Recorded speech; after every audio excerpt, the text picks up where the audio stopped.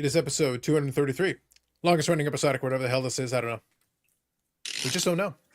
None of us know. The world may never know. But nonetheless, here we are. I think the We hobby may also never know how many licks it takes to get to the center of a Tootsie Roll Pop. Listen, that is one of life's great mysteries. The great philosophers have been working on that for some time. It's like the caramel secret. Think about it. He doesn't know what Eric doesn't know what the caramel secret is. Like Eric doesn't know what any of the secrets are. Oh, yeah, no. There's no secret he's been privy to. He missed it. He was writing. Yep. Give me Jeff. Lonely Basement baseball cards. 3. Oh, 4. No, it's 3. 1, 2, 3. Yep. 3. So that, yeah. See, at least they saw the commercial. That's what the owl told us. That's what the owl told us. Wise. So there you go. Nonetheless, it is what it is. So another week in the books. We were mentioning to Eric, we were basically making fun of Eric as we always do, and part of it is that he was talking about his wimpy bicycle rides. We won't be talking about that tonight, but we will make fun of it in illusion. That is too small for him. You saying it's a schmedium? It's a schmedium. That's you hard. Never want to go full schmedium. I can finally fit into it. I have a whole wardrobe. Fit is a generous term. Go on. I have a whole new wardrobe of things I now fit in again after losing 35 pounds. So I'm very excited. This is just one of my favorite shirts that have been sitting in the bottom of the drawer. Feels pretty good, right? Right. Yeah. Bobby, this is the shirt I was wearing when you had me meet Bobby Bond. This I was wearing Steve this. Eisenman used to still play for them. Yeah. It was been a while, yeah. But this is the Gordie Howe shirt. That's what it says. It says Howe 9 on the back. Got it. Good evening, Dennis. Been a few years since I've been able to wear it. Jeff's appreciating the shirt. So there you go. At least someone appreciates it. For reasons. Undisclosed reasons. Hard to imagine. For Michigan reasons. Indeed. Now, I got to tell you, I was actually, again, we're kind of back to the theme that has been the last couple of weeks. I don't remember. Hobby news wise, stay with me on this. Stay with me on this. Gotcha. Hobby news wise, not a lot. Collection wise, pretty good. So like two different things. Like hobby news wise, just kind of the usual stuff. Nothing too wild. We don't have a Cheetos-ard, to talk about. We don't got that. It's not quite as exciting. It's coming soon. You know how many bags of Cheetos are being purchased and opened and ripped? They're having red parts now. I think they're gonna go into breaks soon. Cheeto breaks. Coming. It could be. But I will say, the good news from this week is I did get a couple of packages from eBay that came direct, which is always great. When there's a Canadian seller and we can do it direct, that's always good. So I was able to pick up 2. I'll quickly show them, but I'll do a little bit more on the podcast episode. So this one is is called Pristine Patches. So this is from Topps Pristine. This is 0304 Pristine, and this is the refractor version. And the refractor version is the out of 10. Ooh. Yeah, so this one's actually very good. This one hadn't cropped up in a long time. I think I saw one sell years ago. It's been a while. So this was actually in the Slab Sharks auction. So I don't always find stuff on there, but when somebody's got something early 2000s like this, one of the out of 10s that I'm looking for, happy to pick it up. So that was a good one to take off the checklist. So that was a good one there. What was it out of 10 though? What was the number out of 10? This is number 8. So almost jersey number, but not quite. Not quite. Didn't quite get. And this one was one that I was thinking about potentially getting at Expo, but I did come across it and I was able to win it on eBay. On the eBays. Oh, very on eBays. Nice. Yeah. So we got that one in hand. Is that just his head at the top? Just his head. Okay. Looks like someone punched his helmet down. So we were joking about that. It's like our friends at Upper Deck with access to literally thousands of pictures. I was like, you guys understand? And by the way, this is the cup. Oh my God. A low end brand. Apparently we can spare expenses. I was like, guys, we can pick the better picture. We can take an extra 5 seconds and pick a better picture. So for me, the part I like, to be honest, is that I like that we've got a patch piece, a stick piece on there. That's nice. And then the on-card auto. Yeah, well, exactly. You know what that reference is, Eric? I'm sorry. I was text from my son. I lost all interest in what you were saying. So go ahead. Wow. I'm honest. Wow. Why is he on the show? I don't know. You know what's funny though, Bobby? What? I can understand Eric's thing. I was talking about hockey And like all of us, no one actually cares. The hockeys. So Eric literally just said he doesn't care about hockey. I was talking about hockey card. He doesn't give a shit. He wants us to talk about baseball. Nope. That's what Eric's saying. Nope. Yannick? No Buckner. Do you see? He was like hockey cards? Fuck that. I'm gonna look at this phone. Saying family first. I saw it. Yeah, no, there was no family. He's like hockey cards. Fuck that. That's boring. Look to stare at my phone now. I see. Into Pokemon.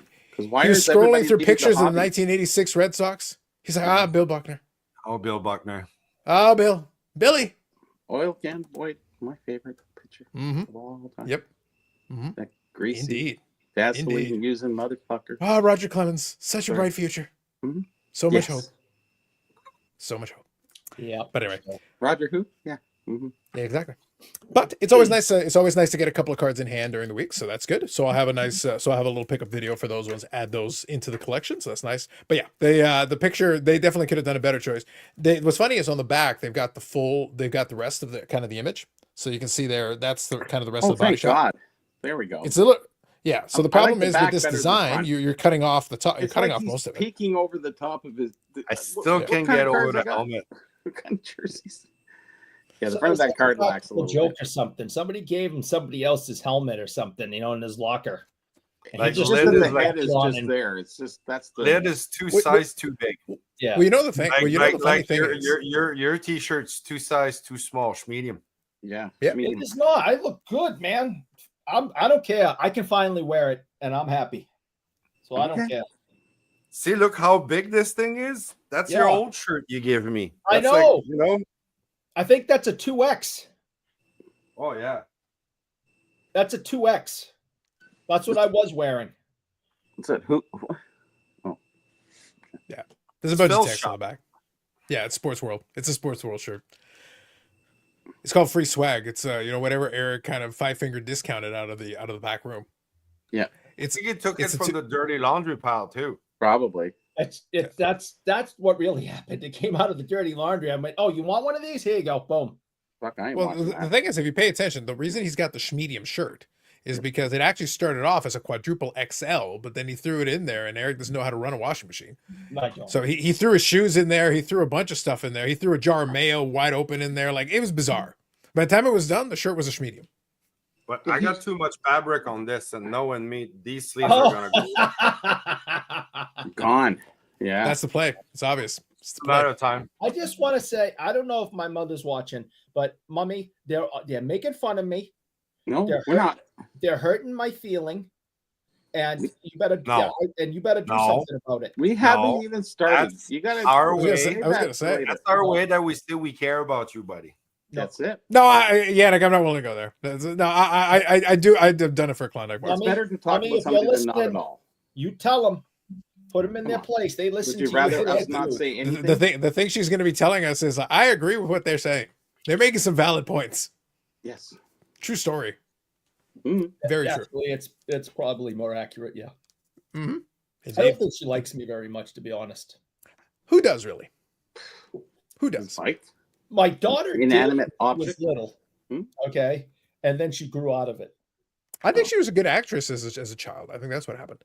Yeah, no, she did like me for a little while. It was really neat, but Wow. that's all done. When You know she what figured happens out to the those whole Santa child thing, actresses that was and it. actors? You mean dumb? Listen, like I said, I think she was a child prodigy actress. I think that's what happened. So, Maybe. opportunities missed. Opportunities missed. So it is what it is. Happens. Now, quick thing. Not like I said, news light. But there was one quick thing I wanted to touch on, and maybe I'll have a little more fun with this on the podcast, Eric. So, like, fair warning if I bring it up again. I was having a little bit of fun with. So Geoff did his annual April Fool's joke. And here's the thing. So I want to separate two things, and I always have a little bit of fun with this. Literally on the Discord, we were joking about it because he actually did a couple of social media posts days ahead of the April Fool's joke, and to lay the groundwork for the April Fool's joke. And on the Discord, I said, no, and I actually I'm going to use this as a launching off point to ask a question. I want to ask you folks a question. I want to ask the chat a question. So my opinion, April Fool's is kind of played out. However, if you're going to do it, I have a couple of, specific criteria, prerequisites, base rules that I think you should follow. If you're going to do it, I think you should only do it on April the 1st. the idea of setting it up, like making a post and say, you know, big video coming, you know, and then preparing something. I don't think it's necessary. Just drop the video on April the 1st and be done with it. But you have Which are Billy social- doing it 2 weeks after the product, so maybe it's a natural faux pas. Listen, at this point, Billy is just excited they had a product release. Otherwise, they would have been talking about it for a century. Anything, right? Yeah. Yeah. Century. They could have been a century early. It would have been Is fine. he doing it from work? Probably, yeah. Yeah. This hour, yeah. I'm pretty confident, yeah. So That's his best shot at getting. That's his best. This is how he gets paid. Yes. For So that's what I'm being saying. Like, on I'm the not air. knocking it. I know. So the point that I wanted to make was that I watched the video, and like a lot of the ones they do, it was actually pretty well produced. The acting in it wasn't terrible. It wasn't a bad video. The thing is, the videos leading into it, and then basically he was pretending that he had found the Luka Doncic one prism out there that hasn't been found. That it hasn't happened. So he was pretending that they pulled it and did a whole thing about it. 10 minute video. So would this be half PR, half April Fools? He does an April Fool's video every year. Yeah, but So pulling that and saying that. Yeah. It was basically playing into that. Yeah. But the thing is, like, all that happened, really, all that occurred, is that, like, you know, he played into, and like I said, it wasn't from a scripting standpoint. Remember, I'm grading on a curve because I'm talking about YouTube, you know, video with the production was good, the acting on it wasn't terrible. There were some parts of it that were like, nah, that's not great. But it was a decent effort. The point is, for a free YouTube video on an April Fool's thing, I'm gonna give you a 7.5 out of 10. A good solid effort. Wow. A good solid effort. The thing is, in my They opinion, don't do half grades at 7. No, I'm giving him a 7.5. Here's the thing, though. Okay, standing alone. I would have given you a little bit more had you not done the little video teasing that you had. It's like, guys, we found it, and it's like, no, you didn't find shit. And I in the Discord, I literally wrote when he did it a couple of days prior. I go, only Geoff would be tone deaf enough to not just wait until April Fool's to do the April Fool's joke. Just drop the video on April Fool's, like everyone else. You don't need to try to do a setup for it. Was he? It's pointless. Was he that annoying kid? Yes. That was telling you about Growing their up. birthday before their birthday because birthday's coming. So you can get a gift It wouldn't ready. surprise me. It wouldn't surprise me. So you But- give it a 7.5. So do you grade on a 10-point scale or a 1,000-point scale? I'd like to know. Personally. Oh, for this, we're sticking 10. We're sticking to a basic 10-point scale. okay. I'll give the half grades. The half grades are fine because, you know, it's better than 7. But I had to knock it down. It might have been an 8 had he just dropped it on April Fool's. So it's potentially a 7.49, and it could go to a 7.99. I don't think I'm going to 2 decimal places, Bobby. Okay. Unless, listen, if Eric makes one more of his mountain bike videos, I'm thinking I'm there. 0.000000000000001. We had that Google in there. Yeah. Yeah, we can add a couple extra zeros for that. That's fine. We can do the additional decimal places. Fine. Sure. Good evening, Mike. Good evening, Carlos. Good evening, Bobby. Good evening, Yannick. Hello, Closet Mayonnaise Eater. That's Eric. Ooh. Have the caps on TV because I'm Carlos on phone. Appreciate you. Caps down 2-1. Fair. Good evening, Orlando. Bob Fair. Boozle, good evening. We have 360 days to lay the groundwork for the most epic April Fools ever. Exactly. So look, my point that I'm making here, I think we need some decorum, Bobby. We need some basic understanding. If you're going to do an April Fool's joke, fine, but drop it on April the 1st. That's it. Don't give any that's warning, it. no precursors, just on April the 1st, drop whatever video or social media post or whatever you want to do. Great. That's the day I expect people to do that. That's okay. I think he's like- thinking in advance, though. He's kind of thinking that, okay, people don't watch my video until it gets old and 2 days later. So he dropped it a couple days earlier. So it actually ended up April 1st. He did drop it a couple days earlier. That's the point. No, the- because people don't watch his videos until a couple days later, anyways, till they get old. Yeah, Same. but the thing is, he didn't. People People watch did his watch. video? People tuned into the video on the day it dropped fine. Like his videos, those videos do fine. Like it's the April Fool's jokes that he does. Those ones, like I said, they're reasonably well produced. I think they do a pretty good job. The editing folks that they get on it do a good job. The issue has always been that Geoff is a tryhard when it's not necessary. There's a time you don't need to try. You don't need to overdo it. Just don't oversell it. And by the way, again, if he had literally just dropped the one video on April the 1st, it was a decent effort. I've seen some of the other ones he's done. I think it was a decent effort. It was fine. But the videos ahead of time, like, it's not April the 1st, dude. Well, that's You don't just do it on the day itself. Not cool and be trying done to with be it. cool, man. he's busy running the biggest card store in the world. So Well, he also had to set up his whatnot. You know, they're having like a 12-hour whatnot stream or something. So that happened as well. Good evening, CC. But also, if it ain't on April Fool's Day, then you're alive. Exactly. That's what I mean. Like we have a day for it. Like on that day, you want to have some fun with it. I joked with Eric. And by the way, for the record, since it obviously didn't happen, I'll let you all know. And if it happens down the road, consider this the long con. Oh, I kicked around the idea. I was telling Eric and Brandon. I said to them, I was half tempted on April the 1st to do an impromptu live stream that was going to be a Mike Trout appreciation live stream. oh, Sponsored by Tag. oh, that'd be that's the I was gonna combine all my favorites and do it on April the 1st and see how long. It's like I could have played it. I could have played it real good. Probably would have got a lot of hits. Oh, probably, yeah. For about the first 5 minutes. See, Bobby, that's how you do an April Fool's thing. That's exactly. If you're you drop it, you don't announce it, you don't give anybody any warning. Right. You just drop it on the day. You drop it on the day, and so everybody's like, "Wait, what the?" Mm-hmm. And at the very end of the video, I would have pledged allegiance to the Dutch and their flag. With clogs on. Yes. All together. It was all coming together. It'd be very easy for me to do. The point is, I've got my little spiels that are in there. You just combine them all in one video, and after a while, people who watch regularly are like, "Oh my god!" And then they're like, "Wait a minute." Yes. That's how you do it. If you're gonna do it, then play into it. Really go for it. And Eric was going to tell us all about baseball. It's going to be very exciting. It's going to be great. Eating mayonnaise while doing it. Woo, man! It's going to be exciting. Eric, what are you feasting on? Eric, what's the dish for the evening? Oh yes, applesauce. Sales. Michelle made some raviolis. You guys know, like this? The Chef Boyardee's? No. Mini ravioli. But I don't know if you remember that. We're getting all the jingles today. We're getting all the jingles and all the commercials today. I just got in from a ride, so quickly took a shower, and I didn't have time to eat. So cracked a can of mini raviolis with meatballs or without. I ate that.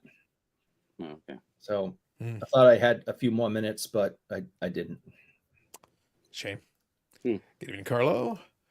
Bozo, my heart breaks like a tag slap for Tag. I know. Wild. Just snap it. That's it. And cut yourself. You don't snap into a Slim Jim. You snap into a coaster. The cards. Yeah. Just saying. Allegedly. But yeah, so I actually was thinking about that. That would have actually been very fun if I had planned it out a little further ahead of time. We're like, oh, actually, I could pull this off.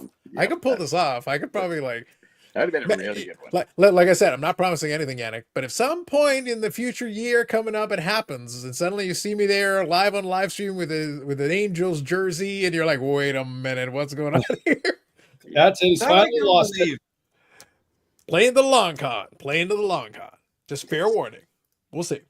Don't hold your breath, but don't put it past me. Yep. I've done shit like that before and set it up ahead of time. Yeah, just saying. Shit. Yeah. So I think it was very funny overall that it was for me. It was just more than anything else. I think we need a moratorium on people that decide that break the April 1st timeline. If it's April 1st, then go for it. Fair game. Do your thing. You know. I saw some good ones. That did some decent attempts, and I was like, yeah. I just seen one. The guy picked up all these pucks for the Pittsburgh pucks are really tough from 1967. Like they go for like $700-800 US. So the guy shows I don't know, this picture on a table, and there must have been 100 pucks there. And seeing that's like $70,000 worth. It's just crazy. And then everyone's going, oh my God. And you watch out for your DMs. You're going to get hammered. So then the guy goes, finally after 10 or 12 posts, he goes, April Fools. And they went, oh, stupid. I said, yeah. No, it's too bad. No, it's not too bad. But actually, somebody obviously did have those. I think I do know the guy who does have those, but he has this. Pittsburgh Penguins are actually the highest expansion team collectible in 67, behind St. Louis and Minnesota. Those are the three top teams in expansion. Really, California gets no love. I would have thought they used to be number one. Probably Vancouver about 10 years ago and prior, everything was California, and then they kind of actually dropped almost above Philadelphia, but because you can't go lower than there. Sorry about that, guys. then you have who else is left there? We got St. Louis Vancouver. Blues, huh? Vancouver. No, that's the after the 67. That would be 70, 71. So we have yeah. So, anyways, that's 5. I can't remember the 6 now because it's so bad. I guess other than Philadelphia. Philadelphia's the worst. California used to be top, but now they're not. So first is definitely Pittsburgh Penguins. For some reason, that expansion team. Collectibles really changed a lot around that time period because they started in 67. They don't care about anything prior to that. They're all going forward. So you have a lot of boomer X-Gens that are rated in that time period. So that's why it's so strong right now. It'll drift off in the next. You had the 15 years. Kings. The Kings, yeah, and that's the other low bottom bowl. There you go. So you have Flyers, Kings, Oakland or California, whichever you want to say, and then you go up from there. I think it's St. Louis, Minnesota, and then the Pittsburgh Penguins. That's the way it goes. Now, if you understand that going into buying collectibles, opposed to cards, even cards too, those are the key ones that you want. So a lot of times I put $50 value on something, right? But then the Penguins will go for like 150, and then Philadelphia will go for 40. This is the way it all fluctuates. It depends on the item, depends on, and that's just the way that works. And then you can get Vancouver in there if you have the hockey stick logo kind of thing. And Buffalo Sabres. I would love the two it's all in my book. It's coming in my book. Oh, okay. Book, guys. All right. I would love game use pucks from Cleveland Barons and Kansas City Chiefs, Scouts. And Scouts are only 2 years, Those would be awesome game use pucks to have. Yeah, they go for good money. So anybody they were both in for only 2 years. So, but 76, Barons, not a lot of calling for them. There's nothing really. The Barons were actually around in the 30s. And then the only time their birth came for the NHL was in 76-7 and 77-8. So they were in and out. That's how bad they were. So, Right. Bubbles here says Panini answered a customer service email. April Fools. See Yeah, that stuff? oh yeah, that would be a surprise, right? Yep. Now, Your quickly was checking redemption since is ready. that would be the email they should send out on April 1st. April Fools, yeah. So Mike was kind of keeping us posted on the Caps game. I had forgotten that they were doing that they were playing Chicago tonight.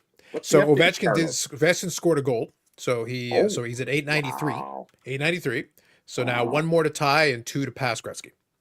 He's going to do it this year. I knew it. I think he's now one other quick notable point here. I believe I'm going to double check right now. And 3 games left. Oh, he's got more than that. Really? He's got more than that. Oh yeah. We talked last Friday. He had. Aren't they almost 2 at the same amount of games? The big thing left right now is that if he scores the goal in the next 2 games or so, he would actually have scored the tying or passing goal in the same or less games than Gretzky. Yeah. Oh wow, that's in terms of number of games. Yeah. So right now he's right now right beside. They're right now neck and neck. In the next couple of games, he would have an opportunity should he score. If he's basically right now they're in the second period. If he scores another goal tonight, obviously that ties him with Gretzky, and that would actually mean he tied Gretzky in less games. And that would be a great stat. It's a great feather. It's a great feather in his cap that he actually did it in less games. It's one thing if you beat his record, but you played 5,000 more games. Yeah. No, if you actually played the same amount of games or less, that's actually pretty good. That's really good. Watch the team feed them the puck all night now. They're playing Chicago. They should 100%. Oh my God. If Washington does not have 150 shots on net and 149 of them are not Ovechkin, we failed as a society. I think so. Yes, I agree. It's the right thing to do. Just feed the man the puck. Just feed him all night. That's what it takes. Predictions for tonight. Does Ovechkin get 1 or 2 more goals? Right now they're 3-2. So right now they're 3-2. So I'm going to say the following. Already got 1, right? If the Capitals are able to tie the game, so right now it's the second period, about halfway through. Okay. If Washington can keep it close, the empty netter becomes a possibility. Yes. Yeah. And that's a great way for him to get the second goal. Yeah. Like it would be a very logical. Oh yeah, he'd be on every second. Yeah. He's got 1 goal tonight right now. Yeah, one goal. So he has far. 1 goal. Yeah, he's scoring a second one with the goalie in, and the third one for a hat trick empty. So It's he look, ties it. if they get him on a power play. beat This year he's Gretzky been on a- lethal on the power play. The power play. Yeah, because everyone's feeding him. So yeah. But the thing is, they're feeding him. But here's the thing. It should tell you something that these teams still haven't figured out after 20 years. I've been actually watching the last 15 goals or so. The thing is, Ovechkin is literally getting him. They're feeding him, but he's also getting open. Yeah. So it's not like they're passing him to him in traffic. He's actually scoring goal. By the way, some of the goals he's scoring on snapshots, which is one of the things he does very well. He gets in position and he's shooting. He's beating goaltenders. So it's not like he's getting cheap goals all the time. Like there's some really good goals. He had a really good goal against Boston. Yeah. So the thing is, like, he's scoring. So this is important. He is scoring good goals and goals from his office and the empty netter. So he's scoring in every way imaginable. So the point is here, he's not limping to the finish line. This goal that he just scored is his 40th goal of the season. Yeah, that's amazing. So you got to think, like, he's not limping to the finish line. He's literally he's tied for like third in the league in goals. Right. And he missed a month with a broken leg. I know, isn't that crazy? So like, good for him. Like he's at least he's trying his best to score that goal to get there. I think you should do something, Carlos, is really look up what his rookie card is going for, and then we'll see when it breaks, when he breaks the record, and then what it goes for, and then we'll carry it about a month down the road and see exactly where it's at, or even 6 months down the road, or whatever. Yeah, I think it's good to market and see what we've been doing progressively and see where it goes, because I think that's a big determination of what the history or what the future of the Ovechkin rookie card will actually turn out to be, right? Yeah, we'll take a look. I think before the end of the night, we'll pull up basically what it is. We'll get a timestamp on it now, sure. Yeah. And then we can look at it. I don't think it's going to be that dramatic. I think a lot of that's already happened. Like a lot of the movement has already happened. It may be a slight fluctuation, but like nothing. I don't think anything dramatic. I think it's already kind of baked in.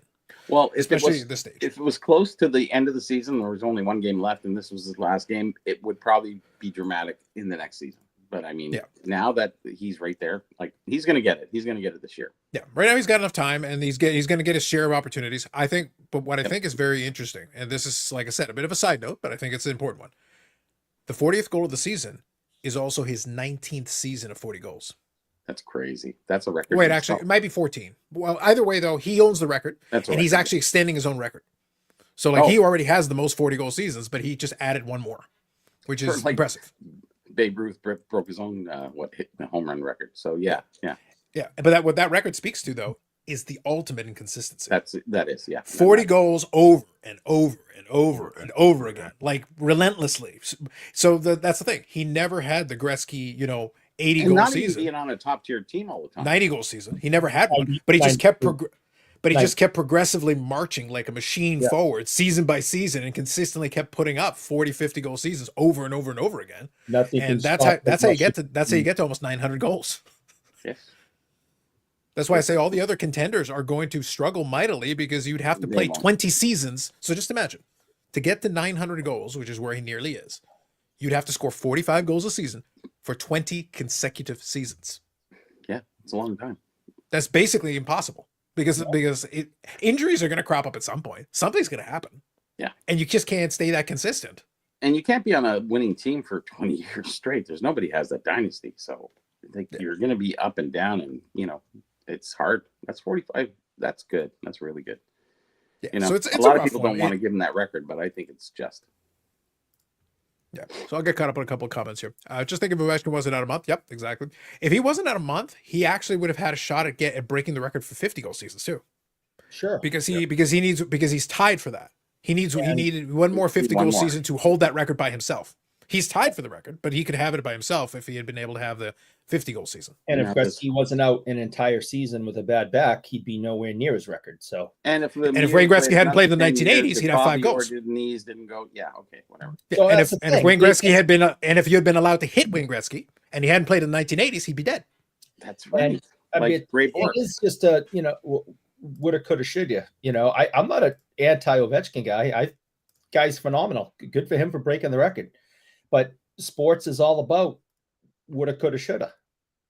And the fact is, if Gretzky, in the height of his career playing in LA, if That wasn't the height of his career. He was in decline. no, he was a better He player. didn't come close to his Edmonton numbers in He LA. was a be- Nowhere I close. think all right. There's no way he could. I hate to bring this up. I Oh hate my to bring God. this up because Bobby especially is gonna cry. I'm not going to cry. He's gonna cry. I'm not going to cry. Don't The talk about ice greatest- cream cake. The Eric, get greatest- to the point so I can read the rest of these comments. Get to the point. greatest example of Gretzky at his best was that series against Toronto. You fucking asshole. See? Yeah, so anyway, he Eric. was the best player then because he didn't have. It was a penalty. Yeah. It was. What do you want me to tell So you? anyway, Eric. Mm. The Gretzky guy that you think still had gas in the tank Gretzky didn't win guy. another Stanley Cup after he left Edmonton. Right. Edmonton won a Stanley Cup without him. They didn't need his ass. Yeah. And- Every single person was a Hall of Famer. Yeah, you're right. Pretty Eric, much. exactly. So the point is, Gretzky also benefited from playing with a team full of Hall of Famers. Yes. Oh, yes. And But Bobby he Orr. had to be the better player. So when I say the height of his career, I think he was a better player back in 93 than he was in 83. What? That's my opinion. He had to be better. He didn't have every single Hall of Famer on his team in the league.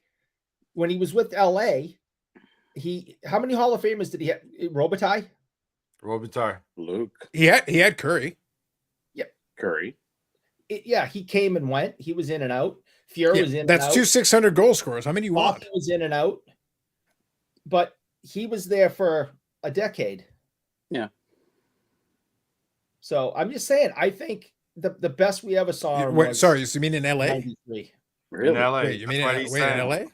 That's why his cards He- were so much in LA. No, he was in LA for a decade. He got there in '88. He was gone by the mid '90s.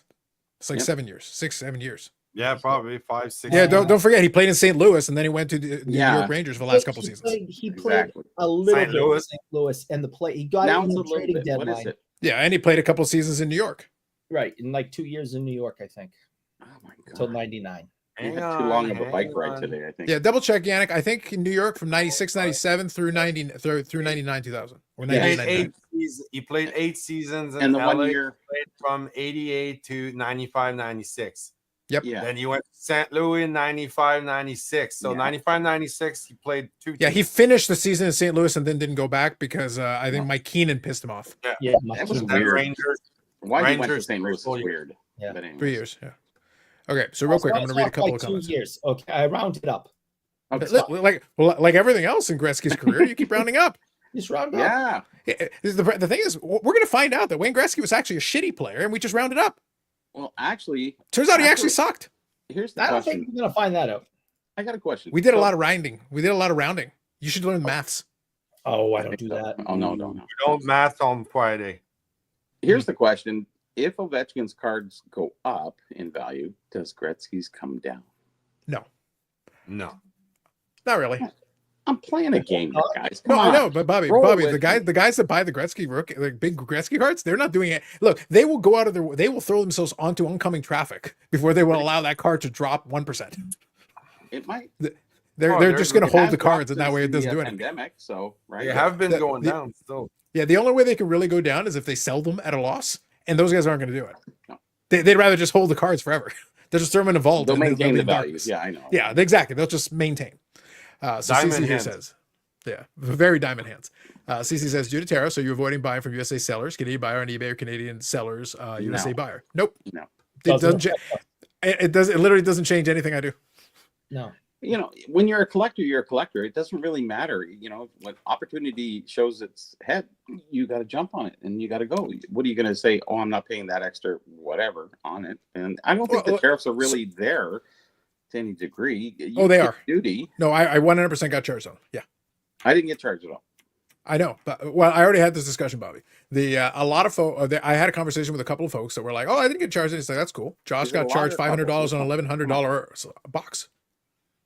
I haven't Yeah. had any charges. So then I've got 2 deliveries from there. So But eBay isn't a product, it's mail.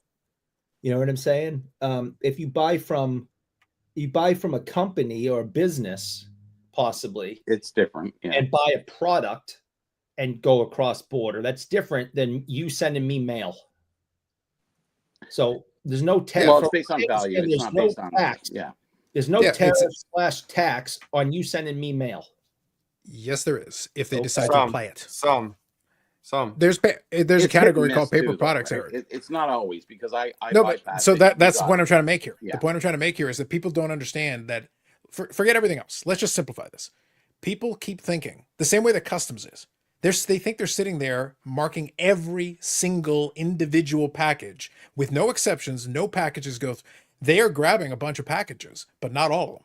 So if FedEx somebody is, says, and that's the thing. UPS So is, FedEx, when they fill in their but Canada paperwork, Post is it's- not, or UPS. Yeah. USPS. Yeah. So there will be stuff that we'll go through. All But the time. even Canada Post, I have paid customs on every single thing the last 15 years without exception. They have charged me customs every single time with no exceptions. Canada Post. That's insane. I don't know how that happened Yeah. because I've never got charged ever. Yeah. Well, that's the point, Bobby. Specific. Look, they are over here. We're not operating in the Australian wastelands of. I think of they're where you are. prejudiced against Panamanian people. I have no idea. Yeah. Listen, it could be. You know what's really bad? It's so bad. My neighbors who get packages too, they also get charged customs, and they're not even Panamanian. People. Yeah, well, It's unbelievable. Area, right? But they're Panamanian adjacent. Ooh, see, it could be. I got Van Halen kicking in my head going Panama. I don't know. Just Oh, then you're gonna find out. You're gonna get a retroactive bill. You're just gonna get one bill. You're gonna have a lot of zeros on it. Yeah, right. So anyway, let me finish reading this. So, to CC's question, no, it doesn't change anything I do because now I'm going to explain partially why. Because even though, and this is the point I was making on Discord when we were having this discussion, I don't give a shit. Part of the reason I don't give a shit is multiple folds. But like if I'm buying the thing, all the costs. Look, shipping is expensive too, so you have to pay that. All the other pieces, and customs is a normal thing that I get charged all the time. That is an added cost. All of these things are an added cost. The exchange rate is an added cost. Like whatever it is, if I'm buying it in US dollars, there's an added cost, right? I'm paying it in Canadian dollars, so I'm going to be paying more than that number on the screen. So I must add all these things into it. Mm-hmm. But the important piece, now again, this is my situation. Your mileage may vary. I'm using Ship My Cards as a consolidation vehicle. So what I'm actually doing is I'm shipping from a US. Option. That's what I'm getting at. So what I'm doing is I'm shipping from a US seller, in this case, to a place in the United States. So right there, you're not getting charged for any additional tariff or any customs or whatever. But when it comes time to ship to me, they will charge me on it because when I'm doing the FedEx, they fill in the paperwork, they will charge me for it. But, important caveat, and not that I would ever do this, but hypothetically, again, for legal purposes, I would never even dream. I declare everything for every penny without question, without fail. Without fail.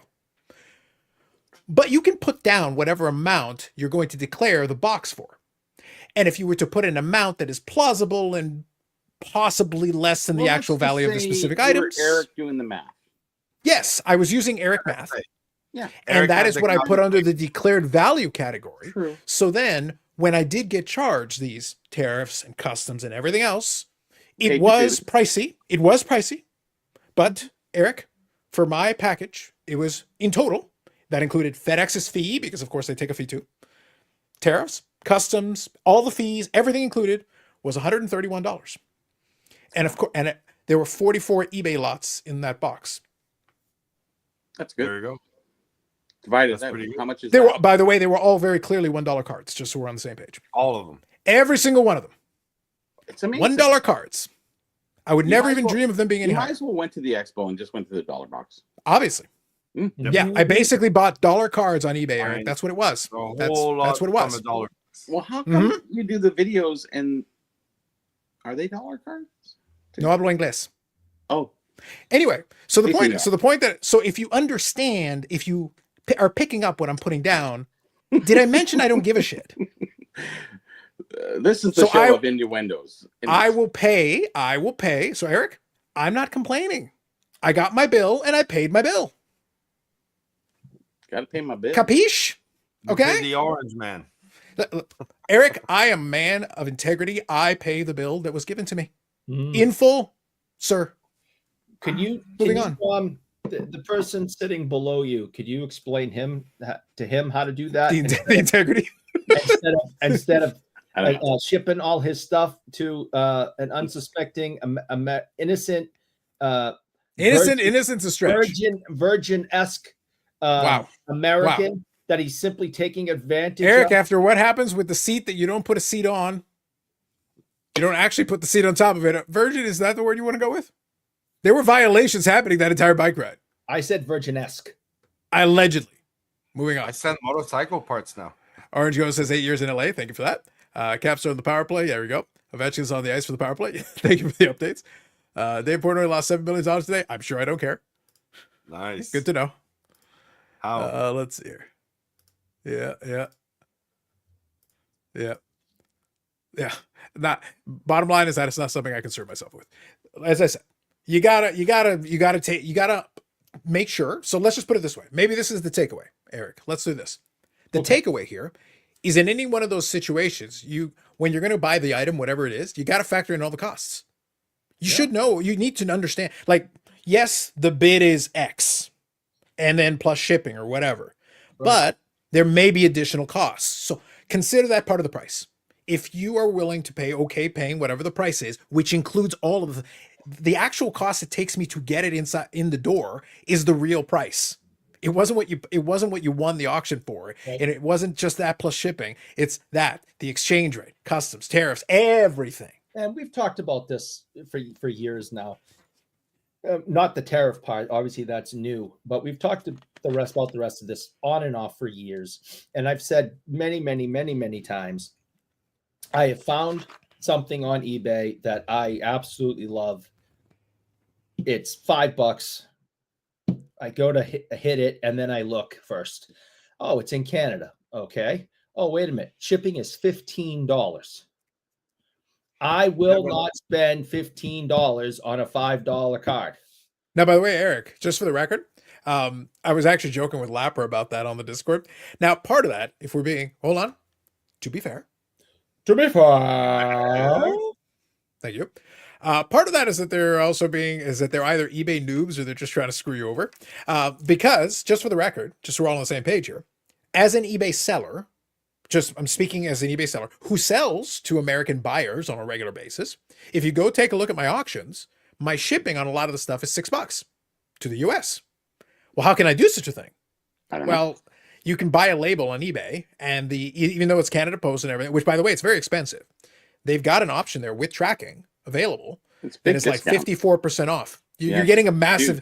So this is no joke. If I was to walk into the post office right now and I was going to send a package to Eric and I'm going to print out a label. If you didn't have a business account. If I don't have a business account, I'm just buying a thing and I'm shipping it to Eric, and I'm getting tracking because I need to make sure he gets a shipment of mayonnaise. It cannot be compromised. He needs a shipment. No. Got to put the tracking on. It's $16 otherwise. Give or take, yeah. So what happens is right there, you're talking $15-16 automatic. Because if you check the receipt, what it shows you is the charge of that, and then there's a fuel surcharge, fuel surtax on there. It's a line item. It's on there. If it's rural, you're paying a lot on that. You're dead. Yeah. So the point though is, it's actually like $15, like a legitimate $15. Mm-hmm. And even with all the jokes we make about the exchange rate, Eric, that's still a lot. Like it's very high. But if you buy it from me on eBay, I can get a label printed. I'm getting it for 54% off.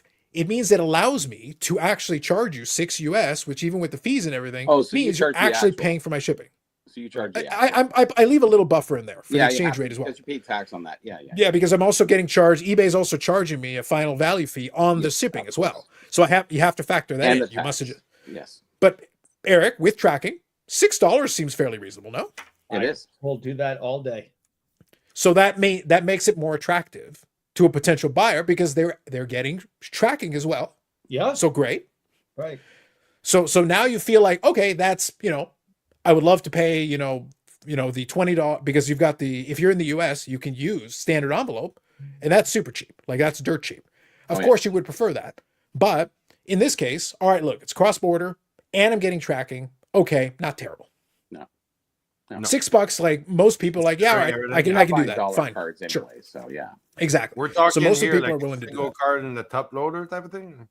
Yeah. What's that? We're talking here a single card with like a top loader, just envelope. It's the moment you put it in a padded envelope, Yannick, and have to fill in the customs form, you're in trouble. Consider it $15. Yep. Yeah. It's $15 automatically. Yeah. Yeah, I think eBay instilled that 3 years ago now, something like that. 4. They actually improved the rate maybe about a year ago as well, because it was already discounted, and they have actually discounted a little bit more about a year ago. which is actually, look, eBay takes so much. When we actually get something from them, oh my God, we actually got a little bit of a deeper discount on the shipping. 54% is substantial, really. It's huge, which makes you think, Eric, wait a minute. So you could have done it the whole time for this price. Most you people jerks. won't buy if you have $15 shipping. Yeah, they won't. Yeah, If but you make it $6, $6. they go, You make it $6, and more people will be like, okay, I'll pay you $6 all overcharge them, day. because you can do it in the States for what, $3, $2? yeah, Like within the inside the United country. States. Yeah. Within the US, yeah. Yeah, so it helps. And also there is a slightly discounted as well for domestic. So that's nice. Like on a bigger item, you can get a slight discount. Yeah, you can get a discount on domestic is too. what, $3 anyway, so it doesn't matter. No, but I'm talking about if I want tracking or something like that. Like it's a bigger item. I can actually have that on there. How much discount can you get on tracking within Canada? I will tell you. Yeah, because that's interesting to me. Because they added that a while. They actually created there's a level that eBay was able to negotiate with them that is actually pretty nice. If it's under $100, I don't worry about it, and I just ship it regular $3, whatever. So No, that's what I mean. For small items, whatever. Just slap a stamp on it. matter. You're good. Yeah. Just slap a stamp on it. That's fine. But if you get a buyer who's only got 4 feedback, you kind of want to insure it, because otherwise, or you take the hit on it. One of the two, right? Yeah, exactly. Because you don't want to. Oh, I didn't get my card. Yeah, you're the one guy out of 3,000 transactions that didn't get your card. Okay. Mm-hmm. Yeah. CC says, did not know about should my cards allow you to pick your own value? Yes. And Fanatics Collect is the one that Josh had, where he got charged like the full freight on that because they put the full declared value. Now, important caveat here. I want to make sure I give all the information. Important thing. Mm-hmm. Yes, you can use something like Ship My Cards and declare your own value, which can be advantageous, allegedly. Some people, again, for legal purposes, allegedly. I don't know who does it, but some people. Yeah, some people could do that, hypothetically. But important caveat here. Remember that should that number not match the value of the contents, you're not going to be able to insure it for more than that. So you are taking it into your own hands. So if anything happens, by the way, if it gets lost or damaged, you're screwed. You're SOL. Yeah, the fact is, you lied. You tried to play the system. You took a gamble and you lost. What? Nobody lies. But anyways, right? No, I'm sorry. But Eric, I'm being a responsible host here by stating that you are taking your own. At that point, you are taking the risk on yourself. So you do you. You do you. On that shipping, is there 100 minimum insurance on that? No. Yes. Nope. Oh, there isn't. Okay, so it's not like small package. You can get the manner. Yeah, you can tack on more. You can tack on some if you like, and it's not expensive for like the lower amounts. No. It's not crazy. But no, the reality is, you can't tack on the extra insurance if you do small package. You have to do trackable, and then you're up at 2021. Exactly. That's what I mean. Yeah. But that's what I say. Like when I'm using Ship My Cards on your $6 and whatever it is, that's not insured at all, right? Sorry, you're talking about when I'm shipping to the US now? Yes. Yeah, that one includes $100. Oh, okay, great. Oh, that's that's awesome. Wow. Yeah. It's that. So that's why I say it's what it comes out to. So it fluctuates a little bit. Right now, the last couple of ones that I printed out where I printed out labels, the last couple of labels shipping to the US with tracking and $100 built-in insurance into it was $6.71. That's great. That's amazing. Which is fine, But again. But you have to go through Eric, the eBay. You're getting tracking. To get so, Eric, you're getting tracking. It's to the US, and $100 insurance is built into it as well. That's not a bad deal. That's decent. That's decent. The only problem is that they went from I think it was $1, then it went to $1.50. Now it's $2.50 per $100 after that. $2.50. So I had a $14,000 package that I had to ship out, and I just went. I'm going through UPS, and one day overnight. That's it. You can't insure that. You have to get a broker, actually, if you want to insure something that is that much. This was within Canada, but if I was going to the States, tough call. Yep. Tough call. You have to determine which is the best way to do it. And then you just hold your breath for about 24 hours and you're good. Bad. Yeah. Because if you look at some of those cards that are 80,000, 150,000, 200,000. Like, what the hell? Like, okay, so here it is. I got it. So for a Canadian address, so this is domestic now.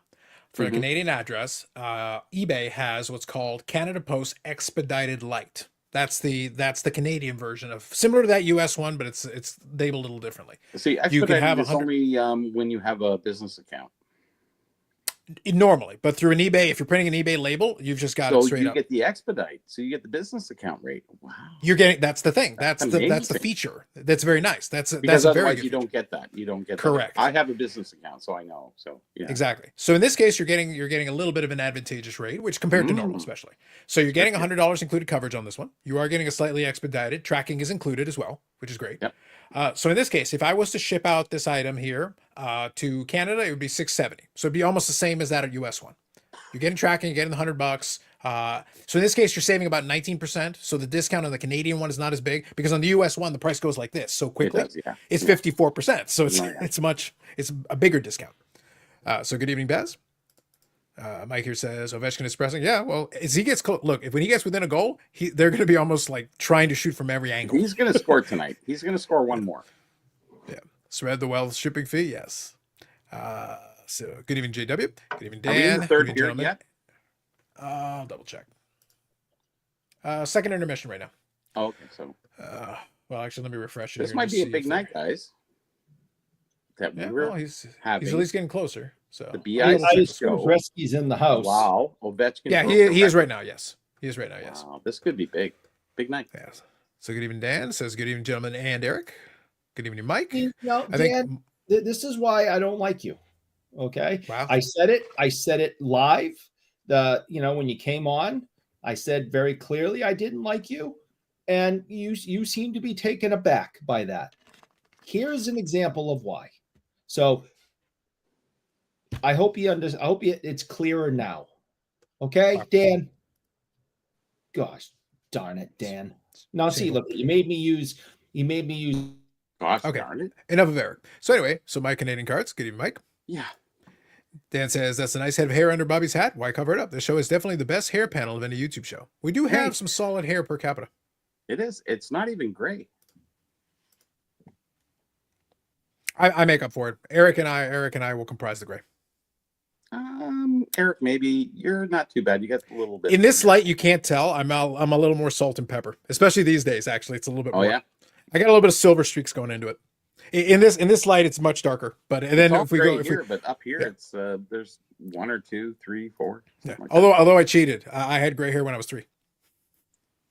My Carlos Senior and I grayed very early. He was Bob Barker by the time he was 30. And you're not. No, I had gray hair early, but I didn't gray at the same rapid. Oh, okay, It's gotcha. it Yeah, would some people slowly go be a little full- more. Yeah. Carlos Senior is like the extreme. He went super gray. But he looks super good early. in gray though. It works for him. Like that's why I say, like, look, we always made the joke. It's like no, he's in his 70s. He's got a full head of hair, very healthy head of hair. It grows like a weed still. So we don't complain. We grade early, but we don't complain. No complaints. Paid $20 paid for my 20 card economy PSA order today. Tax and shipping, I paid 750 Canadian. What? Oh, 700. That's a lot of money, man. Better be some nice cards in there. Mm-hmm. Phew. Is that grading fees and shipping and everything? Well, he's saying taxes and shipping. I paid 750. So it depends. Depends on the composition. What did Is that you, with PSA though? I mean, like so ironically, this comment is exactly why PSA shut off the direct submission to it, because I'd have to go look. So here's an important thing. Yeah. The 750 sounds like a lot. What is the composition of that 750? How did we arrive to it? Yeah, that's What are we including in that? Because you said taxes and shipping. Okay, so what was under the tax line? yes. What was the total? That's important. Was there Because like I said, we gave that an included? example. We gave an example of a buddy of mine who had an $1,100 order and he paid $500 in taxes and shipping. Oh. So but on paper, if you look at the total, you say $1,600. Well, there's a reason for that though. There's a specific reason why that occurred, and it's not normal. And I can't blame Fanatics for that one. It's not actually their fault because they're not the one who charged them that. No. So it's important. You gotta figure out who's actually responsible for the total, not just looking at the total. Yeah. It's kind of an important distinction. So that's why I say, like, PSA is like, yeah, we're gonna shut that off for now because we don't want to hear from you for stuff if we charge you for it and you want to complain about it, go ahead. But if we didn't do it and you're still yelling at us about it, Somebody else. it's a pain in the ass. Like, what do you want us to do about it? Nothing. Yeah. Let's see here. Double D, good evening. Joining this one as always. Good stuff. Paul, good evening, gents. And Bobles. Get your shore yet? Yes, he did.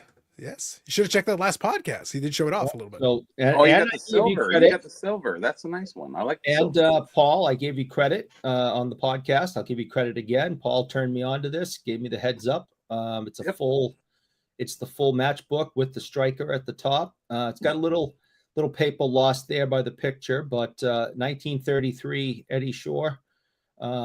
Very happy to get it. I think I paid a good price for it. So thank you, Paul, for. What's it booked for, Eric? Well, if I wasn't, banned from, certain apparatuses, I could look it up, but every time I try to go look something up, it's like you are not welcome on this apparatus. So I don't know what it's worth.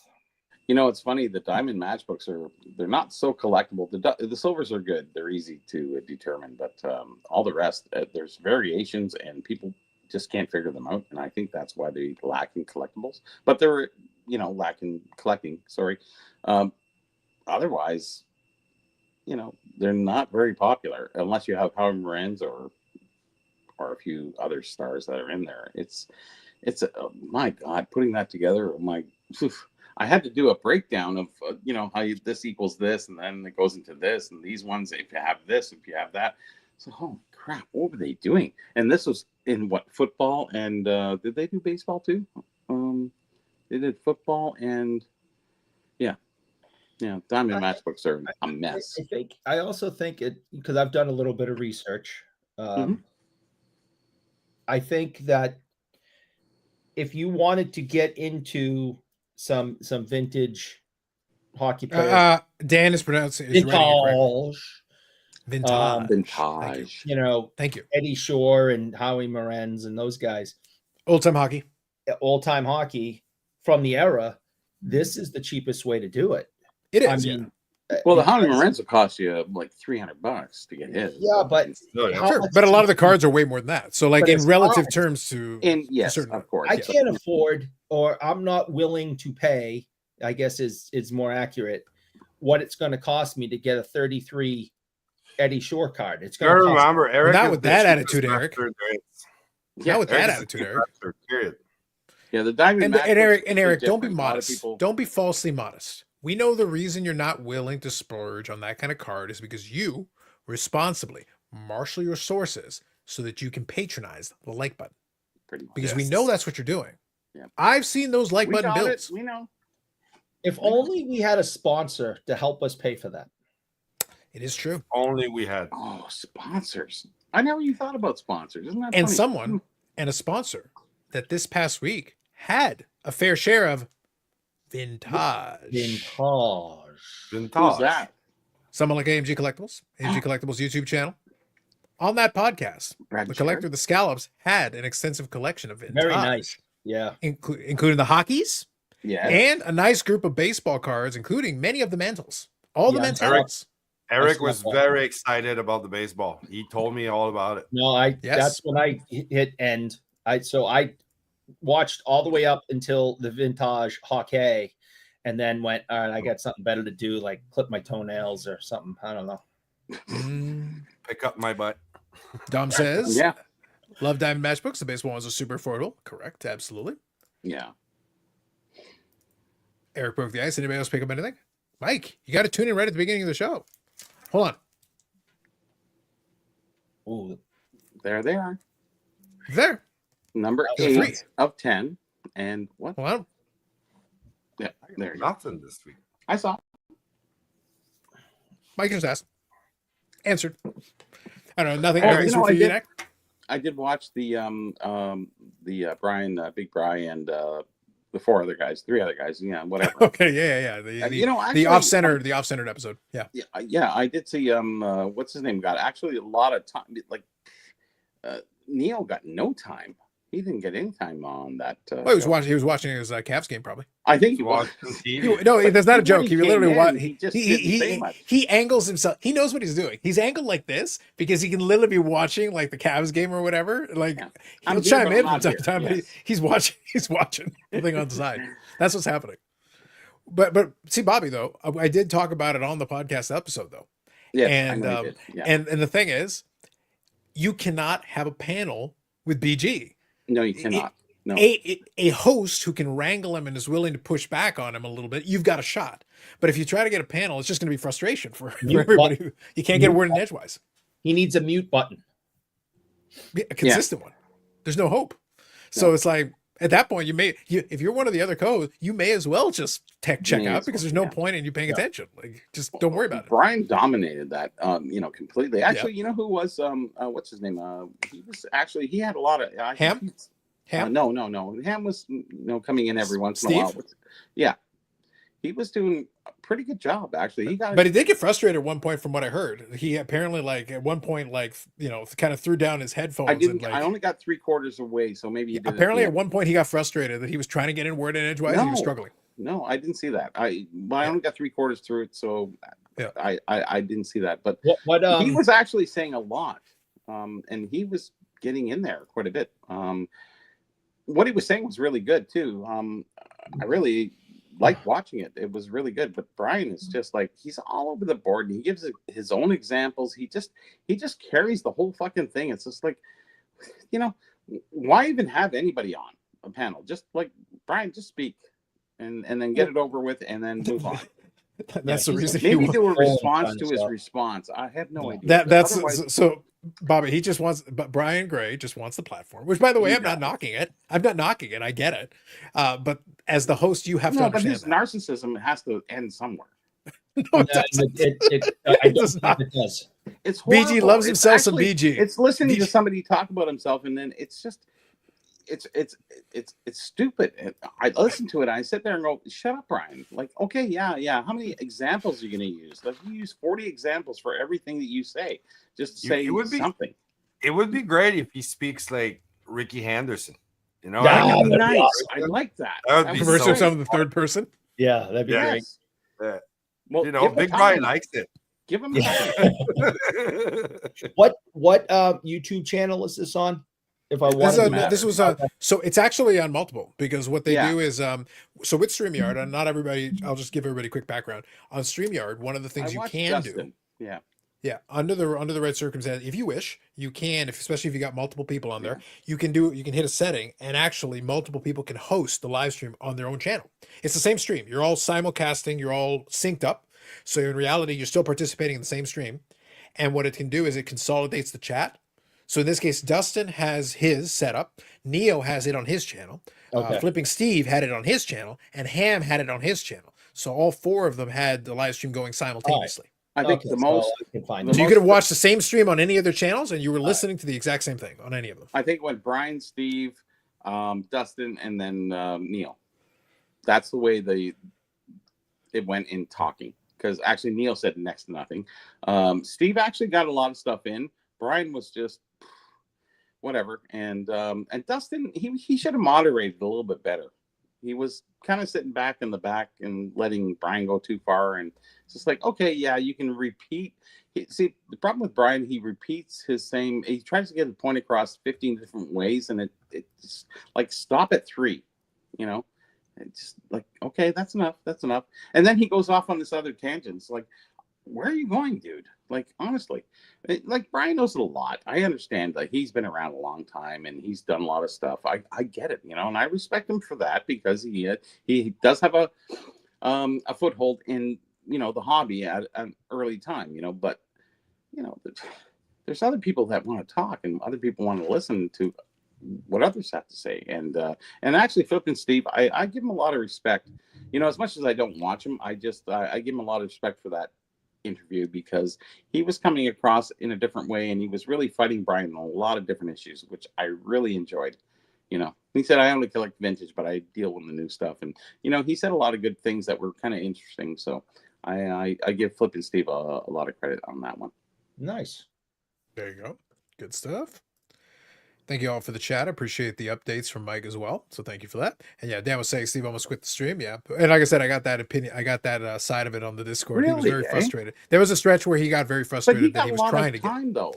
But there was something specifically he was, I guess, again, I didn't watch it. Maybe you can But get from on. from what I understand, there was something specific that he was trying to get a word in, and he was Must have been getting at the shut end down. there. And he was getting shut down. Must have been the last And he was just quarter getting there. very frustrated. Mm, Which can be very frustrating. And I understand.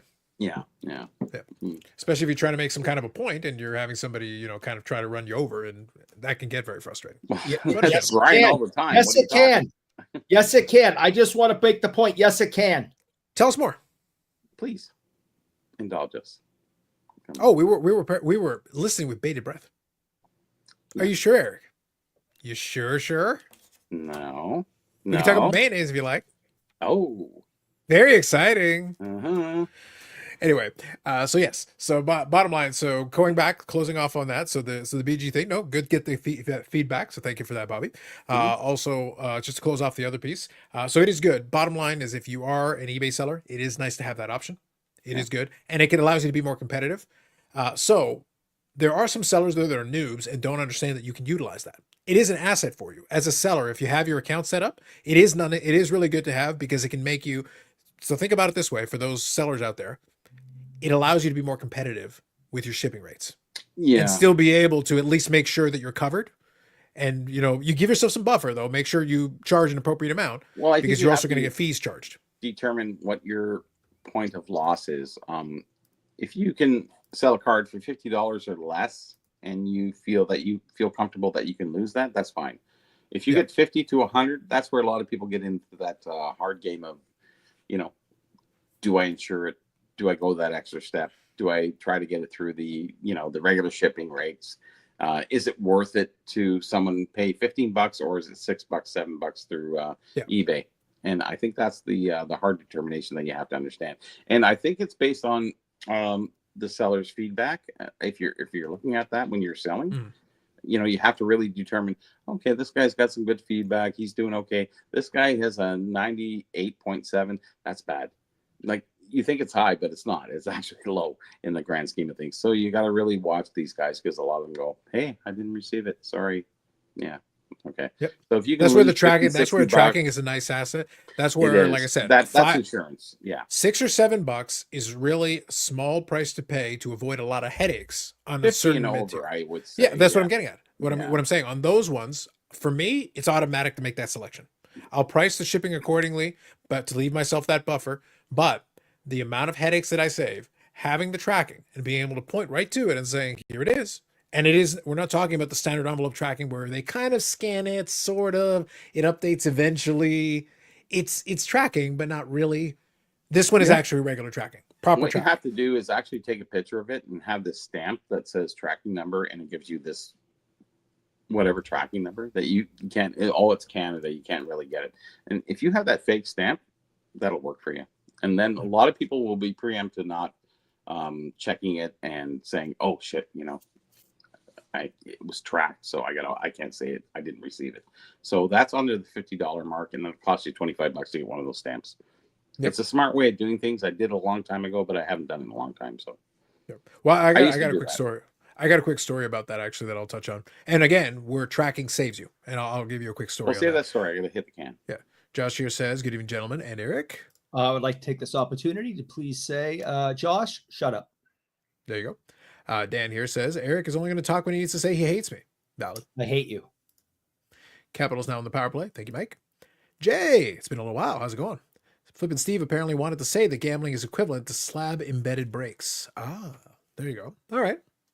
Then I guess that's when he got frustrated. He wasn't able to get in his words. Chicago doesn't want Ovechkin to score, so they put the book in their own head. They put the book in their own head. I think they should go the other way. Look, here's the thing. Chicago has doesn't have much going on right now. If I'm Chicago, I'd just pull the goaltender and just be like, go for it, buddy. At least you get something notable happening in the game. Go for it. Ovechkin just kind of tied to score the game 3-3, tie the game 3-3. Interesting. I don't know. It went off a Blackhawks skater. Maybe they gave him the goal. Then we'll see. No, we'll see. Guess we'll have to find out what the official score says.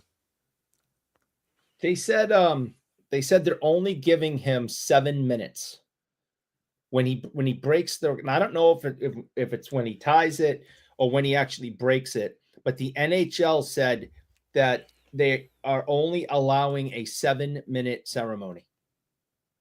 I mean, first of all, he's the great 8. You can't give him 8 minutes. Gary probably didn't think of that. And I could go for 8. I mean, and why? You really think the people that, the hockey fans that are in whatever building he does it in, especially if it's in Washington, wouldn't mind him being out there for 20 minutes if that's what it took? I mean, this is hockey history. I don't 7 go minutes. to games that often, but the few times that I watch professional sports the last few years, how many times do you waste your time waiting and you don't know really what, it's on TV, whatever's going on, and you're waiting. And so anyway, yeah, so 8 minutes, I could go for 8 minutes. I think realistically, like, here's the thing. I don't care what the NHL says. If it's in Washington, they're going to be like, okay, yeah, we'll do 7 minutes. Start the clock when I tell you to. Yeah. Ovechkin's already on the ice. Like, he's got champagne bottles. He's pouring them on himself. Yeah, don't start the clock yet. We need to get the champagne. Eric, we need to get the champagne off the ice first, and then we can start the 7 minutes. Yeah, it's ludicrous that they even, it's like, I first of all, I want to preface this with, I hate Hollywood award shows. Hate them. I hate everyone in Hollywood. I hate Hollywood award shows. I hate it. But Bollywood, you love. On the rarest of occasion, they will bring out maybe an older legend, somebody that everyone loves and thinks, they are a true legend. And if they go over that like 3-minute mark as they're giving a legendary speech, the music will start playing. And everyone in the world's like, are you effing kidding? There's a time and a place to set these guidelines. Be smart about it, Bettman. I mean, 7 minutes. Come on. 7 minutes. They're not even be able to get the red carpet out and have Gretzky walk down the red carpet in 7 minutes. They'll push him down.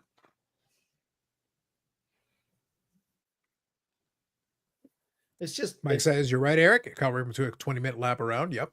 And when it's a ceremony like that, when somebody breaks a big, if it was just like a regular kind of record, like it's a cool record. Like, again, there's tiers. We talked about this. Yeah. There are records that are legitimate. To be clear, earlier tonight, that Ovechkin goal, the first one, was him extending his own record for 40 goal seasons. That's a record. We're not doing a ceremony for that. But it is a record, though. It's in the record book. That is a record. Well, legitimately one of his own records. So that's significant. That is impressive as well. It's impressive. But we're not going to do a ceremony for that. No. We can appreciate it. We can respect it. And we're going to put it in the record book. But it's different. That's so right now, hold on. That level, the last time I just, it was quick update. I'm looking right now. It shows me Ovechkin 41 goals. So it looks like a power play goal. Right now, Washington's up 43 is what I've got here. So you just tied him. So right now, I'm seeing Dylan Strome first and then Ovechkin right now 41. That means he should be within 1, if I'm not mistaken. So I'll double check, but it looks like he's within 1. So we can double check. We'll find out. So right now at the moment, I'm looking at NHL.com. So just to be clear that that's where I'm looking. And right now on the screen here, it's showing me that in the third period, Dylan Strome scores on a power play, and then it shows me Ovechkin on a power play. That's what I see. So if you guys see something different, let me know. But I'm on NHL.com. That's what it's showing me right now. Jay here says, and Reborg does rule. Put up the stats. No real comparison. I'm not sure where that came out of, Jay. Maybe I missed something in between. Because I've got he hate me, and then I've got this. So I'm not sure. Caps on the power play. Ovi did it. Ovechkin just scored. Yes. Yes. Thank you, Paul. Thank you all. So are they giving him credit for tying? Because like I said, I'm seeing 41. And I saw Dylan Strome showing here on NHL.com. So are they giving him credit for the tie? So I'm okay with it. I'm good with it. I need an empty netter now to be right. So Yannick, though. So we'll see what the official score comes up. Again, I'm just looking at NHL.com. I'm seeing 2 goals for Ovechkin. If you guys are saying he tied, that should be 3. So I don't know. If he has a hat trick, then it's tie. Not sure. And listen, for the record, Eric, if he has a hat trick, empty net. Yeah. Just go straight forward. Go for it. No, I mean, listen, and they should spend as much time as necessary and none of this Hollywood, 3 minutes, and then we're gonna play the It's a music. generational. Shut up and just enjoy it. This is a big deal. It's good for the league. You always want to promote the game, but you got to say we're only going to promote it for 7 minutes. Well, I think maybe a good comp to this, because we obviously he talked about Mike was talking about the Cal Ripken thing, but I think a better comp would be what was the celebration when Bonds broke the home run record? Because I think it was in San Francisco. So obviously they stopped the game. His kid came on the field. Like they took a little bit of time for sure. Yeah. I don't remember exactly how long it was, but they definitely took time. Billy. Yeah, like they had people come on the field and like they took some pictures and they stopped the game for a little bit, and that's how it went. So we'll see. Oh, look, when McGuire beat Roger Maris, they stopped for a while. I remember that. Like they had the Maris kids. They had like the Okay, family. so Mike, no, he needed 3 to tie, and four to take the lead. Oh, there you go. Yeah, because he has he needs 4. Let's put it this way: the one that allows him to I think the one that allows him to tie the record would be his 42nd goal of the season, and right now I think he has 41. So he needs 42. 42 was the number. So let's see here. Billy Cilio in Billy's head. Don't make an 8-minute joke about Eric. Don't make an 8-minute joke about Eric. Good evening, For Billy. 8 minutes. Listen, Billy, I saved your butt earlier today, so you just back off.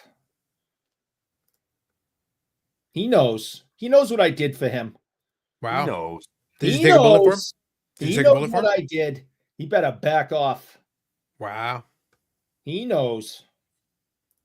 You called them out on the show. I don't know about that. The audacity. The audacity. I don't know Dan if you says say, in Billy, watch out. Yeah, I know. Yeah. Dan says the Bonds thing was fake. Psh, Bonds is the most legitimate home run champion of all time. Yep. You don't know what kind of It hot is. dogs It Babe is. Ruth was eating. They didn't have pepper on them. Just saying. No pepper. Like, It's not saying for on this television, guy. you just tie them.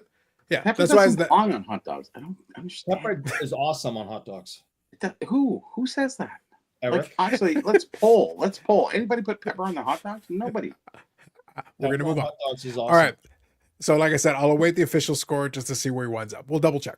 We'll find out here. Oh, Either way, good goal. Ovechkin's got at least 2 goals. So either way, He he's got a somewhere. goal, There. right? Yeah, he's got at least 1 more for sure. So Yeah, I mean, either way, he's closing in. I'm on NHL. So he tied it, right? Refreshing it constantly, and it's not saying that he tied it. So Well, Yeah, so here we go. So that's why I said I think 42 is the one to pass. So right now he's got 41. Oh, so he So that should be correct. You So, didn't have all the information then. There you go. Yeah. come the- So that's why I say, like, I'm pretty sure he needs 40 because I remember before the season, I was looking into it and I said, I think in order to pass, he needs 42 is the total. Yeah. So if Yeah. he's at 41, he's tied. Yeah. So So then the 42 next is one the should be put in with him. Yes, that'd be I'll be good tied with tonight. 41. I think it's going to I'll happen. be tied with 41. Got it. but it Perfect. doesn't Thank you even for that. say on NHL.com that he's tied. So They're not up to date. Well, they're still they're getting the graphics caught up, Eric. Like the one guy, the one intern, he's like, update faster, make it a 1. We need to get this shit together. Yeah. So real quick here. So Mike was saying here, will you all of you be at the Canadian the Spring Expo? I will be there. The Burrell will be there. Yannick will be there. Eric, what's the percentage today? What are we looking at? You were at, 14.1. no, he was out 16-2 last time, I think, something like that. No. Yeah, he No, went up. He went up. No, I think I'm at like 15.8. No, if we want to rewind, I think he was at 16 something. Can Well, we go that's back to fine. can we go back to the part that this is foolishness? Eric, you should be either at 100% or 0%. Why do you Pretty much why at do this we even point. have a percentage in between? There's Like it's 3 not that weeks hard. left. Like either you can go or you can't go. So it's either 100 you or 0. wanna go, What are we or doing? You here? don't want to go. Either you Maybe can just afford to part go, or of you him can't wants afford to to go. go. Or Yeah, like It's Eric, his what Eric thought. is telling us, is that he's looking for a trunk that he can fit in so that they can smuggle him across the border. He wants to mail himself for $15. Yes. He's like he's getting quotes. The percentages are like, that's a lot of money. Oh my God. well, It is actually, a lot of money. Carlos, if you use your $6.75, whatever it is for shipping, that might work. Yeah, and with $100 insurance, that's at least $101 more than we need. Like, Easily. yeah, Easy. we're in the So- negative on that one, right? So yes, bottom line, Mike, 3 out of 4 people on the screen for sure. Eric is waffling and doing his nonsense. I don't know why, but let's assume Eric is not going, and immediately the Spring Expo is better. We're 16% sure the 3 of us will be there. Yeah, we're very much more comfortable. I'm So saying the 100%. 3 out of 4 people on the screen will be there. I'm 100%. There's a lot going into November, 100%. As of right now, boom, 100%. Why Right are you now- why are you not there on a buying spree for Phil? I can take you around. I can buy stuff for Phil. Phil for is you. saying he's coming. Then you can Phil's coming. smuggle yourself with Phil. Phil can smuggle you across the border. That dude drives 107 miles an hour. We will get either arrested or killed if I come up with him. Okay, That's arrest big his I ass. like your chances. I'm I'll take scared. those. I got stopped on the way home doing 85. He's gonna do over 100 the entire way. I haven't seen Phil in like I 7, am 8 years. scared. So I gotta see him again. I'm scared. I gotta take him around and tell him what to buy. The card store here, and also good evening, card store. Says Yahoo Sports. You guys are my age, still know Yahoo? Yes, we do know Yahoo. We have discussed Yahoo. Yahoo!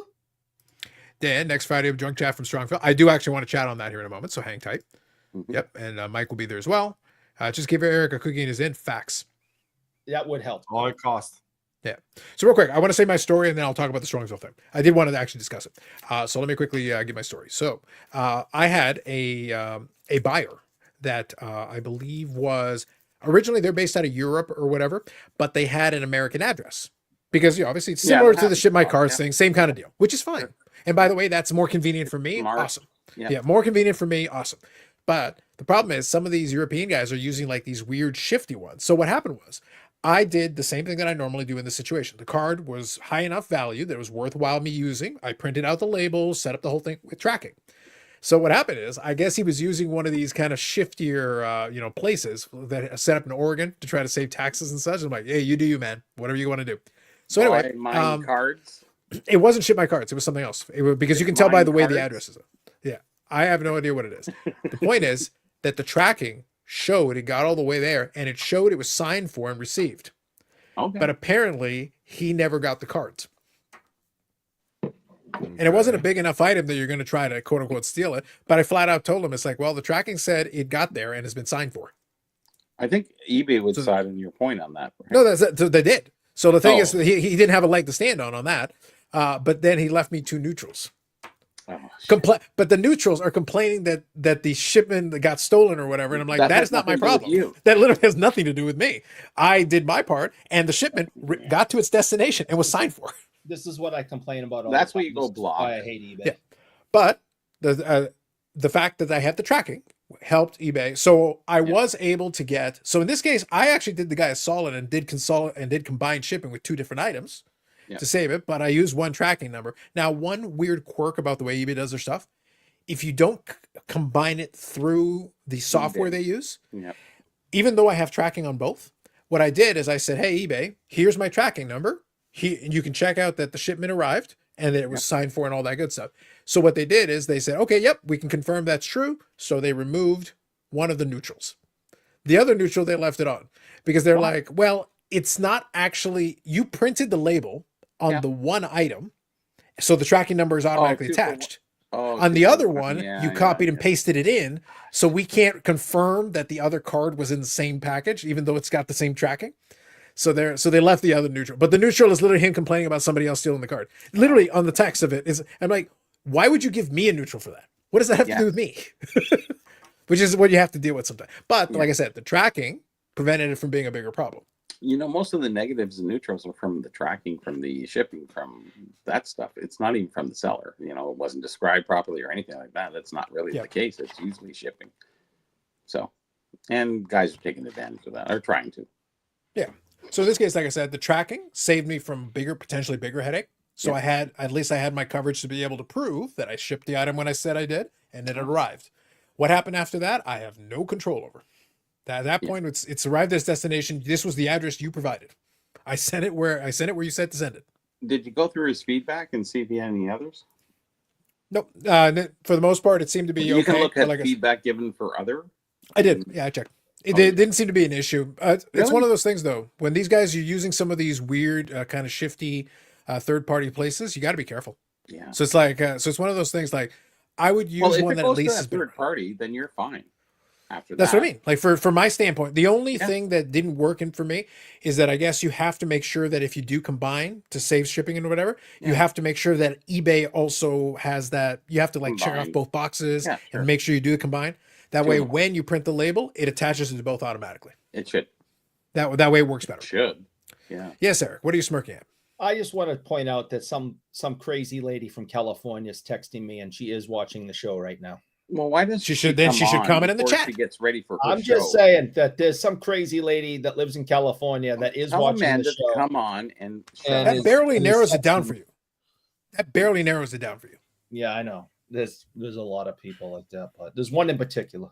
It's called Mhm. Amanda. Yes, we know. Yeah. So here we go. Amanda, Heads. Come on. Well, I just said there was a crazy lady in California, and Well, you it's okay. We said don't mind Amanda. crazy I ladies on the didn't. show.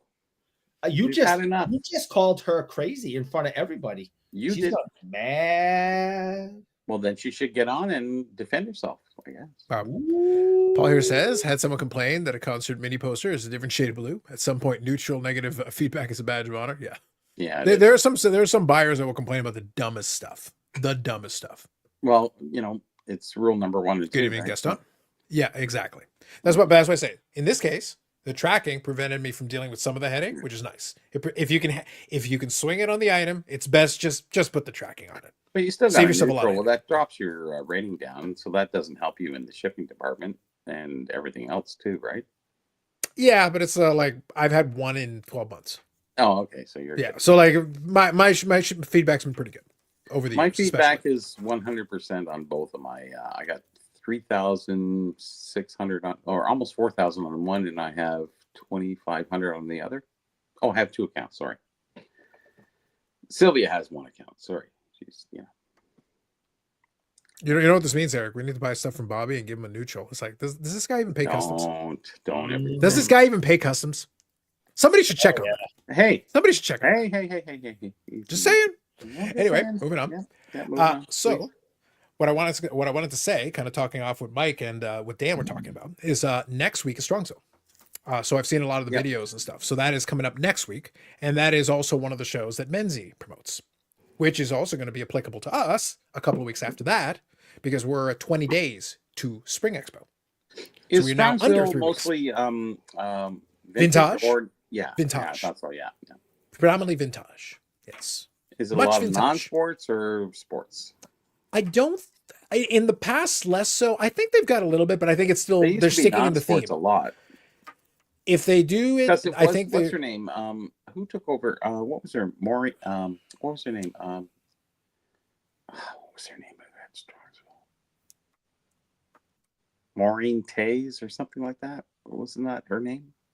Are you thinking about the West Coast National, or are you thinking about No. Strongsville? She was Strongsville. Way back. Well, maybe 10 Yeah. years. Well, ago, right now, the 15 last years. couple of years has been Menzie. Yeah, I know it's been Menzie, but I mean, Yep. who did he take over for? Oh my god. Yeah, I I forget who we bought it can't out remember. from, but regardless. So right now it's Menzie and Mikey Singer. Mikey Singer, same folks that Yeah, are working on I think Expo, so, so yeah. they're collaborating on that as well. So obviously a lot of what we're used to. That's the reason why I say like there is a link here, because obviously we do a lot of the one. So they've gone in. So Josh here says Strongsville's New Jersey or something. Ohio. Ohio. Oh, okay. Yeah.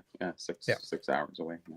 Yeah, that's the one they moved to the. So Josh, it is the one that they have moved to the hockey arena. Yes, they do it in the hockey arena now. Yeah. They had it in a hotel previously, and they moved to a bigger space in the Venue, hockey arena yeah. to give themselves some room. And they've still got more room if they want to expand. So they've definitely it's grown quite a bit, especially for the vintage crowd. They're very I think it excitable was bunch. the Philadelphia show was what's her name? Maureen or whatever her name was. Yeah. Oh yeah, the Philly show is another long term one. Yeah. Yeah, that was another one. Yeah, it's a long time. Yeah, they've been going since the 80s. Yeah. Yeah. So, but what was I going to be can't remember her interesting for name. me, Oh my God. If anybody in the chat knows, what's her name? we got some of the Philly guys. It They used to would be a probably know. lady's name that she ran it. I don't know why I'm saying Maureen. It might not be that. Somebody else. Well, if she was really bossy, her first name probably is Amanda. Mike, probably. Yeah. Wow. Look at you. If she's really bossy, that's probably her name. No, her name. What was it? Shit, I can't remember. We're going back a long ways. It'll be in my book anyway. So The I book. have a new book, guys, coming out. So Dan here says last year was the first year Strongville wasn't the hockey arena. Yeah, they just moved into it to get the additional space. So what's going to be interesting for me is obviously I'll be keeping tabs on the kind of the videos that come out of that. So Dan obviously will be there. My Canadian Cards there will be there. Stephen with the PH, also from Canada, will be there. This weekend, son? It'll be next week. Next week. Yeah, next week will be that one. And then 2 weeks after that will be the Expo. That's coming next. Yep. Yes. Talking Cecily. I appreciate that she wrote Cecily. Cecily. Yeah. Makes it a little bit better. Yeah. They're interviewing Wayne Gretzky, very gracious, all class. Well, he might as well be. That's what Gordy Listen, did to him. he needs to be, because as Eric already explained to us earlier tonight, he's a fraud. Oh, good God. Oh yeah. As an imposter, he needs to be classy to take us off the scent. Moving on. Oh, shit. When you find it to be an appropriate time, I have 2 announcements. Announcements. All right. Let Let me finish. Now I'm caught up on the comments, so we're all good there. And hopefully Eric will now stop slandering Wayne Gretzky. Yannick, it's beneath us to allow Eric to consistently. You should hear the stuff that comes out of his mouth. That is not true. If the Gretzky family found out about this, they'd be devastated. Devastated. The absolute worst. Still sits right here to my right. It's not even printed on both sides. Total fake. Unbelievable. You're muted, Yannick. I said I was there when you bought that thing. You were at the show. I was with Eric when he bought that specific one. Yeah. And Paul C is the one who found it for me. So Yeah, he did, yes. He likes to remind me constantly that that he did that. I like this one. Let me finish real quick. Let me finish, Eric, and then we'll hear your announcements. So I have anyway, 2. bottom line, I'm looking forward to checking out what some of the content's going to be. We'll see. Maybe we can, under the right circumstances, maybe we can ask some of the Strongsville folk after the fact to get a little post-mortem. They'll be making a lot of videos on it. I can guarantee that. And I'm sure there'll be some live streams because I know they're doing like a trade night and stuff. The 4 collectors guys are going to be doing a trade night. There's a bunch of other stuff that's organized. So now they're turning it into a mini national for all the vintage folk. Eric, you should be in Strongsville. Be with your people. The people of vintage. Like children of the corn, but much older. Baseball Yes, dudes. that's what I'm saying. But be with your people, Eric. The people of vintage. Like children of the corn, except much older. So much older. Again, be with your people. Just saying. There's like 4 shows in driving distance from my house this weekend, and I'm not going to any. I went to a huge show last weekend, probably the second biggest show in the area after Shriners, and spent just stupid money. So There you go. Dennis here. Can't wait for the expo. I love the spring expo the most. Interesting. I like it. All right. Sounds good, Dennis. Dan here says, happy to do a postmortem. Eric can even say he hates me. I'll still come on. Excellent. I'll reach out. You boys have fun in Strongsville, and then I'll reach out and we can definitely talk about it. And that'll be like a good bridge for us. Back, man. But Bobby, like I said, we got to do our references where we can. That's amazing. But what I was going to throw in here is that'll actually be an excellent bridge, because then obviously Strongsville will be next week, and then we can do the postmortem the week after that. So I'll reach out to Dan and maybe we can do that and talk about it a little bit. And that'll be a perfect bridge to us right before Expo. Yep. And then we'll have Expo week, like Shark Week, but lamer. Yeah, Children of the Corn is more like Pokemon. and we start with the comfortable shoes talk. Oh no. We're not going there. Listen, we could power rank the shoes. Yes. I'm just saying. Look, Eric, Water. I could do one of those tier list things. Eric, I could get together one of those tier list things and get some of the different shoe pictures at the bottom. Oh, this is S tier.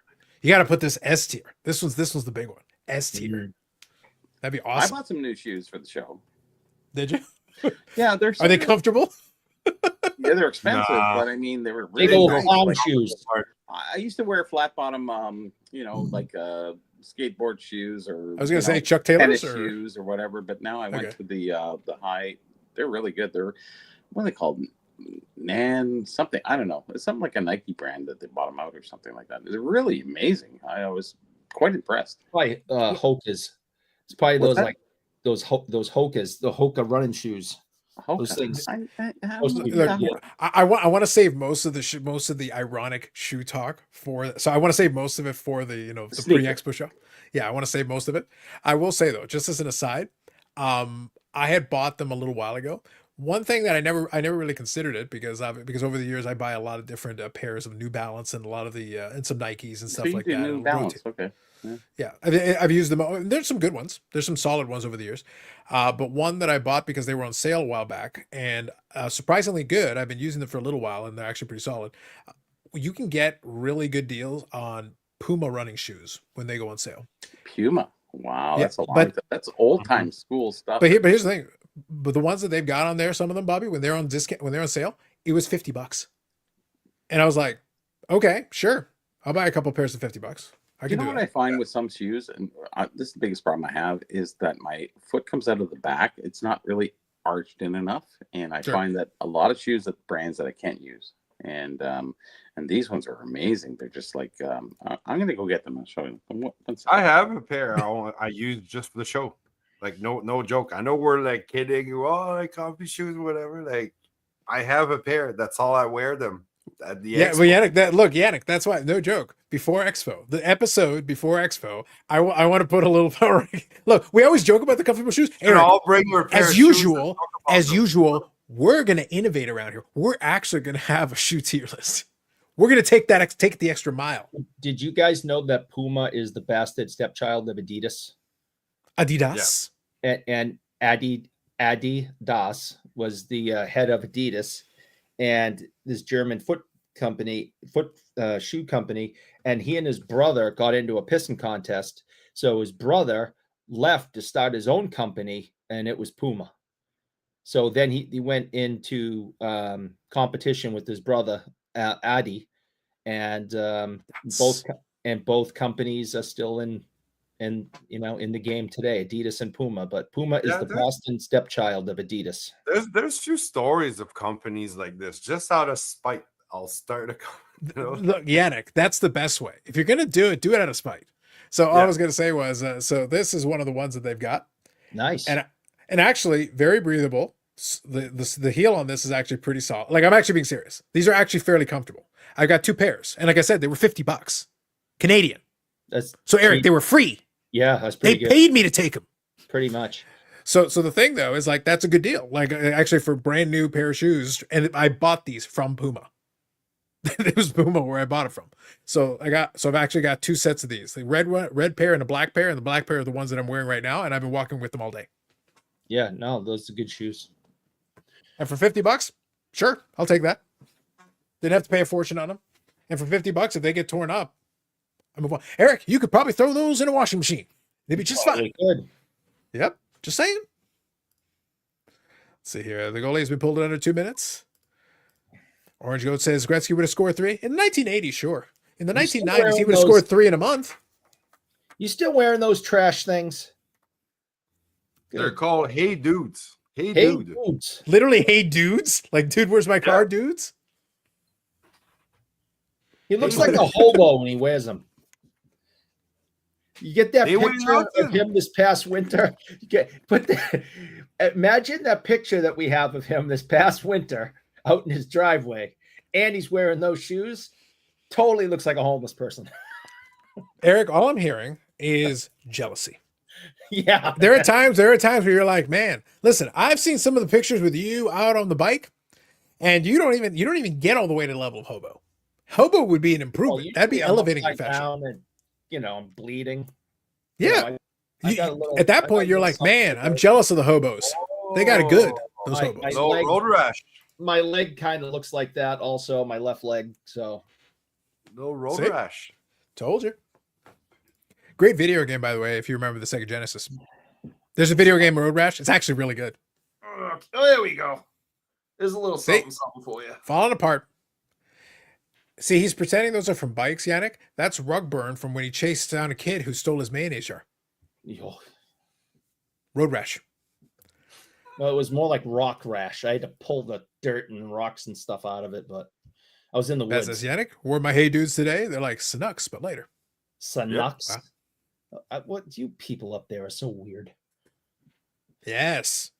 Worcestershire is much more normal. Go on. Tell us about some cars. Let me know when I make my 2 announcements, for Christ's All right, sakes. let me read this last comment and you can go for it. Cap score on the open end, but it wasn't Ovechkin. Disgraceful. They should have credited to him. Look, listen. If Ovechkin was Wayne Gretzky, they would have credited him with the goal if he was in the locker room. That's what happened with Gretzky in the 80s. Oh my 600 of those goals were illegitimate. He was actually napping in the back. He wasn't even on the ice when they happened. Could they put Gretzky on the ice to pass in the puck? Hey, here's the thing though. If it was proper 80s Gretzky, he'd pass the puck to Ovechkin. Ovechkin would score to win it, but Gretzky would somehow get 6 assists on the play. That official scorekeeper's weird, man.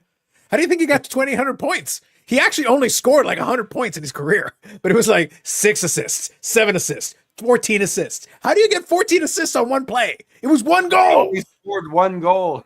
It's like what happened is Gretzky's goal total was put through the tariff calculator, so they just kept adding onto it. They just kept shipping it back and forth. By the time he was done, he was like, I milked that 1 goal for $8.94. Those suckers had no idea what I did. All right. So now that we've done, and by the way, all of my material was written by Eric. He text messaged it to me. He goes, slander Gretzky, Carlos, go for it. I hate that guy. Please. Fair. I understand. Okay, I got it. Now, all that said, the Gretzky slander brought to us by our sponsor, Eric and the Like Button. And now, Eric, with an announcement. 2 announcements. Twice time. Go on. So, first announcement is my very best friend in the entire world, the hardcore legend Mick Foley. And I have proof of that.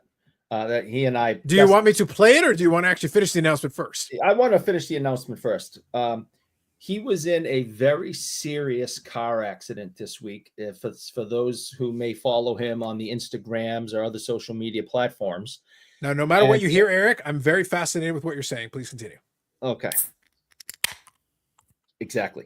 He was in a very serious car accident this week, but we reached out to him from the store, and he's doing fine. He's a little sore, and he's gonna continue to move forward and hit all his engagements that he has coming up. And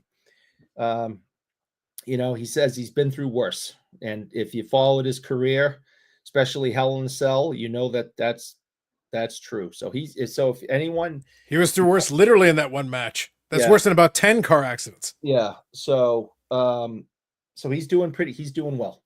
So if anyone had any concerns about Mick, he's up and moving and doing okay. So I wanted to pass that on if anyone had any concerns over, and you can see the car. His car's totaled. It's destroyed. And he's a big dude. And he's lucky to be alive with the damage on that thing. If I get more details about exactly what happened, if it's not telling tales out of school, I'll pass on the information about what happened with the wreck itself, but I don't have that information right now. So that's number one, that he's going to be okay. The second thing is I was able to finally meet up with Ray Bork last weekend and hand him the check for $320 for his charity, the Bork Family Foundation. I posted it on Instagram, the picture of me handing him the check. So we raised that money and on New Year's, where I did that bicycle telethon thing. And so I wanted to say thank you to everybody who donated. And Ray says thank you. He was very surprised when I, wrote him out the check. He was, he had just come from an alumni game where they raised $65,000. And here I am handing him a check for $320. And he was equally as excited and appreciative. And he wanted me to thank everybody that donated. And it's going to go to a good cause. And hopefully help with ALS research and to help people that have the disease, and give them the assistance they need to deal with it. So If you're interested in seeing the proof that Ray got the check, check out my Instagram page. There's a picture of me handing him the check. So if you donated, I just wanted to say thank you. Ray says thank you. And the proof is in the photo that he did get your money. So that's all I have on my 2 announcements. Indeed. And if you ever want to know about Eric's relationship with Mick Foley and understand how close he is. Carlos, hey, it's the hardcore legend Mick Foley. I know I don't know you, but can I ask you a favor? Can you do something about this guy? Get him away from me. What a pain in the... Yeah, you know what I'm saying. Just do something. Thanks. He's my best friend. I can't believe that in an attempt to escape, he had to speed to the point he crashed. You didn't even have to pay him to say that. No. Wow. Just wow. He's my best Look, you signed that check to yourself that you give to Ray. Well, look, the problem is, if you guys actually saw the photo, hold on. I'll pull up the photo that Eric's talking about. I want to make sure we all get a chance to have a quick discussion. I just want to point out that Ray got my autograph. Okay? Ray got your so I don't know about anyone else here. Has anyone else given Ray Bork their autograph? Well, I have. So I donated $40. Well, mine came with a note that said, fuck off Ray and stop trying to eat brains. Mm. Signed your hero, Carlos. So so Ray Bork has my autograph. I just want to let you know. That's good. On a related note, did you know Ray Bork had a bonfire recently? He did. Who knows what he could have thrown in there? Wow. So real quick, before you share that one, Bobby, hang on. I want to make sure, I want to quickly analyze for the people. Let's quickly analyze this. Yeah. So this is the photograph that Eric's talking about. So I got to tell you, the most obvious Photoshop I've ever seen. Because if y'all have ever been, like, look, I've shown a million legitimate photographs of Eric, a ton of them, the most legitimate photographs there are in this world. Yeah. And the thing is, if you take a look at this, that's the same goofy look on his face he's always got in these random pictures. Basically, you know, I can't argue that. I cannot argue like that. the Mayo pictures, all that. Yeah, same. What you're going to find out is it was a completely different, unrelated individual in this screenshot here. And then Eric superimposed himself. It's very strange that he would go through these lengths to try to sell this ridiculous lie. Because look, you can see Eric's face. You look at that goofy picture on his face. Ray Bork, there's a little bit of line of separation there. Yannick, any half-decent Photoshop person can easily do that. Ray Bork's head is twice as big as Eric, so that's the weird. Well, we do have the dysmorphia thing. That is important. That's key. And look, I got to be honest. Like, look, so you got that image that obviously is a forgery. Eric now here tried to buy me out, but I said I could not. There's not amount of money that you could buy me out to Photoshop this. So that's exactly. Now look at this. This is what a legitimate picture of Eric looks like. Completely different. Oh, like look at it. That's the best cropping job. There's no separation of lines. Like that's, and even Scott, his gigantic mayo jar. Yeah, it's unbelievable. Like that's what the guy actually looks like when it's a real picture. The other one, it's a ridiculous photo. See how your skin color changed when you eat too much. Well, that's what happens, Yannick, from the loss of circulation. Yeah, because he rides his bike miles and miles and miles without a seat. It causes blood loss. And if you do it that long without the blood loss, it completely changes the shade of your hands, the extremities. I understand. Yeah. I've got bad circulation myself, Eric. I sympathize. I get it. Indeed. Anyways, a couple of comments, and then Eric can money for a charity. I appreciate even you morons who donated, and you know. So you can say whatever you want. I just say thank you regarding this. Yep. No problem. Jim says they have in-person cameos now. He wishes. The Ray Bork has always had a serious look on his face. Possibly. That guy looks very alive to be Ray Bork. That's why I'm saying, like, the most ridiculously absurd Photoshop I've ever seen. Ray Bork it's not even a decent. Make it plausible. Yes. On the expo, do we want on Saturday night to eat at the what's it called? Iron something? Montana's casino. No, casino. Steak Iron, whatever it's called there. So Bobby, I'll say it's up to you. I'll say it's up to you. There is a couple of restaurants there though. Well, it's that steak restaurant I wanted to go to last time, but they had a concert or something. Somebody was playing there. Yeah. And you talked about a casino, or it's in the casino, but it's right off to the side. Yeah. Yeah. Sure. Let's go. Let's go eat steak, drink, and gamble. Woohoo! Okay. Yeah. Yeah, we'll see how we go. Yeah, if you book it, Bobby, we'll make it happen. So yeah, it's all I'm good. thinking about 6 or 7.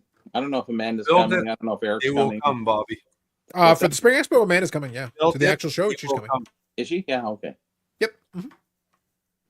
Okay. Yeah, she realized Saturday Eric night. wasn't going to be there despite his ridiculous percentages. She's It'll like, be I'm the in. Saturday I'm in. nights. Yeah, okay. We're good. I'll get Yeah. 6 or 8. All right, cool. Sounds like a plan. I'm gonna see We'll if have she'll a let me sleep screw on her Eric floor. party. What's that? I'm gonna see if she'll let me sleep on her floor of her hotel room. Amanda? Yeah, if I can get, if I can get it cheap, you know me, I'm cheap. So if she lets me sleep on the floor, Are you Those- only a I cheap don't know if hotel room Michelle's gonna away allow from that. coming? throws me. Listen, she doesn't need all those pillows and blankets.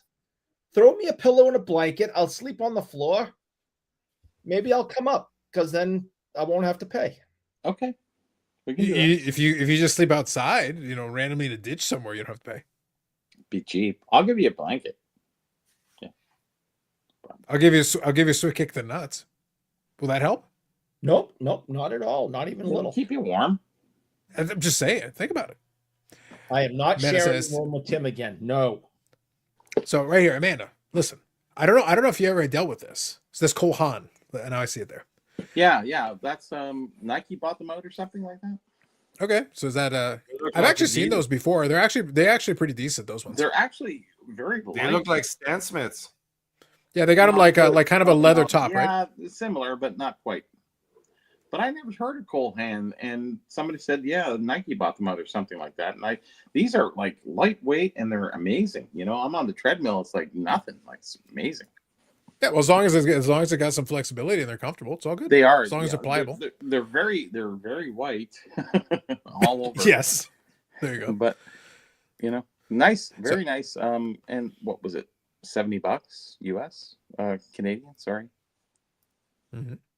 So Amanda here is saying Timmy 2 has having a keg night. So Amanda, I don't know if you've ever tried, the keg is the most dangerous play No, at I the don't expo. want to go. It's too busy there, anyways. But this is what I'm trying to get at. So stick Yeah. with me. His favorite What I'm place. saying is the issue with the keg for me has never been specific. The keg is not the greatest. It's not the best. It's not the worst. Certainly, I've had worse. It's not The bad. problem with it is getting the damn table because half the time it's absurd.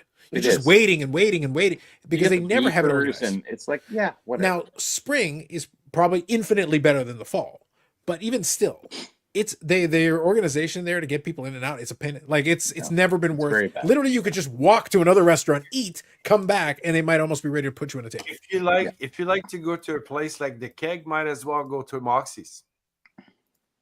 Moxie's Moxie's is too. good though. Moxie's decent. It is. It is. That's what I'm saying. And so is what's it called? Wrought iron. I think that's 10 what it's times called. better. Something like than that. the Keg.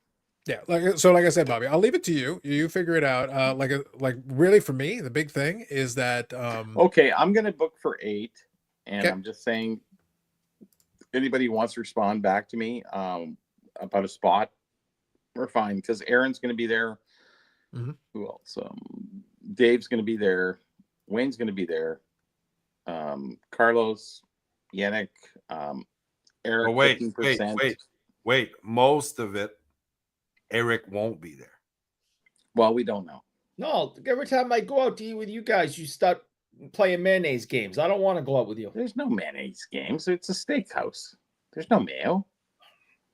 Unless Yeah, you- they got other restaurants there, Bobby. They got mayo. Oh yeah. So I want Eric, you up all over the table. you remember the beer truck, the Austin beer truck, Yes, and then I explained about the Kurt Angle milk truck. yes. Mm. You wait until the 2025 Carlos Mayo truck. I'll just want to die. That's He's it. gonna pull up in this like dairy truck that's huge and just has mayo on the side. You're in trouble. Yeah. Yeah, that's what I'm saying. So that's what I'm saying, Eric. Every time you Americans get uppity, I got myself a Mayo truck, and let me tell you, the range on this thing may surprise you. Mm. They're intercontinental ballistic missiles that do not have the range that I have. Holy shit. And once Eric finds out the full capability of the armory of Mayo that we have, Eric is like, I fucking surrender. I surrender. Unconditional, whatever you want, just leave the Mayo. I'd rather be 30 nuked. caliber mayo shots. Yeah. That's what I'd we're rather thinking. be nuked than get mayo thrown on me. I don't know about that. Oh yeah, because you get Well, nuked what if instant, one yeah. is in the same though? What if it's nuclear mayo? Yes. I'd rather just die. Boom. Well, you could go out in a bang with mail. Like I said, what if it's nuclear mayo and you become the Oh, undead my- like Ray no. Bork? No. Just And he saying. looks pretty dead to me. Like that guy's head is like Oh, twice super the dead. size as yours. Like, Yeah. that's Yeah, like- incredible. That's a picture He's of a man that scary died now. like years ago. I think he'd be more scary now than he was in 1980, 81. Like, Oh, easily.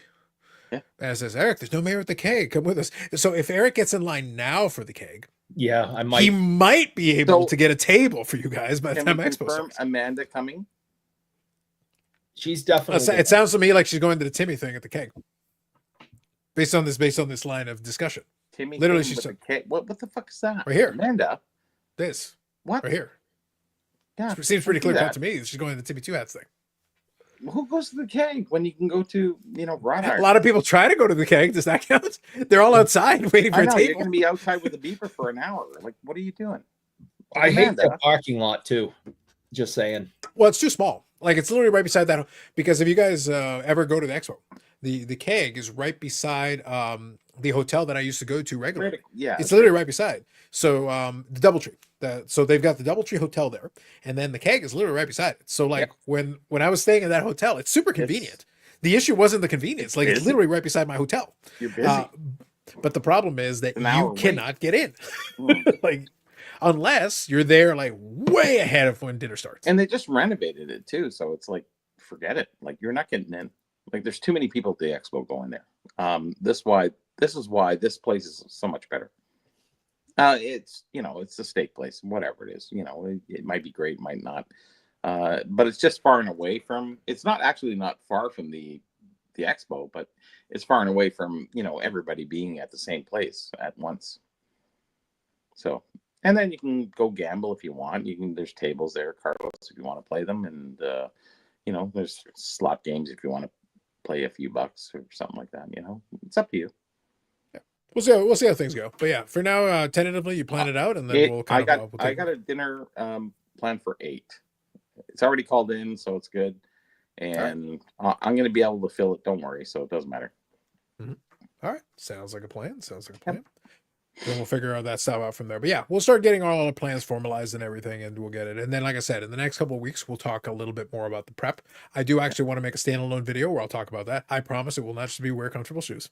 We can do better. We can do better. I will still poke fun at it during a live. We'll still have our fun with that. But we can do better. We can do a little bit of that. Cool hand. Yes. Cool hands, so it would seem. Have you heard of them before, Carlos? I have heard of them Really? for sure. Hmm. Yeah, I've seen that brand around. I never did, and I'm very surprised that I haven't. The Bay used to have them all the time. Well, they're out of business now, so it doesn't. No, I understand, but I'm talking about years ago. They've had it for a long. They had it for years.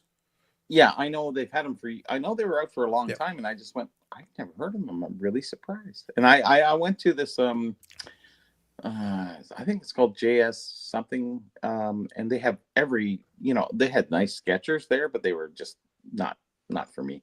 And I saw those and I went, those are nice. And I tried them on and went, wow, that's amazing. I said, I got to buy them. I think they're $69, $79, something like that. Good deal. I couldn't complain. And I tried them on. And I could walk around. And I said, wow, that's nice. I'm stopping. I'm not wearing the skateboard shoes anymore. There's nothing in them. They're flat bottom, nothing. No. And my feet get sore at the expo. These will save my life. So comfortable shoes are very important. I never thought I'd say that, but I'm just going into that saying, yes, it is important that you have, cool. Just saying. Mm-hmm. Just, Comfortable and cool looking. Well, they are. Well, they're all white. I don't know how much whiter you can get than that. Like, honestly, I used to like a little bit of something like K-Swiss or something like that. A few lines or something like that. But they were just all white, and I just went. But they're so light. They're just like nothing. Bob, you're like, watch the kicks, man. What? Watch the kicks. Oh no, I'm not doing kicks. That's 80s shit. Hey, I got enough stuff written about the 80s. Don't worry about that. Anyway, we can talk about my new book or something like that, and we can go on from there. Talk about your new book. Yeah, so I'm going to do the history of hockey cards in Canada, and with a lot of anecdotes from my personal experience, and that's where I'm going. And I'm probably about a third of the way through. And I'm going to take a lot of my articles and add them, interject them, and the information wise, and like I said, a lot of personal anecdotes that'll add that I lived through in the 60s, 70s, and 80s, 90s, and how the hobby had progressed, and how we went through birth rates, and how the baby boomer came into playing a factor into collecting and what have you from there. So I'm going to go up right up to current times, and then a little bit of foreseeing what's happening in the future and where we're going to go from there. So that's where the book is coming together. I'm like I said, I'm probably about a year away, but I'm going to put out something in a book form, not online or anything like that. So Paper. yeah, it's all going to be paper. Yeah. So I'm going to put out a nice little, I don't know, like a coffee table almost book, but not quite. Something like that. And Nice. I think it's going to go through the whole history, and it's going to detail a lot of the companies, Canadian company. It'll be from a Canadian perspective of hockey cards. Tops will be involved, but very in a small part. I think we're going to go, wow, we got a fly. Oh my God, it's the first fly of the year. Anyways, that's where I'm going with the next thing that I'm writing. Actually, I wrote an article, and then the article became 17 pages, and I just went, okay, I'm going to do a book. So that's where I'm going. I think it's sort of my legacy in a certain way. A little bit about, my personal experiences, what happened through the ages. And, I think it'll all come together nicely. And maybe I'll sell as much as Richard Scott. I don't know. Just say everything's so peachy and you'll be fine. I was thinking about that, but I said, fuck him. No. Wow. Oh, all right. Sorry, I didn't mean to say that. I just said it. So you're gonna say that there was a period of time when some hockey cards were something other than O-Peachy? You're gonna say that publicly. There was a time, yes. Oh, Yes, I know. Hey, easy, Eric. Scandalous. It's a 7-mile bike ride. Okay, we're talking about a scandalous. marathon here. Scandalous. That's all I have to say. Truly. Anyways, I got a lot of information, a lot of personal stories that I can share. Anecdotes from the time periods that I grew up, and I want to interject them into the history of hockey cards. So basically, it'll be like one of my price guides, but a little more detailed in my personal information and what really happened through the eras or through the decades. I have it broken down 10s, 20s, 30s, 40s, 50s, 60s, right up to 2025. And then what I see for the future on top of that too. So I think it'll be quite interesting. So as you go through it, have you titled the chapters for the different decades? Yes. Oh, you got titles for them? So, I don't want to spoil the first it, 1910s, so we're tobacco years, and 20s is the chocolate confection years, 30s is gum years, and then we go through Was the 1980s called Gretzky's Decade of Fraud? Actually, I had a hard time putting the 80s. You hit it on the head, Carlos. That's I had a hard time spent an entire decade falsifying records to lie to us. Yes. Yeah, you're actually right. I had a hard time defining the 80s. I was sitting there going, what do I really want to say about the 80s? Although I've written about it, I haven't totally defined it. And I would have to say it's the Gretzky era. And the well, certainly is. All the other records were destroyed. We only heard about what Gretzky did. It turns out everybody else was better. It's Gretzky says, yeah, we're stricken that from the record. Marcel Dion had like 4,000 goals in the 1980s, but nobody knows about it. Yeah. Gretzky expunged those records. Well, like I said, it's really going to go through a generic sense of, what we have with birth rates, what happened through those times, what happened through those eras, and why we have the baby boomer, why we had the X Gen, and what they were into. And then as we advanced into the 80s, we had video games, we had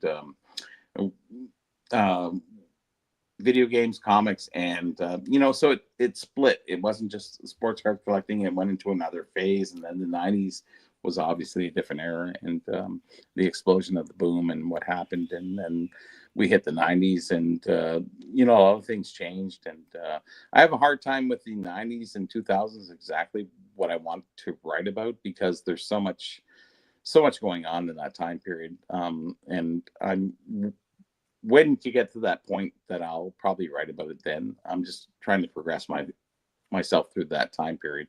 I get good up to the 90s, and then we just go into havoc at that point.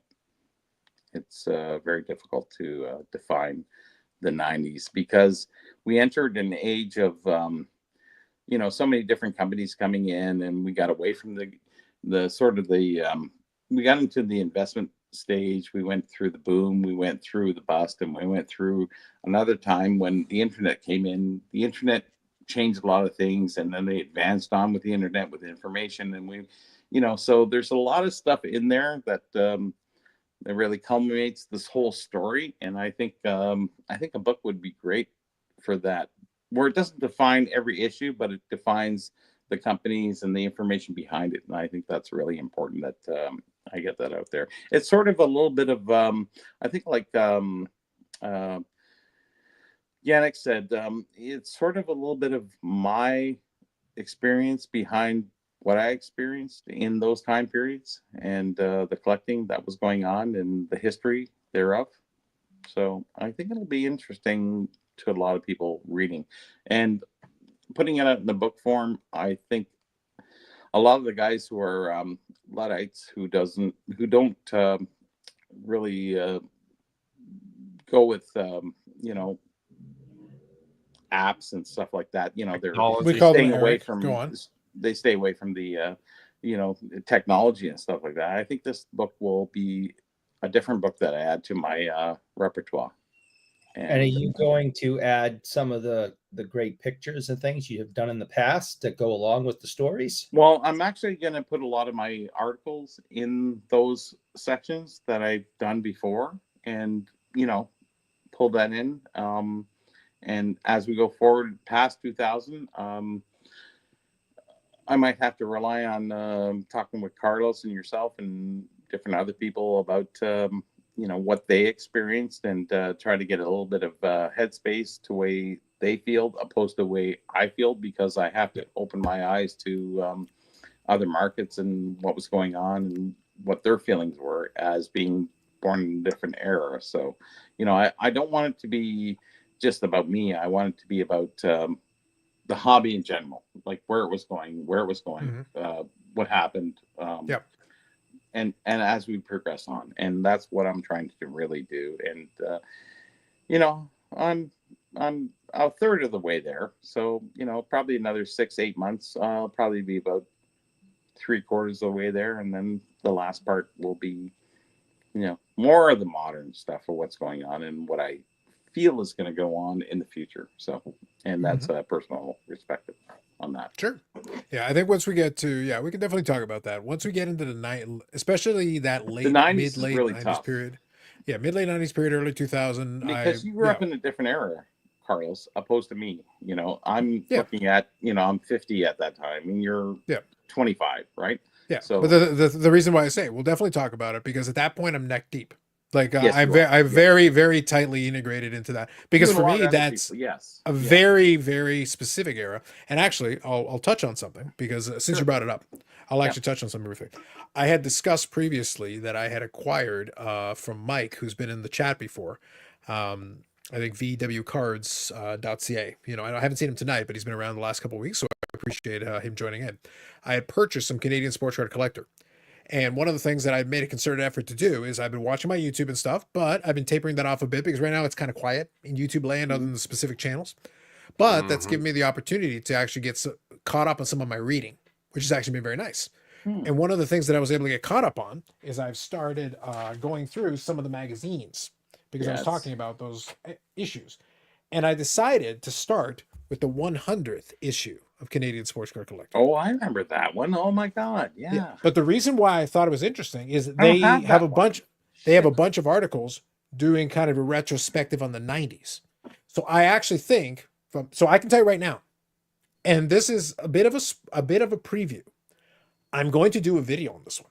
I'm going to go through it because I'm already reading through some of it.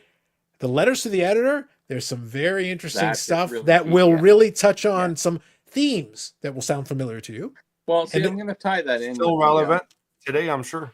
Yeah, and this was January 1999. So this is celebrating 100 issues of this. So Oh. they had started it in 1990. So at this point, most of the 90s have happened. But, and I'll just tell you right now, there was an article on the Skybox Autographics, and Oh there's a my couple of God. pieces in there that are very specific. And the article that I'm on right now, I'm just starting to read through it. This article is from Baron Badesky, who's one of the Baron, the editor. Good, Yeah. great friends. Yeah. Well, this article is talking about be a player coming back under Brian Price with the NHLPA in 98-99. Yes. And specifically, this article is about that. And this is before they had actually released the product. So this is actually very interesting as a time capsule to Pinnacle had just gone out of business. Pinnacle had done the Be a Player product, and then the Be a Player would go on with the auspices of the NHLPA. Well, Jeff Morris was involved with Pinnacle at that time, so it was perfect. Yeah. Exactly. So And this, Jeff though, Morris is took over talking about for the new venture. CSC, and Yeah. Baron Badesky was the second in line, and I was third. Yeah. Yeah. That's amazing. This one though would be talking about the specific transition over. Pinnacle's now gone. So at this point in time, January You're gonna have to 1999, send me a Pinnacle's already scan gone. of that because I don't Yeah. have that one. Yeah, that's Yeah, good. this one is actually very. I've already been reading halfway through it. Very interesting, and I will be part of the video. I'm just telling everybody so they know. Like in a The reason I'm taking my perspective, time yeah. on this one is Mhm. because I can literally speak to this having lived it, and then talking about this contemporary with what was going on in January 1999. It Yep. is very interesting to read it back in retrospect, since I did Mhm. live it and I remember exactly what that was like. And some interesting details were brought up in here that I knew, but it was nice to get them reinforced and refresh my memory to be like, oh yes, that is right. That is something specific to that time. That And Baron's So a great writer. He's Yeah. he's more into jazz right now, but I mean, like he was one of the first guys who really turned the page in late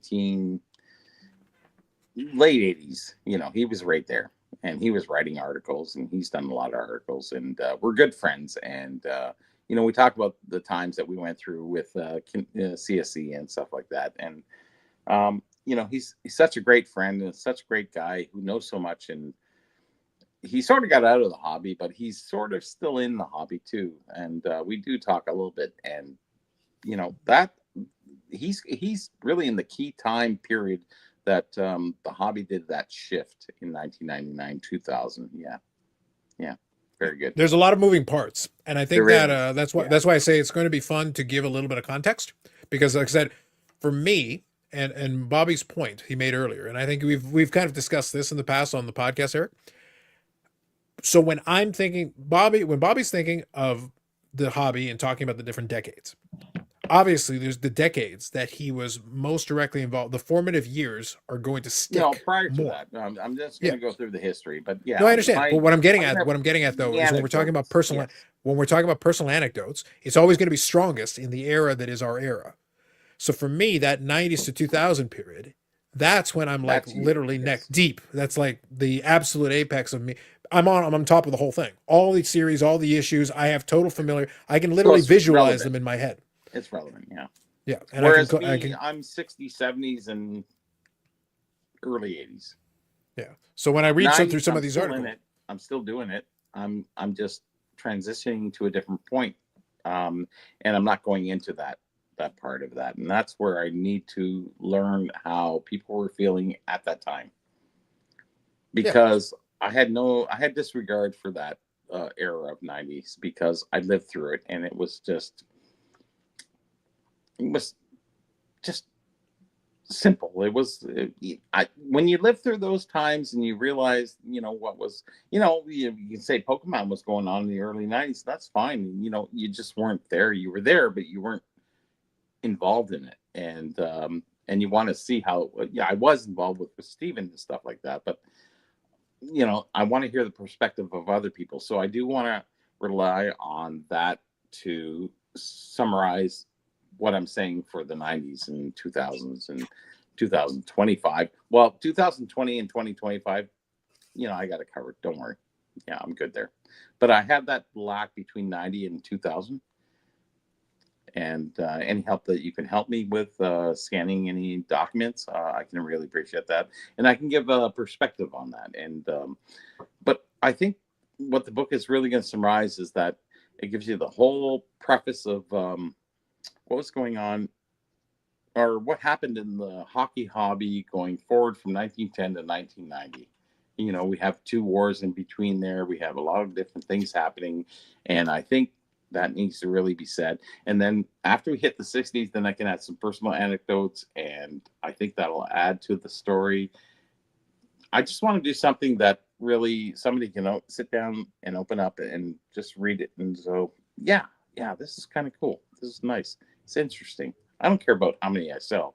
I'm going to personally, I'm going to invest the $20,000 into the printing myself of the book. But I just want to make sure that, not that I sell enough, just that I think people find some value in it more than anything else. It's not about the money. It's not about making money. It's never been about, my book's never been about making money. It's about information and providing the right context to people. And I think going forward, we need that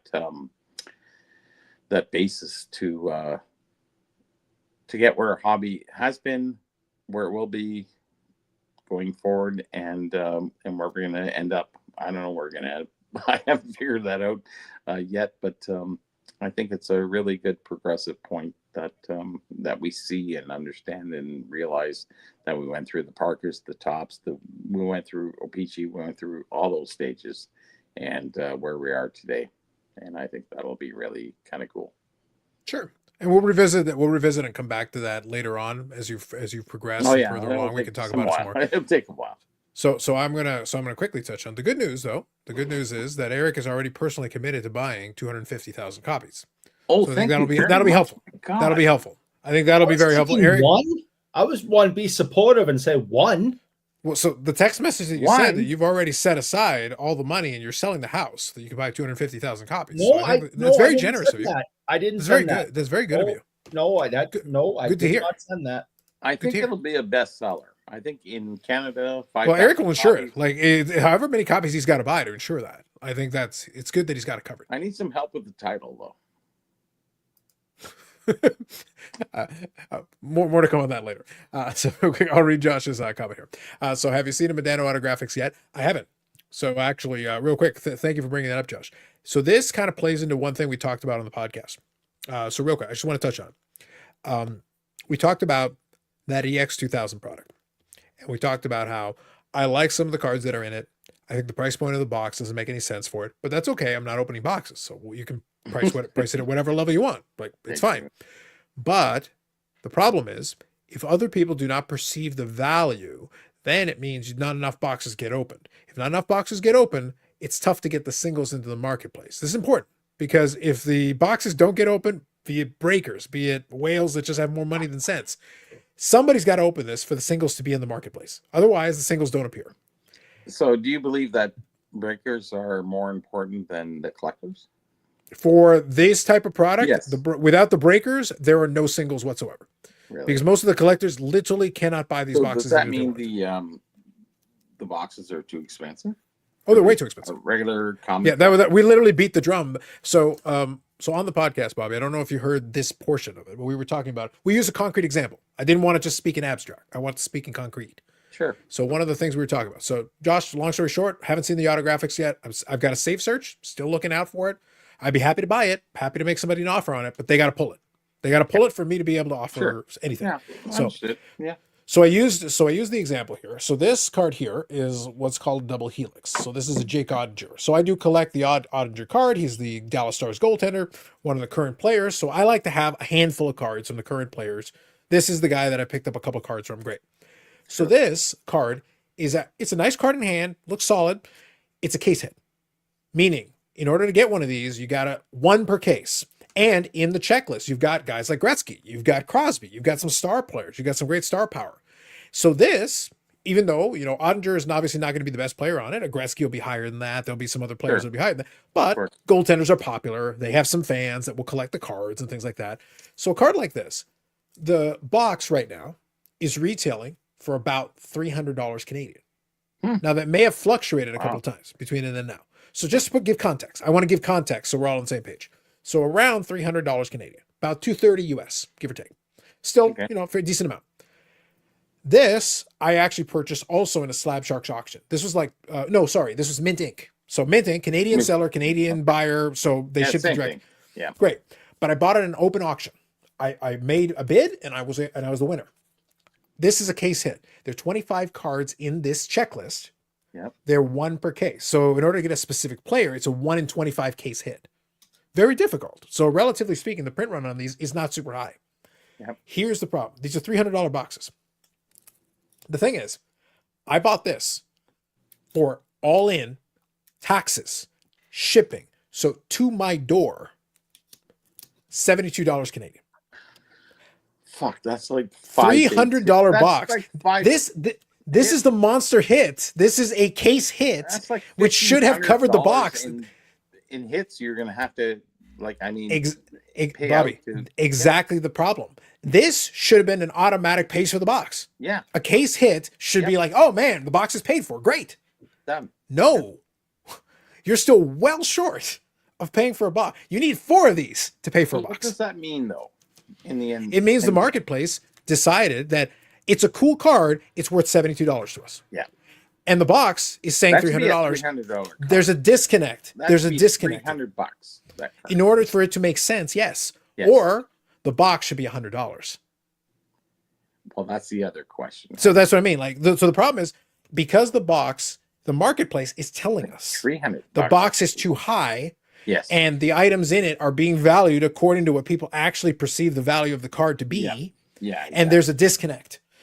So if I pull something that should be a monster hit and it doesn't pay me back for the box, something's wrong. There's a disconnect here. Yeah. And that disconnect is not, because this is a very tough pull, an extremely tough pull. The person who pulled this thought they had a great hit, and it should have been a great hit. On paper, it should have been. If they got the case hit, that's $72 out of 300. That's bad.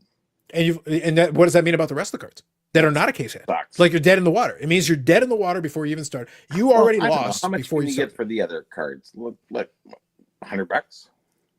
You'd be very lucky in most cases. So 172, and then you got 300, so you're down what, 1/3. And that actually would be better than average. I've seen some of the breaks. Really? That would be way better than average. Wow. There are boxes I've seen where I wouldn't be shocked if you took an 85% bath. Wow. And it's like, 85%, but that's killer. But you're you're paying $300 a pop. That's a massacre. That's not like the ROI on boxes should always be negative. Stainless Hill, though. Eric's riches. Whales like Eric just buying all the boxes. I don't know what to tell you. Yeah, yes, but like shit, that odds are suck. But as I said on the podcast, look. So for me, the singles buyer, I bought it at a price I was fine with. So fine with me. But look, I feel bad for the seller. But nonetheless, I'm going to pay my rent. Feel bad for Well, I would because as a box buyer, I wouldn't want to be in this position. No. But I'll still buy it at what the market rate is. I will pay for the price that I feel is fair, and that's fine. Sure. So as a collector, this turned out great for me. Mm-hmm. Sucks to be you, but it turned out great for me. Mm-hmm. Yeah. So that's why I say you got to like. But the thing is, that means again, was what I said.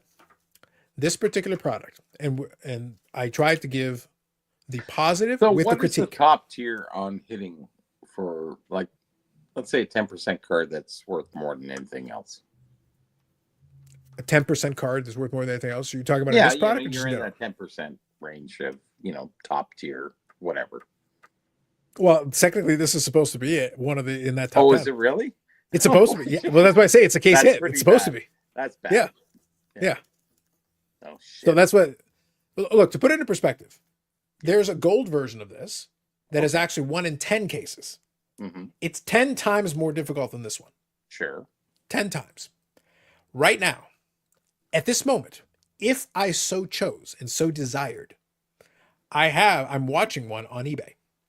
if I so chose, if I so desired, I could literally hit a buy it now because of what it's being offered for. I can purchase it, the gold version, which is 10 times tougher than this one. 10 times. $160. $199. That still doesn't get you the box. No. You'd still, it's 1 You're in still 10 down case 100, hit, yeah. and you're still down $100. Yeah. That means you're dead. That's funny. Holy shit. That means you're dead. That's You're being obliterated. There's no hope. You're screwed. So what is the incentive to buy more? So it's a chicken or the egg situation. So we're all being serious here. Well, And that's why I say I wanted to make not sure I gave a chicken. concrete example. This is a Sure. real card that I purchased. You can go Yeah. on Terry Peak and you'll see exactly what I paid for it. I'm not making up numbers. So the reason why I say this product is an example of the worst thing that can happen is that you've got a product that if I look at the product in isolation and you ask me, what do I think about the cards? I say some of them are pretty good. I think some of the cards are nice. I think they did a decent job on some of these. But then you ask me what I think the box price should be. I'm giving you a fairly low number because I'm looking at what the value is of the relative items you're pulling.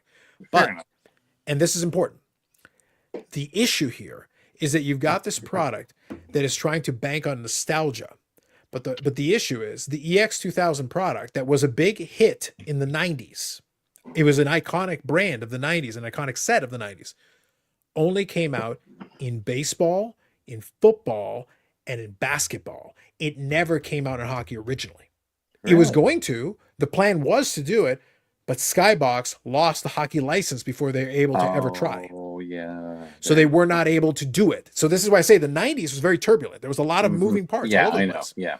And that's where So- I have a problem with writing about that time period because there was so much going on, right? Yeah. Like it was like a new era. Yeah, things were changing every couple of months. Things were changing. Yeah. It was all so whatever you thought was the situation, the situation in the ground could change. Production was changing too. You know, they All were the time. doing stuff that you never see today, like you can't do today, right? Yeah, but the bottom line was that you've got this product that was, if everything had gone the way they wanted to originally. So Gene McLeod, who was involved with Arena Designs, who was originally involved in the original set, works with Upper Deck now. And what they wanted to do, they said, hey, could we try to produce the set that never was? If Skybox had retained the hockey license, they would have released an EX2000 set for hockey because they did it for all the other sports. Yeah. Well, here's the thing though. Skybox, the EX2000 set is And they iconic in overproduced it, football, too. iconic in basketball, and iconic Yeah. in baseball. So they, Overproduced. if they had stuck with it, they would have produced a similar kind of thing. And in the 1990s, it would have done very well. The problem is it never actually happened. So now you're kind of borrowing nostalgia from other sports because we didn't have the hockey version. It never existed.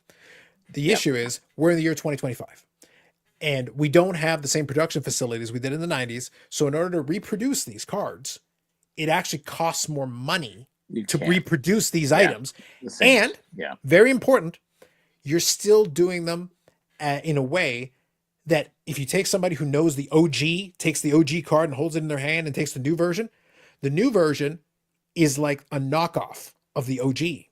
It's not quite right. It's close. You're approximate because you're trying to redo it without the access to the materials and the technology you had in the 90s because we don't have it anymore. The manufacturers that produced it in the 90s are gone. The people that knew how to do it are gone. The materials are more expensive by a factor of many multiples. So now the same product costs you much more to produce. So you have to jack up the box price, but the quality is actually less than the previous. So you're getting an inferior product for a higher price point on a nostalgia that you don't actually have. It's counterfeit nostalgia. This is a conversion And of that's the factors hard that are not time going to have work. with the 90s is because a lot of that stuff happened, and you're saying it right. That's exactly what happened, and nobody really realizes what went on at that time. They couldn't match, they couldn't reproduce, they couldn't do the things that they once did, and I think that's a difficult time for a lot of people to understand. And there's some great cards from that time period, but you have to figure them out, right? But imagine now a scenario where, let's say you're a diehard You love the EX2000 brand. So you think about the basketball version, the baseball version, the football version. You love them. The essential credentials from back then. You are a passionate collector of these things. And then here's Upper Deck offering this to you. And you're saying like, oh my God, it's feeding into your nostalgia. But then you see the product and you're seeing an inferior version of it for a higher price point. And they didn't execute on it. With due respect, it's actually more insulting to produce an inferior version of it than it is to not do it at all. You would have been better off not doing it. For me for writing.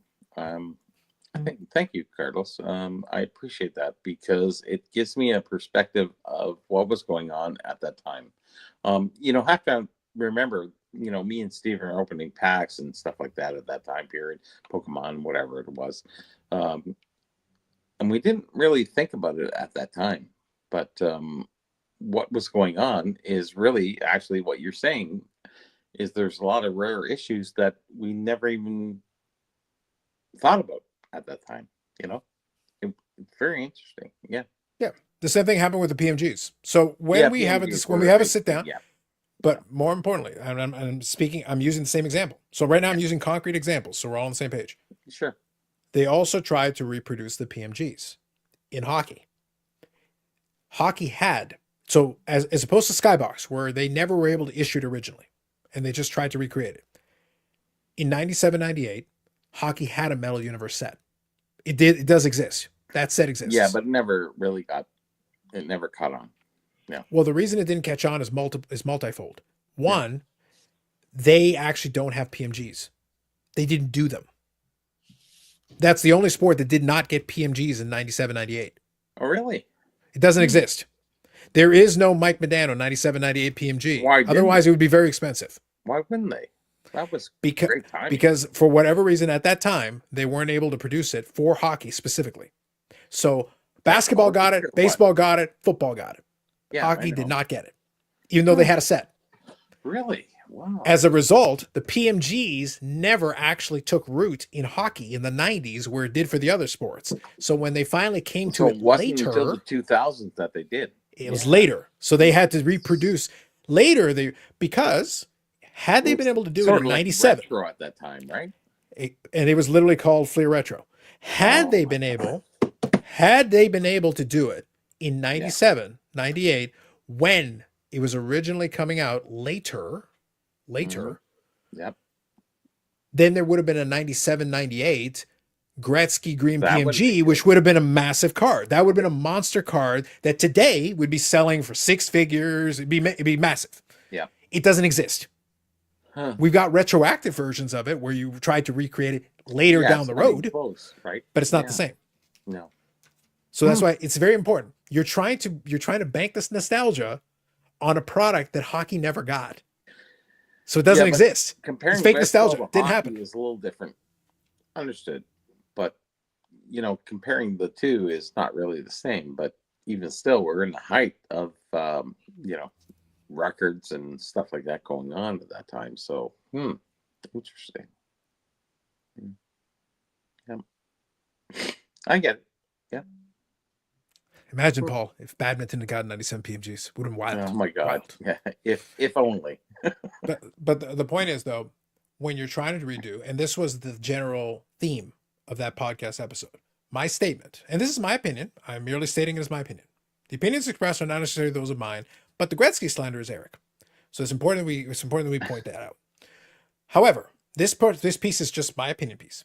My statement is, I appreciate some good nostalgia as much as anybody else because there are some sets that do invoke that nostalgia. There are some sets that are worthy of that nostalgia. Yeah. And if that's you where I can, have a problem going through it. I haven't really identified the 90s as it's such a tumultuous time. It's so hard to put a finger on exactly what was what because what was going on with tops in the baseball and football, you can't compare it to O-Pee-Chee in hockey. It just doesn't even compare. Yeah. So it is a little bit different. I'm gonna have to talk about a few people about what was going on at that time, and that's the only time that I really lapse in the information wise because I lived through that times, but I didn't really collect that time. for baseball. Hockey, yes, not baseball and football. And I think they set the trends for going forward. What was going on with the hobby at that time. So yeah, it's interesting. Yeah, very interesting. So it would have been quite a thing, but I think the key that I wanted to make sure that I caught across was that if you're going to do it, fine. But my opinion always has been, if you're going to do it, you better make sure that you can reproduce something that is faithful and respectful to the original. True enough. If you create something that is very clearly of lesser quality and you jack up the price, well, EX2000, there's a bunch of it that's sitting there gathering dust. Yeah. And it's a chicken or the egg situation. You Yeah. can't have singles selling in the marketplace. So the boxes are cold. The singles aren't getting out there, but the singles that get out there are underperforming, which discourages people from opening boxes, Well, that was and which in 94 turn makes the situation 97, worse. 98, right? Yeah, it's basically it's a negative loop. It was. Because the more that you can't was. sell these singles to recoup your money, But then eBay came in, and that's what changed the deal.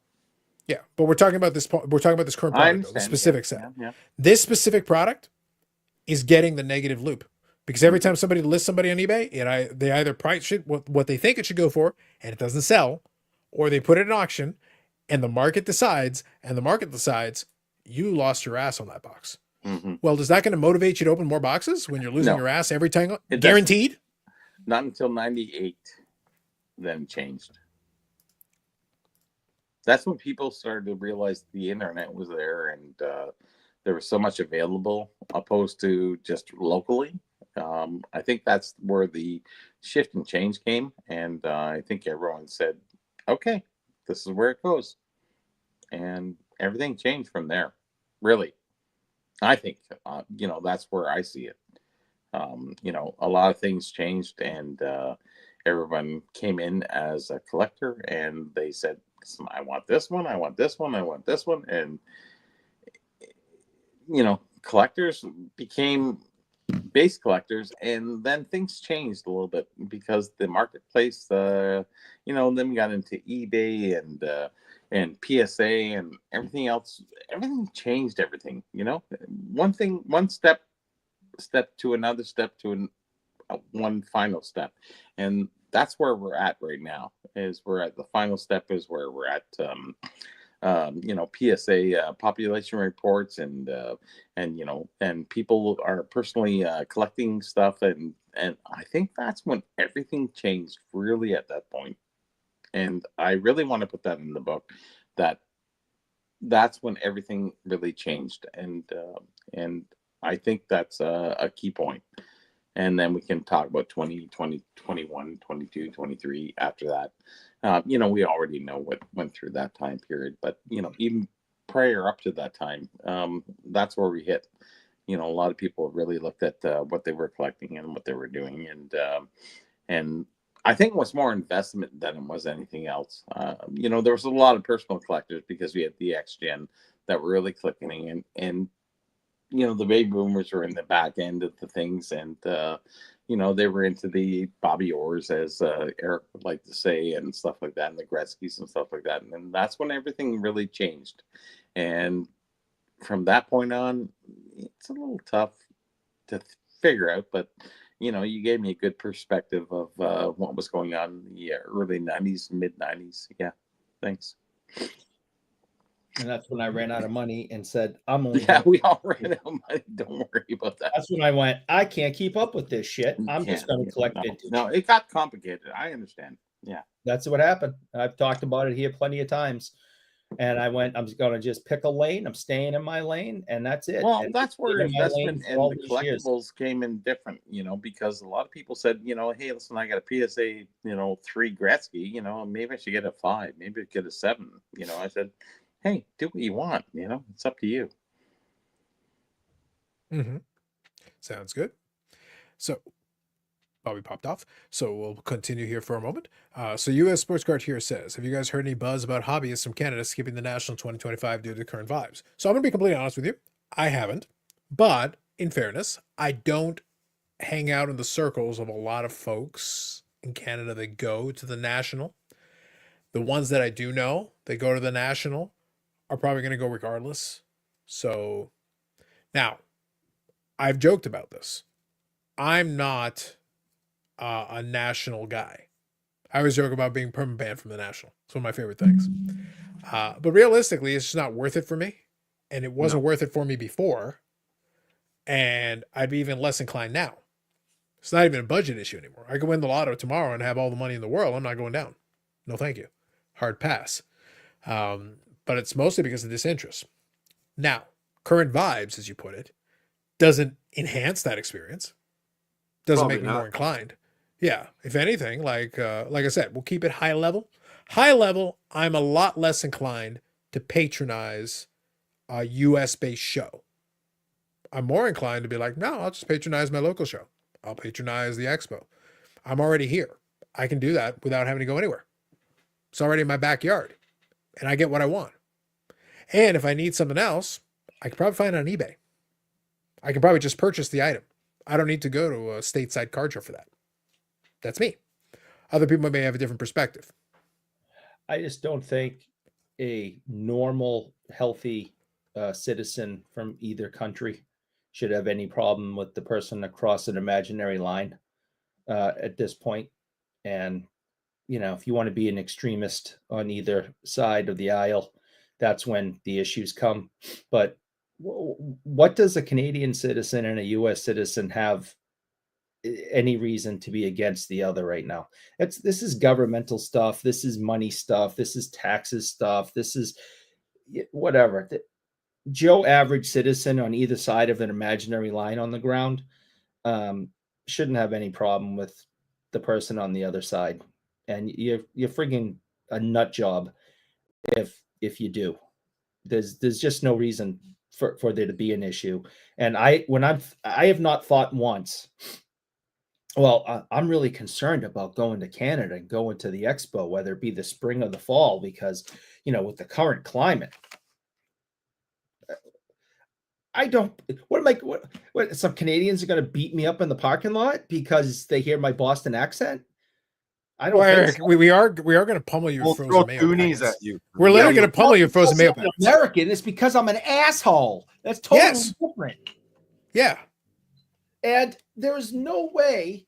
And Eric, for the record, we would have done it to you had you been German, had you been Polish, Right. had you been French, had you been, Yes. well, if Right. you've been Dutch, then you're getting a double kick in the nuts and So- then the frozen mayo packets. So if I'm at a show and some Canadian sellers come down, or you know, someone drives down from Montreal to come to the you know, to the Shriners in a couple of weeks or something, nobody. I don't live in Montreal.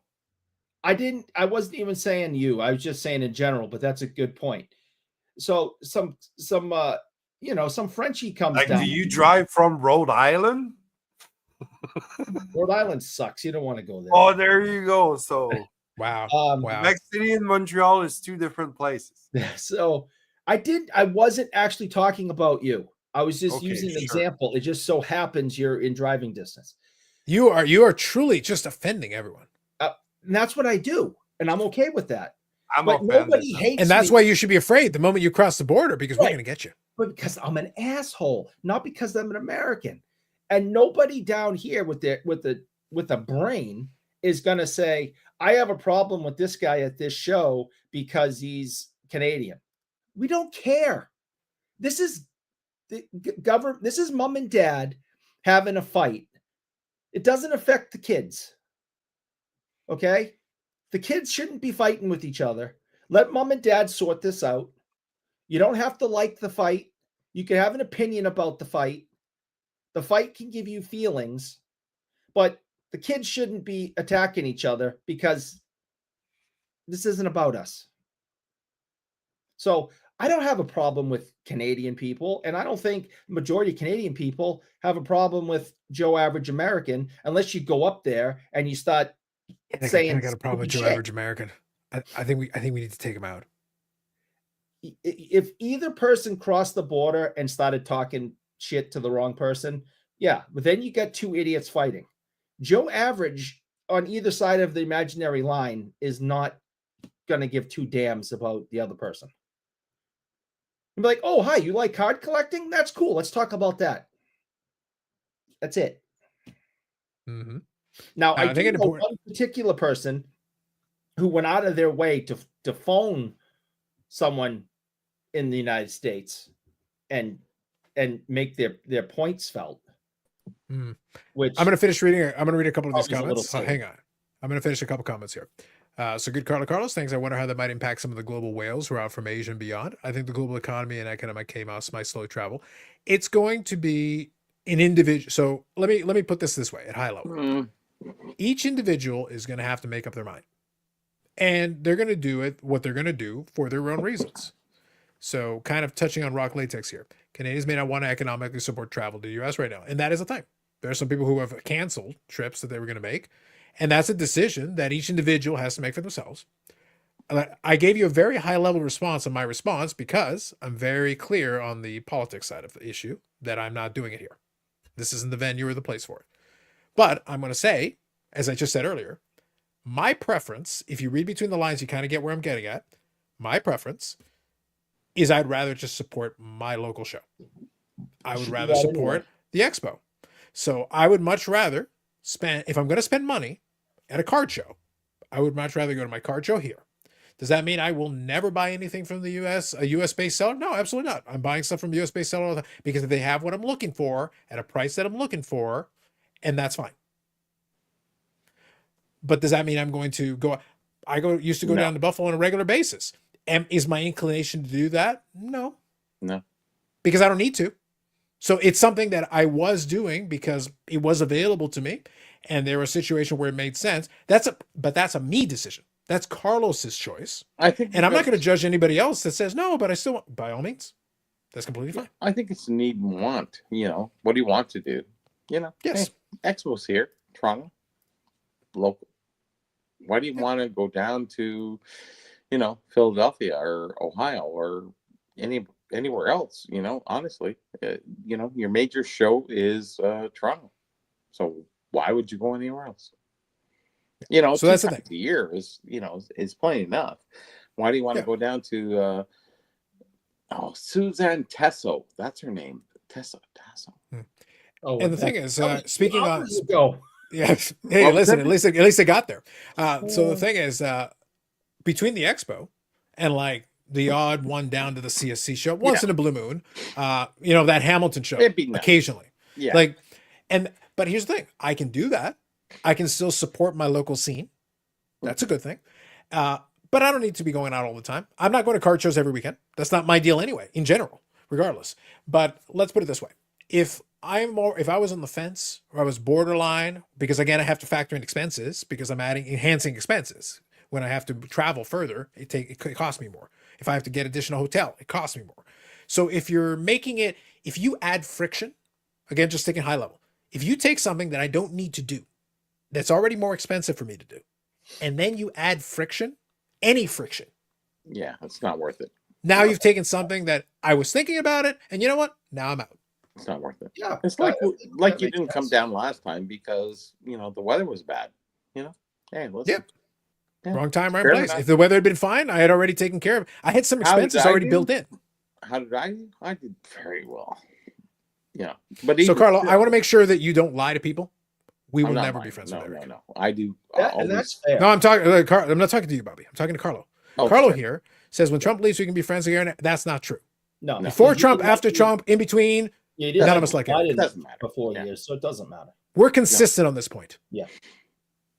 It's what you find and what you do is the most important part of that. And I think the Hamilton show is a really good show to go to, just for the fact that you have different dealers, you have different venues, you have different stuff like that. And I think that's progressive in the way of thinking about how you collect or what you want to get. And you bought some great boxes last time. That was great. There are deals to be had under the right circumstances. There's stuff there. Oh yeah. And I scored some great stuff. Like honestly, I scored some amazing stuff, and I did really well. It's not about that. It's just really about communicating with other dealers and enjoying that. People bring different stuff to that show, opposed to your regular show that maybe the expo or whatever. It's a smaller venue, but even still, if you can score some nice stuff, that's great. Good for you. I think it's important. Mm-hmm. Now, Make David, your way around. Yeah. Now, David, here to answer your question. If anyone asks you if you know Eric, deny him 3 times. I would. 3 times? You'll probably be all right. Deny him at least 3 times. If anyone says, I have no idea who Eric is, but he sounds like a fucking asshole, that's the answer. I would. I strongly support that. That guy sounds like an asshole. That sounds like a total asshole, that guy. Yeah, I think so. Agreed. Just make sure you say that, and you're probably all right. Chad says, Eric, is that a wing shirt? Canada, it is. We don't say his name 3 times. Yeah. Yeah, it is a wing shirt. It says kind of like Hal Beetlejuice. and a big number 9 You on the don't back. say it 3 times. No. You don't never. say it 3 times ever. Yeah. Never. No. So it's my Beetlejuice, and you're fucked. Right. Mm-hmm. So some more likes. Thank you, Zach. Eric will pay for them. Remember. No, I won't. He's excited that he was able to get himself his brand new wing shirt. Not brand He spared new. no expense to get it. He specifically went and custom ordered a schmedium. No, it's the same shirt I wore a few years ago. I can just now wear it and not look like the Stay Puft Yeah, Monster. you had a custom artisan age it and stretch it to look like your old shirt. Like a homo. Just so that you could get the look and pretend that that's the same shirt. That's a lot of extra work, stressing and de-aging it. Michelle says I look nice in it. Who? Michelle, she says I look nice. Michelle? Yeah, Your my wife? wife. Yes, my wife. Is she telling you that while she's talking to Ham on the phone? I don't think she said that. Well, I wasn't sure who she was talking to, but she was in the scene wasn't talking to you. No. Shoo me away. She was talking to Michael Ham. Yes. Yeah. Oh, no doubt. Listen, That makes a little bit more sense. Yep. Yeah. So can I rant it? So chat, by the way, we can chat about if there's something else that you would like us to chat on, we certainly can. But can I divert the attention? Occasionally, we like to take some forays into the popular cultures, movies, or TV shows. Can I briefly, let me briefly pivot for a moment, and then we can always come back and talk about anything else you'd like to talk about. Sure. Like I said, we'll talk the Strongsville thing in a couple of weeks here, and then the expo, when we're getting closer to it, we'll discuss it at more length. But if you got any questions about it or anything, feel free. We can definitely talk about it. I have recently gotten into, like I said, I've had now that the YouTubes, the sports card content side of it is quieted down a little bit. I've had a little extra time. Carlos, any update on the Betchan or what? I can double check it. I'll pull it up in a second. Please. I'll do it right now while I'm going over it. Now, one of the things that I did though is I recently I had a chance to finally get around to watching something I wanted to check out a while back. So there's a TV show. See, the artisans were able to replicate it very well. So it almost looks like the real one, except you burned that one Eric, on fire. you will never experience a time like that ever in your life. He was so cool talking to. Like, honestly, Bobby Bond is so nice. He was so nice. He was awesome. Tell me about playing golf with Eisenhower and Eisenhower, yes. Yeah, I mean, and then he went on to this whole thing about how incredibly cool crab fishing was, and he liked watching the TV shows about crab fishing and how brave. You know who else like crab fishing? Mike Kramer. Moving on. So anyway, that's true, by the way. I gave a book report. I told you, like, seriously, crab fishing, king crab fishing specifically. Like, the man is obsessed. I'm just saying. Wrote like 50 pages on it. Well, anyway. It's the Bering Sea, right? Whatever. Yeah, like he's all over it. So anyway, what I was getting at was that I had wanted to check out. So since things had quieted down, I got a chance to catch up on my reading. That's what I was talking about with the Canadian Sports Card Collector. But one thing that I also wanted to check out is I had heard about a kind of a reality kind of game show called Traders. So do you know the Traders, Bobby? Are you familiar with that one? I'm not sure. What are you talking about? What? So it's a show that they've got called The Traders. No. And they've actually got an American version, a Canadian version. They've actually got a UK version and an Australian version, apparently. So really, real quick, I'll give you the synopsis. So basically what it is, all these are different. They follow the similar format. It's like Big Brother and different kind of reality type shows.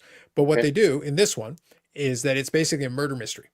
And what they do is they get and for the most part, they hire these actors to be the kind of the hosts of the manor.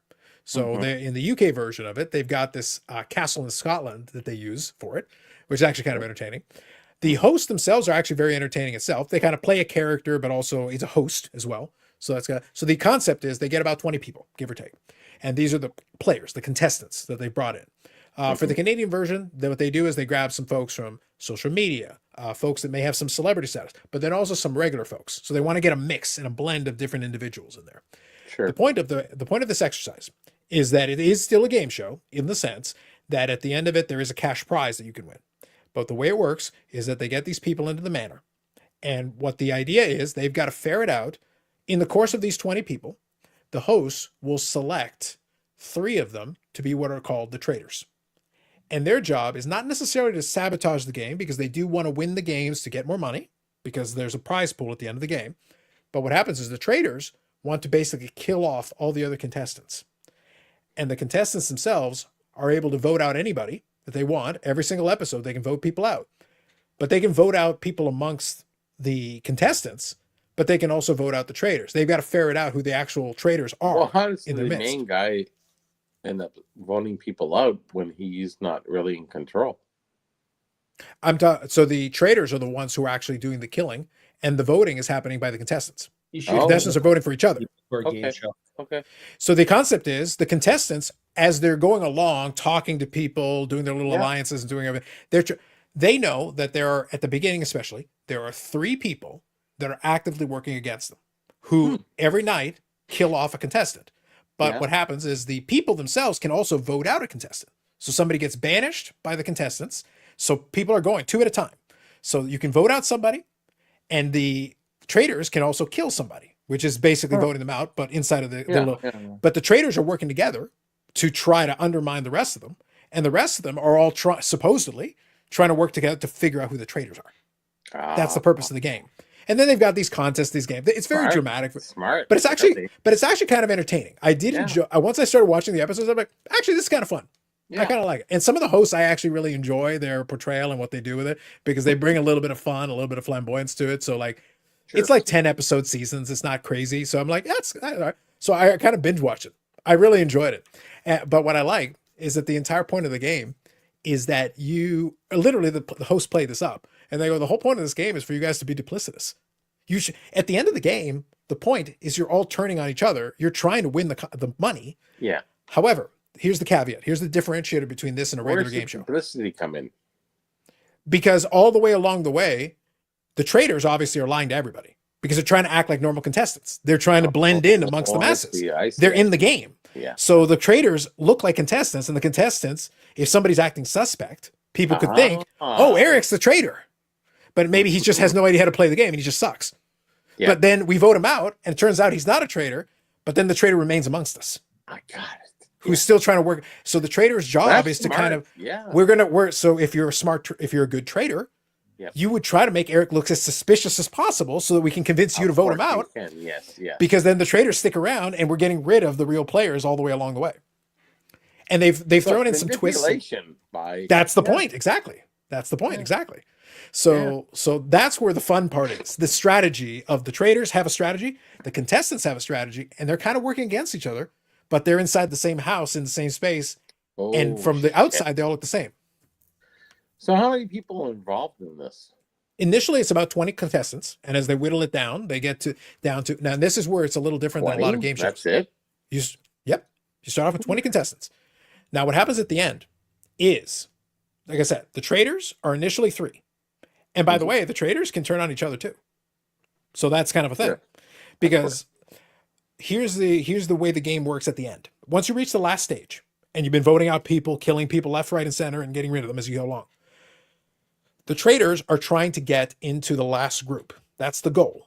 Because ultimately, if the traitors are successful in getting to the last group and they're not ferreted out, the other So contestants they win who are, the most amount of money, right?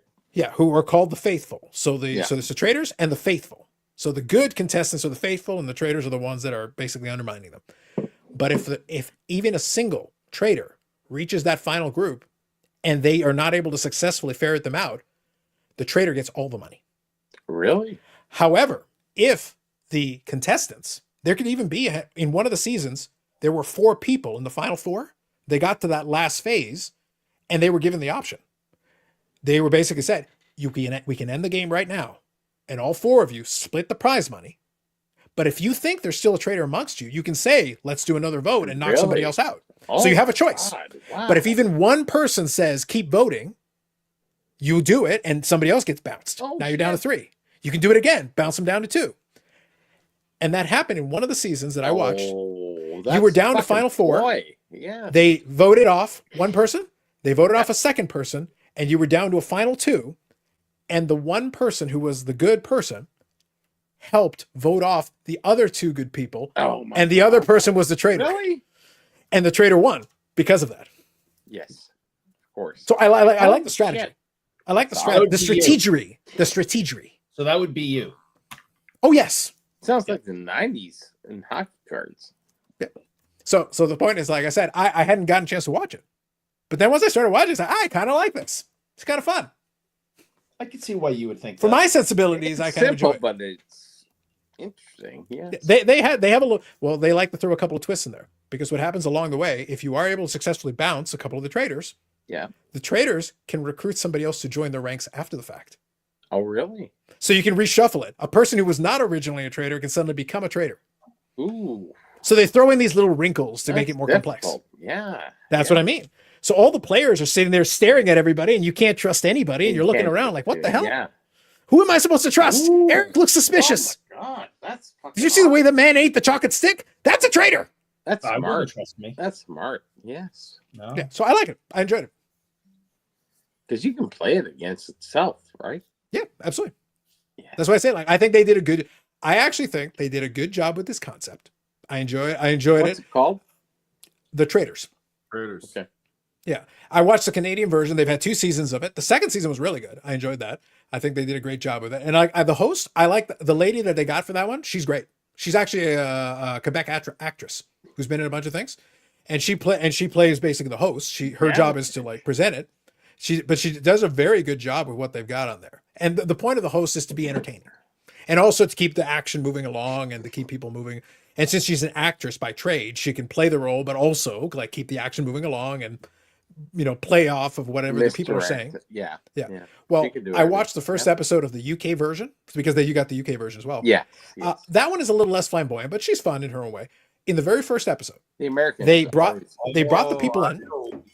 Who you In the first episode, they brought the people in, and they said, "All right, I want to get," before they even got in the house, before they even got going. They literally just got off a train and walked in and got to see they're beside a castle, and they're going to live in the castle for the duration of the game. On that.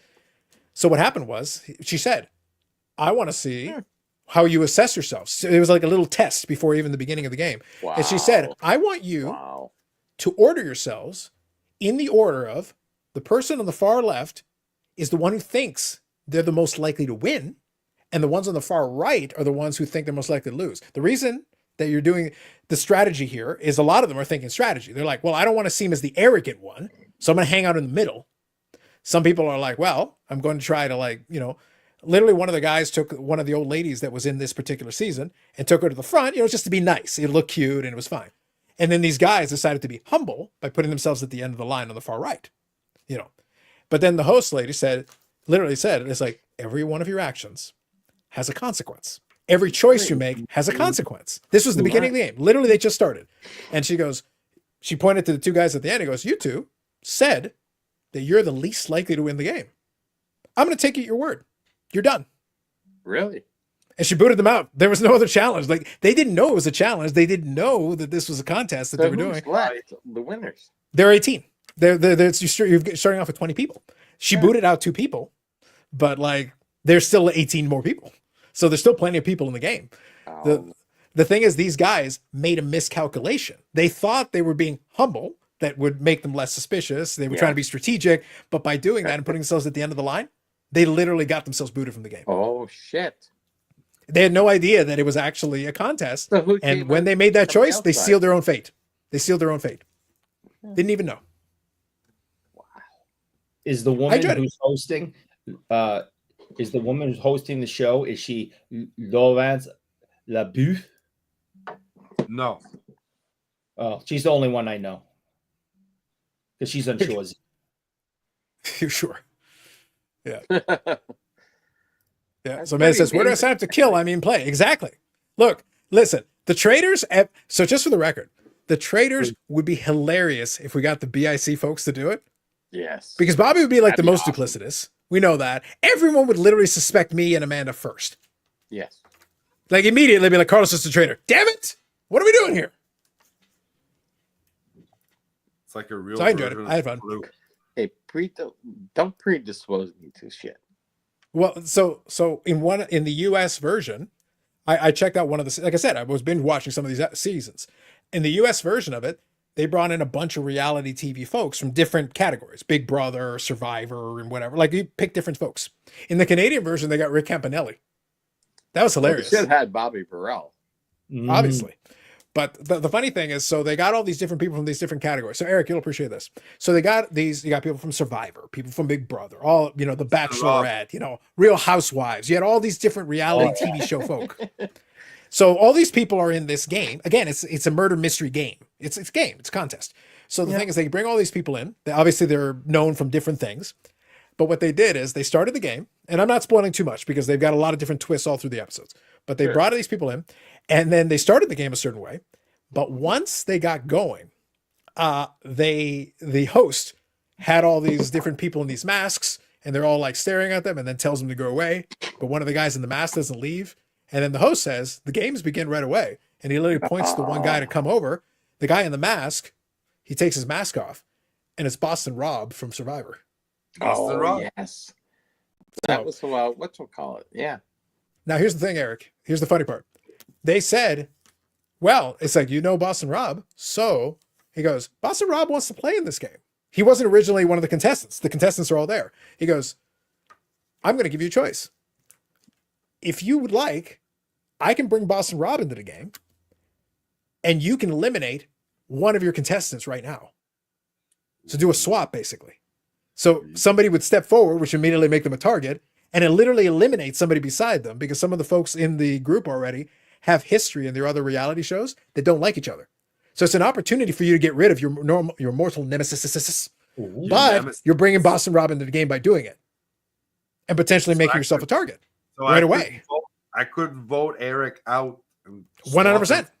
For Boston. But you're also Rob. bringing somebody. But you're also bringing somebody to the game, Eric, that is notorious for being very shifty and doing this kind of things very well. Yeah, So- they're from. It's a Boston thing, I think. Yeah, absolutely. But here's the thing, Eric. So all of them basically decide not to do it. So Boston Rob's out. A couple of episodes in, they go to like this backwoods area, and the host brings Boston Rob and a guy from the challenge, you know, the real world, and another person from another reality show. And they're all lurking in the background. And he says, I'm bringing you all into the game anyway. So the group rejected you, basically thought they had gotten rid of you. And then he still brought them into the game and made one of them a traitor. And there were already 3 traitors. So now you added a 4th traitor. So the point is they keep throwing monkey wrenches into things. So if people have seen previous seasons, you think, oh, okay, so we know how the format is, but it's like, no, we're going to throw a monkey wrench in now. We're going to screw with you basically every Are they time. going to bring Katniss in next? Maybe. So I enjoyed it. Like I said, for a 10 episode season, it's kind of fun. I enjoy it for that kind of thing. It's enjoyable. Science episode of Gilligan's Island, maybe. Hobby could use a game show like this. Yes. Except everyone would vote for Geoff. You're the traitor. Wait, Eric, what if it's BG and Geoff that we have to argue over? Oh no. We're screwed. Good evening, Paul. Venice is true, yes. Who? We don't. Eric, that one. So I enjoyed it. I got a kick out of it, man. I was binge watching that shit. I had a good time watching it. Sometimes you find a show that's fun. If you find a show that's fun and it's a sensibility, again, it's very lighthearted. It's like it's a game show. At the end of the day, the point is to win some money. But they make it very dramatic, and I'm just sitting there like, you know what? A lot of the reality shows are bullshit. I don't really care for them very much. But this one I enjoy because we're bringing some duplicitous. I like some proper backstabbing. Let's go. Let's go. Let's get some backstabbing in there. I like that. Not as simple as spotting tails in a program. Yes. That's why I thought it was funny, because like I said, the little wrinkle that you can actually recruit another person to become a traitor in mid-flight is a fun little twist, because somebody was playing the game straight right up until that point, what happens if they suddenly become a trader? Do they suddenly act suspicious and shady? So it adds another level element to it. I want to be suspicious and shady. You're already very suspicious and shady. Yes. So I was saying, Yannick already confirmed that he didn't have anything. Did you get anything in this week? Anything new on your end or no? No, nothing. Been busy doing other projects outside of the hobby. So What? You didn't even buy some shit to pile up in Eric's room? no, I've been actually very behaving, sending mail to I haven't gotten anything in a few weeks. No, Do you want me to just send you some random, like a bag of garbage or something? I can do it. You're not supposed to, really. No, I'm actually looking forward for the expo for that reason. Being focusing on my C57. That'll be a good time. So Yannick, since you bring that up, I want to actually take advantage of this. So you're gonna be looking out for C57.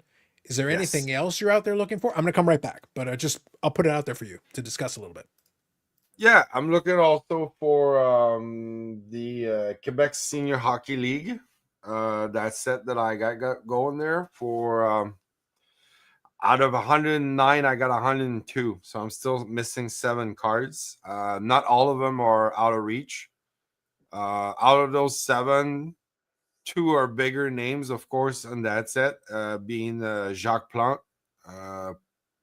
probably known at one of his first card before he joined the Canadians. He's referred to as Boston Bruins legend Jacques Plante. Thank you. Boston Bruins legend Jacques Plante. That is correct. And there is as well a guy named Toe Blake.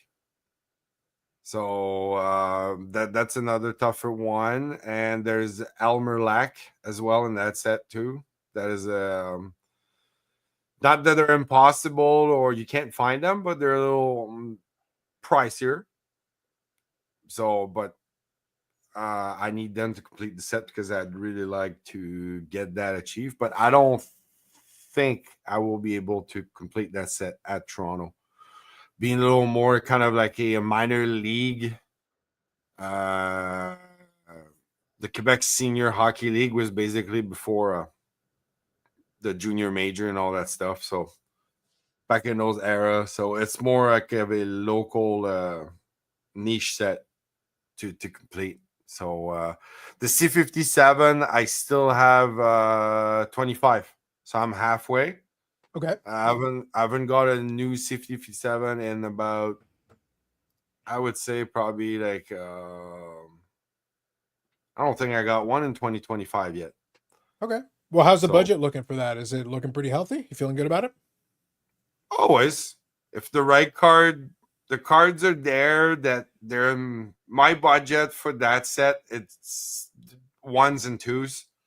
Twos are even like a great deal if I can find a great looking 2s. Ones I have some. Those are my budget because anything above that is beyond what I can afford. I would be willing if I could find a Vazina. That would be the right kind of Vazina. I would be willing to spend the money to acquire it. Because that's probably the biggest, not probably the biggest, it's the biggest one of the set. And it's always one that basically you're waiting and eventually, you're going to have to pull the trigger if you want to complete the set. And like a lot of other stuff, they don't necessarily get cheaper every year. So that's the reason I was asking, because when you're talking about one of the sets of vintage, one of the challenges is that you kind of have to attack some of those big cards because they don't get cheaper as you go along. At a certain point, they just, the price keeps doing this steadily over time. I already did. I'm halfway, let's say, through. Not only I'm halfway through the set, I would say I'm halfway through the Hall of Famers in the set. Okay.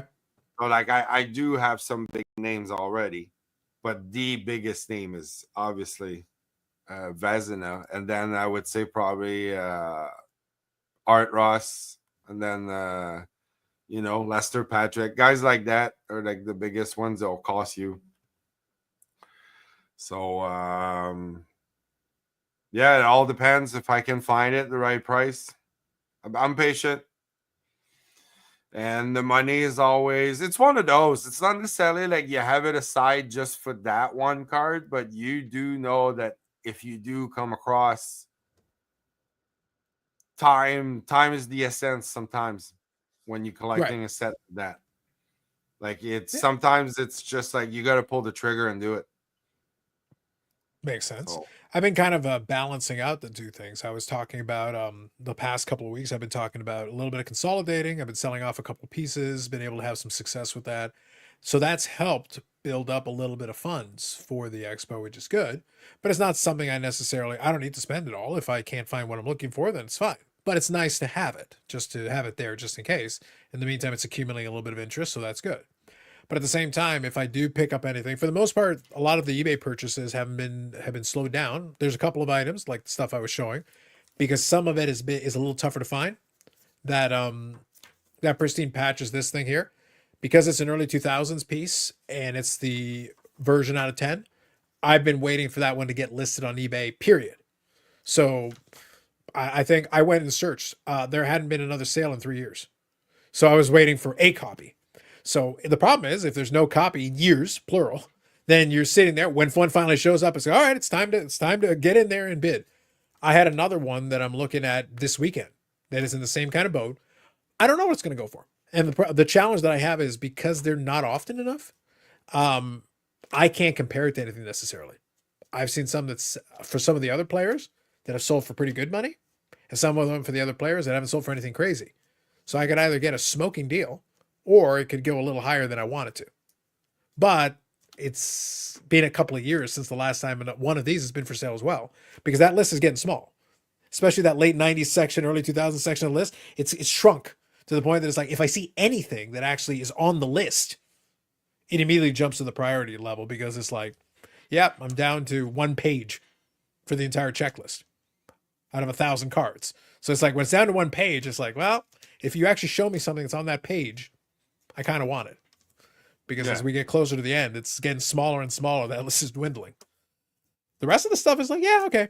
Once in a while, if it's cool, it's fine, but it's not an urgent. Another one will come down the pipe. But yeah, some of these I've gone 3 or 4 years, and it's like the save search, nothing. You never know. Nothing. Checking every day. Nothing. And then suddenly I got a ping.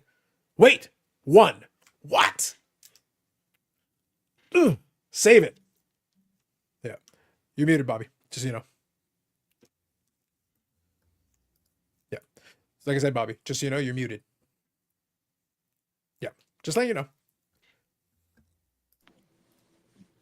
Sounds like a message in a bottle. Yep. Yep. Still waiting for the real life version of the Running Man. Probably break Netflix if that ever happens. That'd be fun. We need the opera singing. Gladiator. That'd be a good one. yeah. That guy was fun. But yeah, so that's what I say. Like, some of these are like whenever I've got my watch list, a bunch of these are just like stuff I'm keeping an eye on, stuff I'm curious about. I want to see what it goes for, or if down the road, the seller starts discounting it because he finally wants to get rid of it. Okay, I'm interested. Sure, you drop the price enough, I might be interested. But then there's the one that I'm watching. It's like, yep, it's getting closer. By the end of this weekend, I'll have taken my shot at it. We'll see if I can add that one.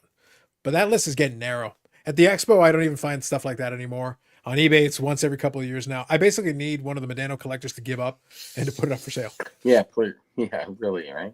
Yeah, because they're the handful of them that I know where they are. I know who owns the copy, and they're not moving it. So I basically need one of them to give up and get tired and be like, all right, I'm selling off the collection. Sweet. I'll take one of those. Yeah. Yeah. They have to give up. And the problem is, if they decide they want to get out of it, but at the same time they don't want to lose money, that's the worst. And I'm like, but you overpaid for it in the first place. I didn't agree with your original payment price. Yeah. It's not my fault you overpaid. No. I have the same issue with all the multiple Reggie Lemon collectors out there. I'm just waiting. All 2 of them? Oh, Lemon. Oh, I'm just waiting for, certain things to pop That's up. comparative, right? Yeah. So No. What Eric's going to find out is eventually this is going to be like Kaiser Soze reveal. He's going to find out that Pretty his much. greatest rival is Eric when he is on insomnia and drugs.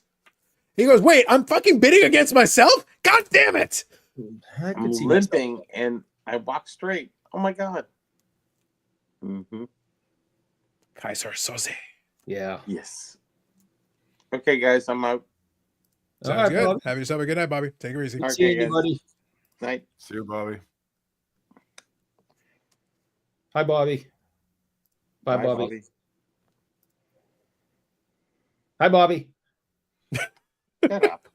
Bye, Bobby. All right. I'll take him. I'll take him off the screen for now. While he's working that out. Help a brother out, will you? For God's sake. I was kind of enjoying it. I'm not gonna lie. It was like an episode of The Traders. We just let it play out, Eric. Just let it play out. It was going great. So good. I loved it. But yes, so I do strongly recommend it if you guys are interested. If you already don't already have a bunch of other stuff you're watching, whatever, I'll recommend it to you. You can have some fun Sounds with it. pretty good. I was enjoying it for what it was. I'm not gonna be watching a ton of those shows, but we'll take it easy. It's fine. Let's see here. Carlo here says, bad news, Carlos. Don't think Medano's parents will ever sell. Psh, joke's on you. If Medano's parents had the cards, I'd have bought them. And then I'd own everything. Yeah. Yeah. That's a good way to do The problem that I have, and what's funny is jokes to Carlo and all the other. Dude, I would love if Medano was like, yeah, no one collects that bum. Everybody hates his ass. No one collects. No, there's a couple of guys that literally have been collecting since the 90s, like me, that pay way too much bloody money for these cards.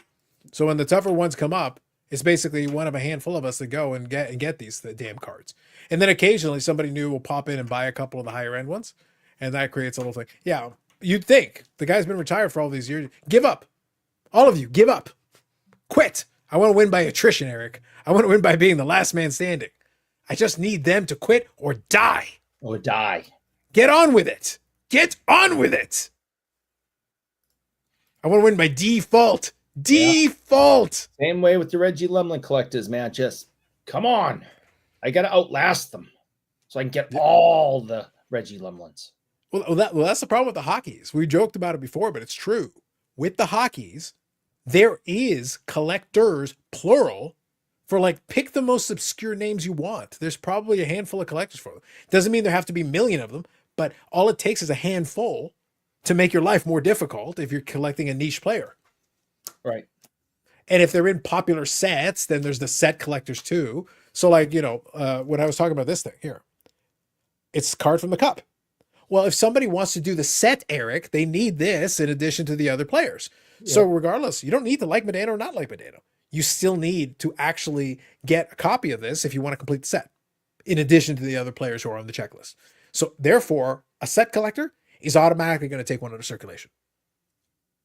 The more set collectors there are, the more get taken out of circulation.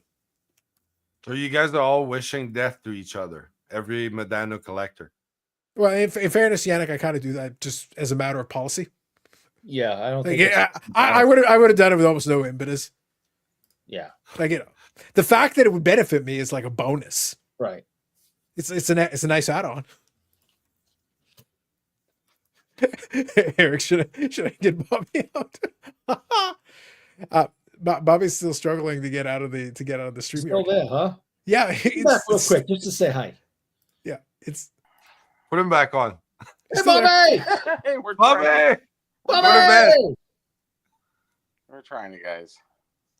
Throw the phone at this point, the phone. So Bobby, I'll tell you what. I'll boot you off of the StreamYard. That'll get you out. Thank you very much. Yeah. Okay. Right. That's good. Have yourself a good night, Bobby. Take it easy. Okay. Bye, Bobby. Good night, guys. Bye. All right, I'll get him out of there. I was just looking at it. 7 a.m. You guys couldn't see, but I could actually see him. And if for some reason he was still there, he was trying to work it. It wasn't happening. Amanda says, there's always people out there. How am I not the only PLD? So Amanda, we're hanging out still for a little bit. Do you want to come on for a bit and say hello? You're out in LA time. Join us to make fun of Eric. Yeah, I can shoot you a link, and that's why I don't want her. Because why would I want yet another person to come on here and make my life miserable? because she's a traitor. The more Yeah. the merrier. Just saying. She's mean.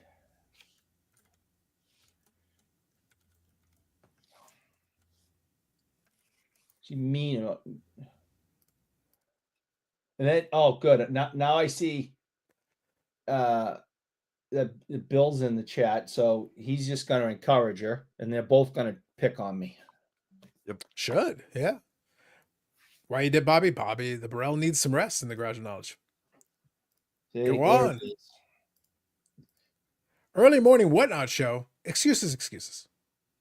I'm operating on like 90 minutes of sleep in 2 days. Eric's just a wuss. Oh yeah, What are we no, talking about here? I should have gone to bed 3 hours ago. I'm exhausted, and I got to get up and ride tomorrow at 9 a.m. Yannick, that sounds to me like something a foolish man would do. Yeah, I got to get up at 8 and be on the trail at 9. Or you It's could just do it an 1 in the excuse afternoon. because he likes wearing tight stuff.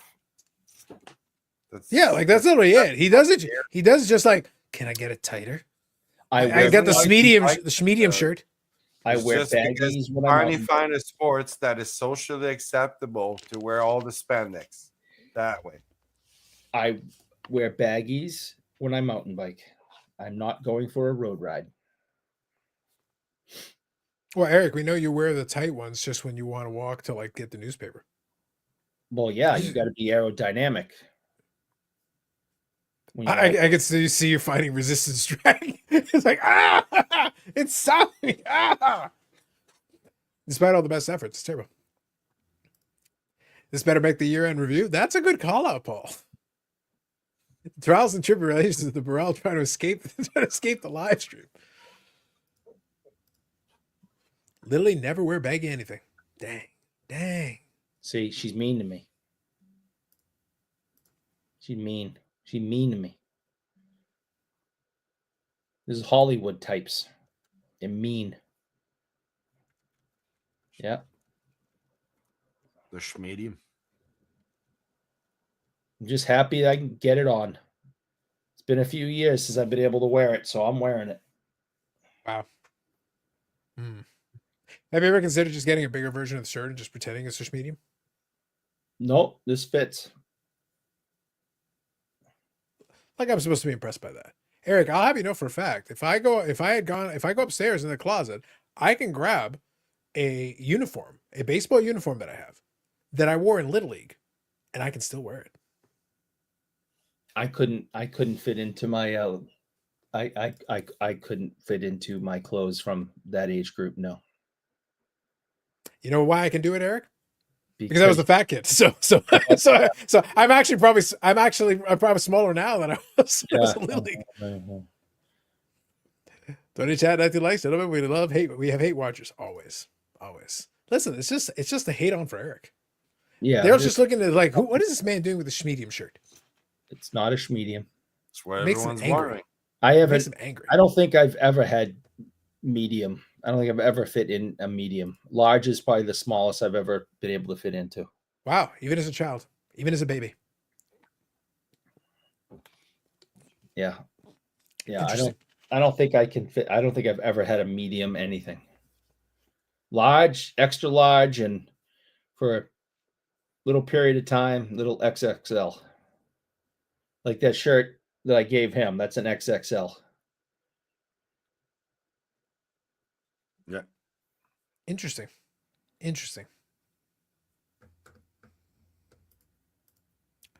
These are facts. So real quick, since Bobby was asking about it earlier, I didn't get a chance to do it sooner.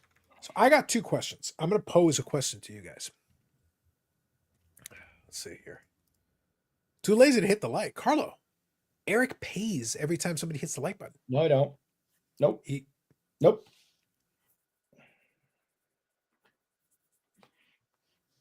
There's nothing to like. This is stupid.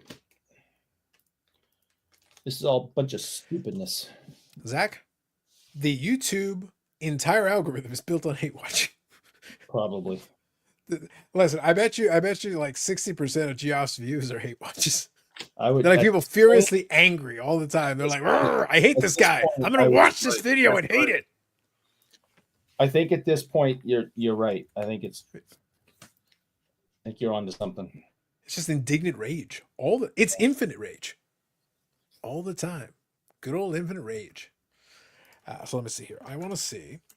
The question I was going to ask was, so now Ovechkin has officially tied Gretzky. Yep. In one so less now game. we have I will pull up how many games we got left. My curiosity is, we're pretty much assuming at this stage that he's going to get it. The question is when? How much longer now? Next game. Think next game he puts it through? He puts 14. He puts 18 shots on goal just to make sure in the first period. Yeah, he just fires away. Yeah, I've said this before. The team's already in the playoffs. They don't have to win another game for the rest of the season. They're already in the playoffs. They're just going to feed him. So the next game, he's getting it. And then as soon as he gets it, he's going to, play the rest of the season, go to the playoffs, and he's done. You won't see him next year. I would say that's more likely. But you know what's funny, though? Here's a question, though. Like, in all seriousness. The whole thing, my thought process is that the toughest one was going to be the one that finally crosses it. I do think they're going to fire away. They're going to be like, guys, we want to get this done, fire away. But here's the question, okay? Let me throw this at you. The next goal he scores will be the 42nd. That's the one that is the record-breaking goal. But with the amount of games remaining, and I'm going to pull up exactly how many games are remaining. And this is where it gets a little interesting for me, and this is the reason why I was thinking about this. The goals record is now one away. The 40-goal seasons, he's extended his own record. Like, he owns that record. But what I think is interesting to me is I'd be curious if he keeps firing away until the regular season's over. So let's say next game he scores the winning goal. They do the ceremony, they do all the rest of the stuff. The next game they're going to play, they've got a game on the 6th against the Islanders, so that's 1. Carolina on the 10th, that's 2. Columbus on the 12th, that's 3. Columbus on the 13th, that's 4. So they got back-to-back. The New York Islanders on the 15th. So that's 5. Listen to this, though. So he's playing the Islanders twice. The Islanders goalie, he has never scored on. And they're playing him twice. And he has never scored on the Islanders goalie. Could be. I think that'd be fair. It should be interesting. So people are joking that like Patrick Waugh should just bench the kid for the 2 games. So he can just keep the record alive of never being scored on by Ovechkin. But he's already scored on the most goalies ever. So that's kind of another record. Never scored on this kid. Yeah. So bottom line is we've got 6 games left. So we got the 1 goal to pass Gretzky. We got 6 games left. Yeah. There's 2 things I'm looking at. Okay. So here's the thought process. The next goal is 895. 6 games left. If he just keeps firing after that, even in the same game, here's my question. And I'm posing this question in the chat too. If you're Ovechkin, let's say your plan is, okay, so you broke the record and you're going to retire at the end of the season. So however long the playoffs go, you're going to do your best. You're going to try to do whatever you can, but you're going to ride off into the sunset after. So you got nothing to lose. You're going to, Eric, would you keep firing away to get to 900? You're 5 away with 6 games left. Give it a shot. Oh yeah. Why not? Yeah. What's the harm?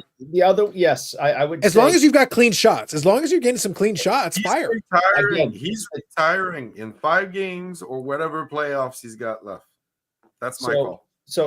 I agree. So there's 2 ways to look at this. Have the team because again, the team's already in, and they keep feeding them so he can get to 900. What an accomplishment. That'd be insane. The other thing you could do is that once he breaks the record, I'm not saying pull the NBA, do an NBA thing and bench him, right, for rest, but limit his minutes for the remainder of whatever the season is after he scores the next one. So he's a little fresher for the playoffs. Because I mean, the goal is to win a Stanley Cup, right? You keep Always. putting this guy out shift after shift after shift with all that pressure. He's 40. You know, maybe take a few shifts off between the time he finally scores and the playoffs. That might be beneficial for the team aspect, but individually, obviously, 900 is incredible. So, I think maybe you can meet. I think you can meet in the middle. I think you can give him a little bit of a break, some shorter shifts, and give him some more break in between, just to take it easy. But at the same time, while you're on the ice, you got the green light to just fire away. If you got a clean shot, just fire. Because, like I said, I think there's an opportunity there to do. It's a stretch. It's a long shot. It would require you to finish off on quite the interesting little hot streak. But there is a universe where you could 100% go for it and just look at it and go, okay, you get 895. Hell, let's say you score a second goal in that game. That's 896. And you got 5 more games. If you could score 900, you are literally founding the 900 club that hasn't ever existed before. Yeah. That's another feather in your cap on top of it, because you're right there. You're so close, right? But then at the other side of it, again, you would need a couple of multi-goal games, I think, to even pull it off. However, should you do that, you've got an outside shot at 50. And that would be the 10th 50-goal season, which would be the final record, and he would have that by himself. Because right now, the 50-goal season is what? He's tied. He's got the 40-goal record. He's got the 30-goal record. He could have the 50-goal season record. Yeah. As like a final exclamation point on, like, look at all these categories of goal scoring that he's got the most. This, most of this, the most of that. And then goals per game, we talked about it. He's right up there at the very top. Winning a Stanley Cup. He's already won a Stanley Cup. He's already won a Stanley Cup. They have to go out winning the Stanley Cup. I mean, that's John Elway, that's Ray Bork. You know, that's but that's still gonna require the rest of the team. Like if they should not be relying. And the way this team is played, they're not relying on him to carry them. He is a contributor who has a certain skill set that he can still contribute to them that way. But Ovechkin is not going to be carrying this team to a Stanley Cup. If they win the Stanley Cup, it'll be because he played his role and fired away when he needed to, played when he needed to, laid in the odd hit when he needed to, and just did that. Lead by example that way. The young guys are the ones who need to be carrying the load. They're the ones who are going to be doing the heavy lifting. So that's why I think you want to have that kind of that balancing act. I think that's going to be it. Amanda, when you're good, just give me a thumbs up. Oh, boy. Everyone's favorite. Amanda, you are the trader. I know, I'm going to have to watch that. Hi, It was Amanda. good. By the way, Amanda, if Hey. you want to have some fun, you can choose. I watched one season of the American version. It was okay. Gotta be honest. I prefer the Canadian version. Okay, so you watch see, I feel like that's, Eric, don't you think like they're probably better at being shiftier because they present like, Oh, yeah, they're we're all like the Amanda, nicest Amanda. people on the planet. Amanda, not only, look, we've conned the Americans for like almost 200 years. They don't realize that we will cut a bitch, mostly Eric, at the first opportunity. That's true. They would. Just literally. Well, if you do, then that t-shirt's the seams are just finally gonna give. It's gonna happen. But the other thing, the reason why I thought it was entertaining, like I think when it comes to a show like that, the cast that they select is going to be key. The host, if the host does a good job, they add something to it. And like I said, the lady they got to do that one is this French Canadian lady who plays just the right amount of shifty. Who she very clearly enjoys playing this role, and is hilarious listening to her in her French Canadian accent. She's good. Be very snooty at them when they're stupid, and she mocks them in a very French Canadian accent. I'm like, this makes it more hilarious. I love it. And then she sarcastically says, "Bonsoir," and then she walks away. And I'm like, yes, this is what we need. Yannick, I'm telling you, man, it's hilarious. Sarcastic French I know on you're top of talking everything about- else. It's her name is Karine Vanasse. She's an actress. She's very good. She was Yeah, very she's very good. I Very don't know her, but she's no Laurence LaBouffe. Oh, she's hotter than her. Eric, I'll give you the title. I'll give you the name. You should Google. Yeah. Amanda will tell you I'm not allowed to Google things. I think Emmanuel is also a French name. It is I'm not allowed to. in space. I'm not allowed to look that up either. In space, no one can hear your VPN, Eric. I don't think she's keeping that close of an eye on you, Eric. I really don't. Yeah, she's literally just hanging out with him. So she doesn't care about you. She doesn't care about you. Amanda, did you see the messages I sent you through Instagram? Okay, it's all right if you did. You can look at it. Amanda, this was your opportunity. The last time Eric sent me a text message, I literally be like, "Oh, that's inappropriate. Oh, that's gonna get us canceled. I can't repeat that. Good Lord, this is a family show. How dare you?" Oh no, they weren't bad. All right, hold on here. Let me read a couple of these comments here. Carlos says, Eric, who are your top 5 goalies of all time? And in what order are they? Anyone that's never played for the Boston Bruins. Go on. Brodeur, Waugh, Dryden, Plante, Sawchuk. See? None played for the Bruins. That's not true. Jacques Plante played for the Bruins in 1972. I only recall his time with the Edmonton Oilers. Go on. Hobby Champ says, people hating on SCI and Geoff Wilson have become more annoying than the actual content. I'd agree with that. It does get to be over the top. It's like the cool thing. Yeah. Not talking about the valid criticism. We're talking about the blind hatred complaining about dumb shit. Yes. Yeah. That was what I say. Like, whenever the internet gets on something, it keeps going until it overcorrects. It eventually just keeps going. Sawchuk played for the Bruins too. I just wanted to throw that out there. Eric, the problem with your theory, and it's only a theory. And Dryden was drafted by the Bruins. So the Boston Bruins aren't real. They can't hurt you. Well, according to Dryden being drafted, Plante and Sawchuk playing, I'm thinking that, yeah, they are. They just Eric, you've had a lot of concussions. They Eric, just you've had a lot of concussions. They just really suck. You believe they're real. They've never been real. No, they suck. When you were 8 years old, really you watched a bear with skates skating around and you thought they were Bruins from Boston. They're not real, man. I did see that. See, man, it's very sad. It's very sad. I get confused. And then I swing back to we should be nice. We should be kind to Eric. I actively refuse. I not only refuse, I actively refuse. You mean because of the concussions? Yeah. A little bit. I've had so many concussions. Eric, if it makes you feel any better, I'm equal opportunity. Despite your infirmity, I will consistently beat you like a drum regardless. Yeah. I'm not allowing your handicap to hold you back. I would insult you by holding back because of that. Yeah, I appreciate the fact that you're not prejudiced in any way. That's good. Indeed. Ashley, yep. Have they started shaving hockey sticks yet? I don't know. Have you seen the new torpedo hockey sticks? I haven't. That'd be interesting, right? Yeah, very good list. Hit the like button so Eric pays. Exactly. No. Thank you, Bob Jackson. Eric's pay facts. Oh, you, Bob.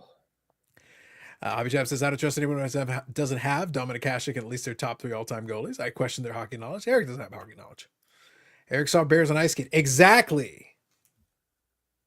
I've had concussions. Mm-hmm. Speech to text why things are misspelled. There you go. Gotcha. All good. So, man, if he said top 10, Hasek would have been on there, but you asked for my top 5. That's my top 5. Same bold. Man. This isn't like his regular skaters list. It's just Joe Thornton, Joe Thornton, Joe Thornton, Joe Thornton, Helleth and Gill. All right, well, Helleth and Gill, but not Joe Thornton. Yeah, I don't like Joe Thornton either. Sucks. The Joe Thornton and the mayonnaise, you guys got to just quit. You got to just quit with it. Let me think, Amanda. Let me consider your request. Denied. But I thank you for asking. I appreciate it. Hello, Hobby Goats. Sorry for joining in. Good evening, Nate.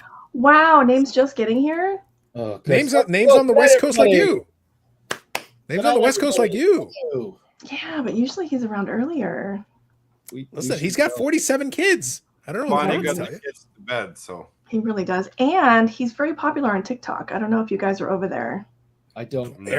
Eric basically spends his entire life on TikTok, so he can. I don't talk the tick. I know nothing of it.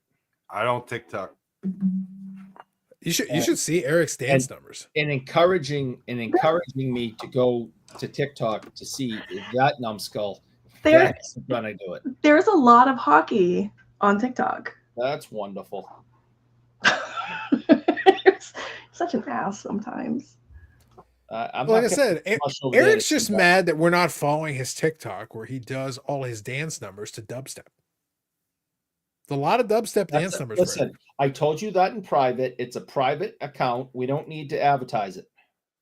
Says you now. Prince colors are black, gold, and male, so it's kind of hard to That's not get away true. from it. That's not true. Sounds true to me. It's on the internet, so it must be true. So I was going to ask, so Amanda, first of all, how are you? And second of all, how are things going otherwise? I'm well, thank you. And despite that, everything's good. Listen, Just it's getting not a ready trick for the... it's not a trick question, because when you ask the first question, people have like an automated answer, and then sometimes you're like, no, but I'd like you to be a little more specific. We do have an expo coming up, I and know. Eric won't be there. And Eric won't be there most likely. Wait, I thought we were like at 13%. Eric keeps changing numbers every 5 minutes. Did I mention he has had a lot of concussions? I But I have- feel And he sucks at I math. feel like it's creeping up though, the number. yeah, it's creeping up, but it's still at like 15%. So it's Can not- we reestablish? We have yet to not deter. Like, there is literally no deterrence there. You get in the fucking car, you drive, and 10 then hours. you get to the border. We pay for beat you gas and viciously. Tolls. Pay for gas and tolls. Get to the expo. Pay hundreds and hundreds and hundreds of dollars for a hotel room for 5 days, Bullshit. and then Bullshit. I just Shut give up. you a freaking Yeah, but solution. The I time give you a freaking solution for free. listen. So did I. Sleep in a ditch outside.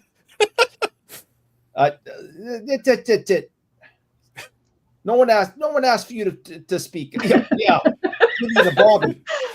but the There you time go. that you get to spend with your friends is priceless. Yeah, and us too. Yeah, Tim's right. gonna be there, Chad's Yeah. gonna be there, Josh is gonna be there. I talked to Timmy Two Hats yesterday. That was enough. Did you talk about throwing shoes into a washing machine? Like, what did you guys talk about? What do you guys talk about when it's just the two of you? I was gonna say, That must Go be on. interesting. I'm fascinated. Please continue. Wow. Tim, Usually when you get Tim one-on-one, he's very normal. yeah, that's exactly. Yeah. You actually can have a really good conversation with him. It's when he has an audience is when he starts to perform.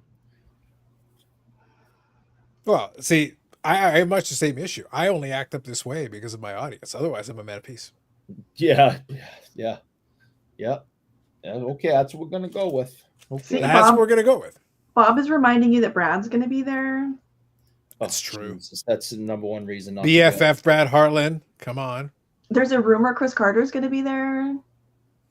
Yitz is gonna be there. I'm not making this any better.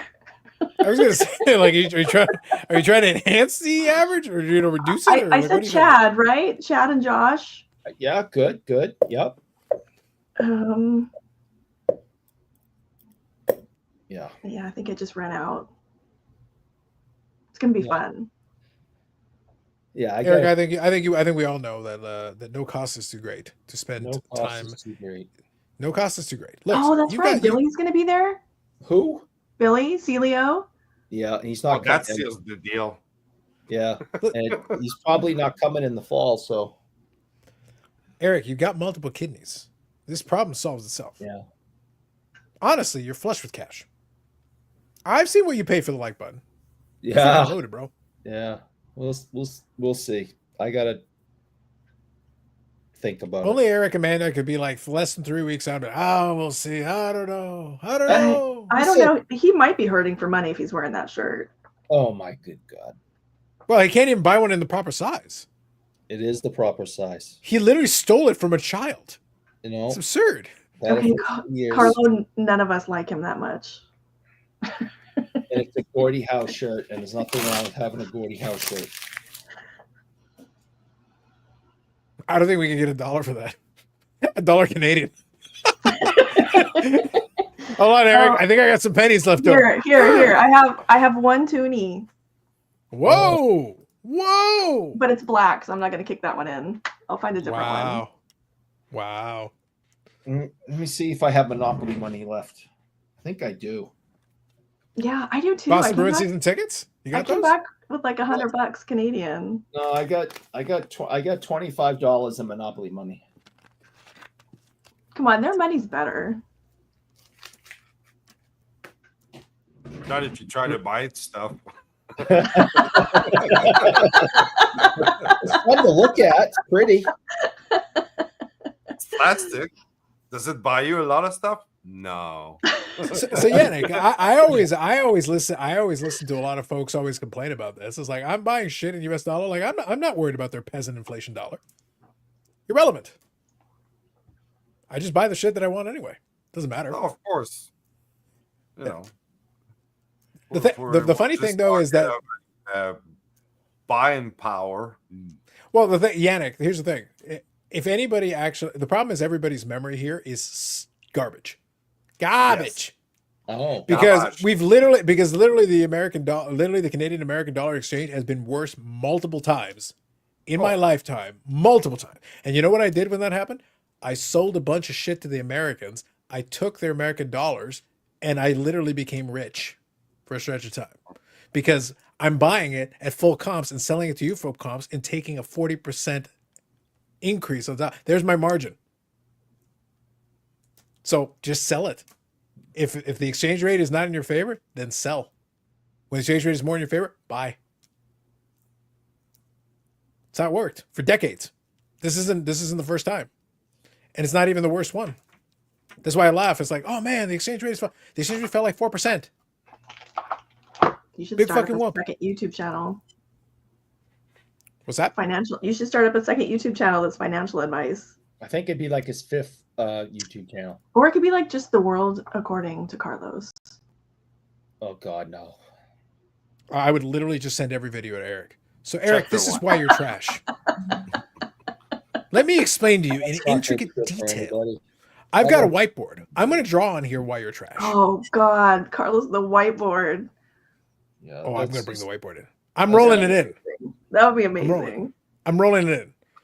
Here is Eric, and all of a sudden I just draw like a stick figure man with like, somehow even on a stick figure, the shirt is too small. The shirt is medium, even on the stick figure man. I don't understand what's wrong. I'm wearing a properly sized shirt, and I finally fit it. Yes, you're wearing a lovely child shirt. Go on. Why can't I get any kind of like, hey, good for you? Because you stole it from a small child. Because it kind of looks like a youth large. You thief. Nope. I understand in Massachusetts they don't have laws. I'm very happy. Surely stealing. You see where it's all bunched up here? Yeah, just like pull it. Just give it like a tug. I'm very and happy just- that I can finally wear it again. What do you want from me? Well, we don't want a crop top, so there you go. Right? Bob Jackson. I want to Carlos with a whiteboard stream. It'd be good times. Looks like it's choking you right now. That's what I'm saying. Like, look, originally that was a white shirt before he stabbed this child he stole it from. Unbelievable. All right, I really love this. Stole it from a fat kid. Ridiculous. You know, my favorite part, Amanda, is that Eric was, bragging about it. It's like, oh man, it's been so many years since I wore this shirt. It's like what I said earlier was true. I literally have some of my old Little League uniforms from Little League baseball, and I could. It's a button-up shirt, basically the top. I could literally wear it right now, and it would fit me, and it wouldn't be like medium boy over there. I would actually have room. Let's don't all do that. Don't let Eric set the example for the show. Well, the problem is, Amanda, like it literally fits me with room. Like it's not. It wouldn't be tight. That's the joke. It's like, no, actually, there'd be room in it. Eric, you have to come to the expo so we can celebrate your belated birthday. No. Now I'm definitely not coming. You guys with ice cream cake. We'll get you an ice cream cake. No. And then the Burrell will lose. The Burrell will find his way back on the StreamYard. He will press buttons on his phone with viciousness. He goes, ice cream cake, I will get you all. I will figure out how to get back on the stream and you're all dead. Just a lot of anger. Good Lord. Wow. You're going to get an angry chapter by the Burrell in the book. You're going to see. When he gets into 2020, it's going to be an angry chapter. I can actually buy this book this time. Like, apparently the other one's just like, no, you can't have it. Well, it's basically Eric, controlling the black market. Like, that's all there is. He did corner the market with his 250,000 copies. Yeah. It's a bit aggressive. I got to be honest. Like most people are like, you could just support it by buy a copy. Well, That'd and be he, fine. I think he said it's a coffee table book too, so it's going to be expensive. Well, Eric intends to build a coffee table with the book, so he needs a whole stack of them. Like both legs are going to be these books. He's got 4 sets, and then the table itself, he's going to basically shellac an entire group of them. And we're all getting them for Christmas. Yep. And he needs basically room for all his Reggie Lemons because he's got a lot of people say, "Oh, get the rainbow of, stuff from Leaf in this case." Well, Eric is like, "No. I have the entire print run. Every version, every copy, everything. I have the machines. And here's Reggie frozen in my closet. He went too far. Oh, I'm gonna Han Solo his ass at some point. I promise you that. It's dark. That's Very an dark. impressive. I'm just impressed with the reference, Eric. You're welcome. Those walls behind him are actually books stacked up. That's right. He's going to start filling in the wall. Those, he's going to use Bobby's book as insulation. It's actually holding up the foundation of his house. Like, he's going to find uses, man. Turns out Bobby's book is useful for just about everything. No, he's got to share some of them though, because Bobby's going to be pissed if no one reads it. Well, in fairness, if Eric got a book, he'd still be unread. Eric can't read. My mother will read it to me. Are you sure she'll read it to you? How is your mom? She's doing very well, thank you. Oh, good. She's doing very well. Yep. So, hanging out with all her friends all the time and very active, and her health is good, and she's having a lot of fun. So she's doing good. well. Good. And I hope it does her heart good every time she hears us insult you and she cackles off in the distance. She has no problem with the insults that I receive, and sometimes she thinks you guys should have been meaner because she's not a nice woman, and she's never well. And, I mean, she's come on here. She's has said horrible things. She's typed horrible things. I mean, it's just the way she is. It's the why I am the way I am is because of a horrible upbringing from a very abusive woman. Wow. I see. Yeah. Did you consider taking some responsibility though? Have you considered the possibility that you just might suck? Oh no, I take no responsibility of anything I do. I quickly look to who I can. No, he's a guy. Yeah. Debatable. Do you see the size of his shirt? It looks like a child's large, at best. I need to see if Dubois had any assists tonight. You guys probably don't know that off the top of your head. No one does. Eric could probably check it out, but right now he's only concerned with Dubai. If you had said Dubai, Eric would probably know what you're talking about. Dubai? No. Yeah, Eric's decided if he's not going to come to Expo, he's just going to fly down to Dubai. He's pleading poverty, and give you a Lamborghini as you get off the plane. It's awesome. Yes. As he should. It's the right thing to do. Their police cars are Ferraris and Lambos. Mm-hmm. It's freaking insane how their lifestyle is in Dubai. Yes. You know the best part, Yannick, though? If that was true, if you could get away with crime all the time, you just need a Toyota. They'll run out of gas after like 100 meters. Yeah. It's like you get these supercars, like it's out of gas. Yeah. He revved the engine and it's out of gas. How did they get away? They had a car that had fuel economy. Damn them. It's absolutely insane the money they have. Have a good night, Dan. Good night, ladies and gentlemen, and Eric. Freaking Dan. Yeah, Dubai is a special place. I've been there. Yeah. Did you see the gold statue that Eric made for himself over there? It's a bit much. The gold idolatry is a bit much. It's like a 7-story building of Eric. It's all made of gold. And but the strangest part is even in the statue is wearing a medium shirt. Like, why would you do that for the statue? All right, next Friday I'll wear a freaking circus tent. Okay. I'll wear a parachute. God damn it! I gave you a suggestion other than that shirt. I'll go back to wearing double XL. Was it suggested a mirror? I suggested that he just poke holes in 2 holes in a trash bag and pull it over his head. Again, would be an improvement. Wait, I hate to keep bringing it back to hockey, but Sure, go on. but are the Canadians in a wild card spot? They're trying to be. That's kind of exciting. No, it isn't. Eric's excited. I'm excited, Eric. This is going to be my excuse for getting one of those baby blue jerseys. I hate the Canadians. Eric will be See, wearing a and you shirt. wonder why the By Canadians end want of to the beat you. playoffs, Eric will be wearing a shirt and cheering for them. Oh yeah. Listen, Eric that can be the bought kind of guy easily. he is? Remember, this is the same guy who said, "Oh man, I hate baseball. It's like the '86 Red Sox ruined baseball for me." Yeah, I And I'm like, remember all "Uh-huh." that. Yeah, but like I said, I was like, "Oh yeah, oh, so I see that them losing, Cries himself ruined to it sleep to for Phil you." Buckner tonight. But the Boston Bruins' entire history of failure is cool. That's fine. Mhm. That's an interesting double standard you got there, Mr. Iraq. Oh my God! Interesting Is it time for me to go to bed? I have to get up at 8 and go for a ride. It is almost time. It is time.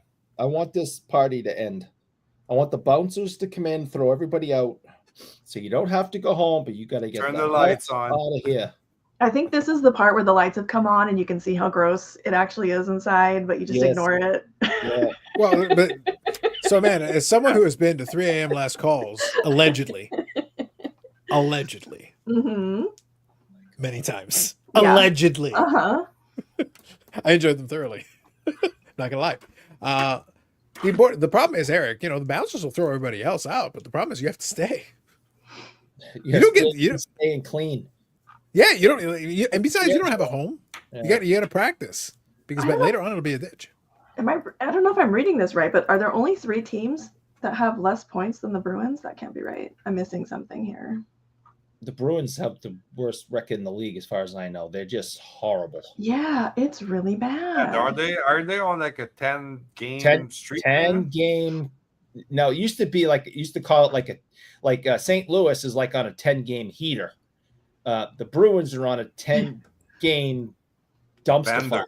I don't know what's going on with St. Louis. That's wild. So are you one of the people that's blaming Swayman? I'm blaming everybody wearing a Bruin sweater. Okay. I think it's Bobby Orr's fault. Seems obvious to me. I want the show to end now. Yes. Well, there's a lot more slander of Bobby Orr that I could do. Besides, it's the least you can do. I should be able to slander Bobby Orr after the character assassination you gave to Wayne Gretzky. Oh my God! You undermine his entire career. Well, is he still the great one now, or is he like the? Well, Eric is like he's the trash bag garbage one. No. According to Eric, Oh, like he's it's number awful. 2 Hey, now. can you put the last comment up, please? It's my all right. It's Matt Naslund. Naslund. All right. So you know who he is. It's Matt Naslund, former Boston Bruin great. Thank you. And then Guy Carbonneau. Who was never a Boston Bruin great. The thing though is the comment is that you have nightmares of Matt Snyland. How do you know you don't have nightmares of Matt Snyland? He sounds like scary. That person doesn't exist. How do you know he doesn't exist? He doesn't. Did you Google that shit? He doesn't exist. See, Amanda, this is what you're missing because I could literally just take over your podcast and myself and your partner there. We could just do it. Yeah, we're not having a show tonight. Horrible, Shocking. horrific. We are postponing it until tomorrow afternoon. Eric was finally going to make it. I should be able to watch it then. Yeah, actually. Except you'll be all tired from your bike ride. What kind of human being gets on a bike intentionally? What the hell for? Foolishness. You'll be in the ambulance going to the hospital by that time. Yeah, I was gonna say you should have crashed into the tree for the 14th time by then.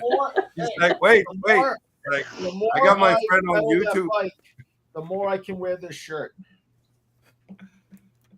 Well, you're gonna steal another one of those shirts from another child somewhere? Uh-oh. What's he looking for? He's trying to find his Matt Snyland cards. Look at all those card boxes. God, he's so organized. Everyone but me is so organized. Are you sure that you want to call that organization? Most of that's pretty random. Yeah, it's all relative. I consider that organized. Yeah. Well, man, the secret of I've got over 2,700 Medana cards, and probably for the last 5 years, I barely sort any of them. They literally just go in a box as they come in. So I scratch it off the checklist. I know I have it, and it's in the box. But if you check the box, like there's no order to that. The cards are there. They're physically there. I know they are. I don't know where now I'm mad because I don't know where my Max Naslin card is. I gotta find, maybe it's in the Bruins pile. So, man, if you're doing it in the afternoon, does that mean I have to come in the afternoon? See, it's not nearly as much fun. It's actually kind of fun for me when it's absolutely a ridiculous hour here and I can still make snarky comments in the chat. And by the way, some of those comments are brilliant and some of them even go over your heads. It's like, no, it's like, if y'all can understand, this comment is actually gold. No, sometimes, no, Gold, sometimes, gold. sometimes we just don't outwardly appreciate them because you can't always feed the Carlos.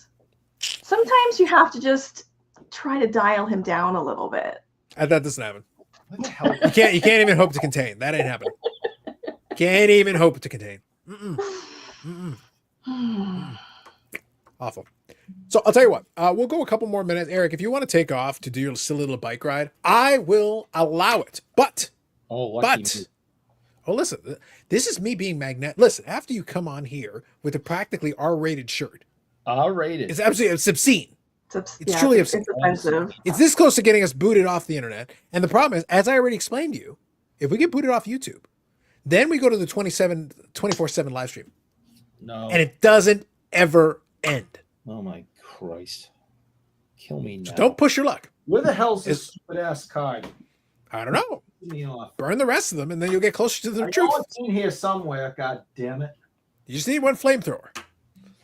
So anyway, so Amanda, I was going to ask you. So here's what I want to know, and I'll come back to poking fun at things for the podcast. And like I said, you can't contain Carl. You can't contain the Carlos. It's hopeless. So never mind. But You watch too much wrestling. what's that? I said you watch too much wrestling. You're turning into like a wrestling character. I believe that ship has sailed. I literally cut promos on the daily, over and over, like all day, every day. Just we've passed that point, Amanda. We passed the way that shirt is straining right now. We're well past the point of reason here. Fuck. Well past. It actually, from the side, it doesn't look as tight. It's not. It's finally the fabric is starting to disintegrate. It's finally starting to give. It's like it can't hold up anymore. The structural integrity is fading as we speak. It's going to disintegrate at some point. So anyway, with the expo, is there anything specifically you're looking and targeting? I know occasionally you open boxes, you got the whatnot stuff sometimes. What's the plan? I did reach out to Ken at Pastime, our friend Ken at Pastime Sports, to see if he's going to bring anything non-sport that I can partake in. I do have to get my Dubois organized before then, so that way I can actually make sure I'm not buying something I already have. Don't you have somebody that just sends you Dubois cards just all the time? Don't they just show up at your door from Montreal, maybe?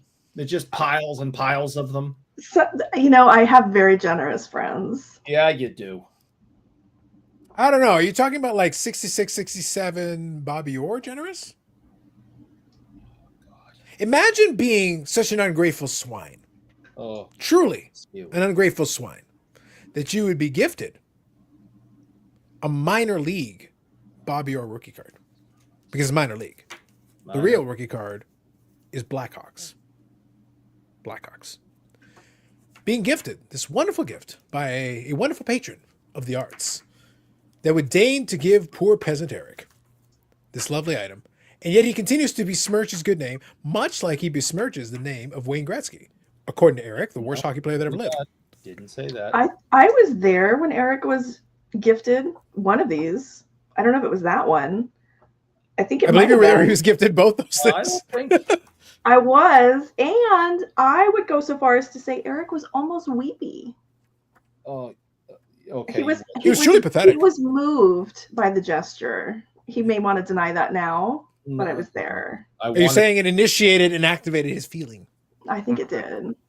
I was having a difficult time speaking at the moment. I remember. Mm-hmm. Carlos, I gotta leave, buddy. Thanks for having me. No worries. Go for it. I have to get back to sorting for this Whatnot stream tomorrow. We'll see you in 3 weeks, Amanda, I guess. Eric? Yeah, absolutely. We're less than 3 weeks now. We're getting close. Always. Oh gosh, it is less than, it's like 20 days, 21 days. If you're in the East Coast, it's already 19. It's And the show is going to be in the East Coast, so we're down to 19. Yannick, have yourself a good one. Take it easy. See you later, buddy. Hang on. All right, keep pushing the screen. Keep touching the screen, and that'll help you get out. There you go. Shut that off. Oh, Bobby. That was my favorite thing. Literally, he was struggling so hard at the end there. It was unbelievable. Whoever suggested that you clip that is right. You've got to just throw it up. At that point, you just throw the phone against the wall. Basically, at that point, you take the battery out and hope that ends it. You just take the battery out and give it up. Stop. Oh my goodness. Yeah. All right. So real quick, I want to make sure I document this. So the last Ovechkin Young Guns sale, I'm going to use Young Guns because that's the one sells often enough. The last Ovechkin Young Guns sale was $4,201.50 US. That's what that was the last one that sold. That sold April the 3rd is what I've got on here. So now he's tied. He is tied for that goal scoring record.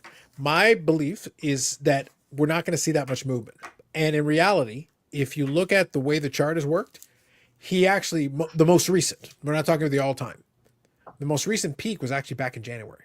It's actually down from January. So how does this, so is it, do you think things will sell and trade higher and then eventually drop back off afterwards? Or do you think they'll stay?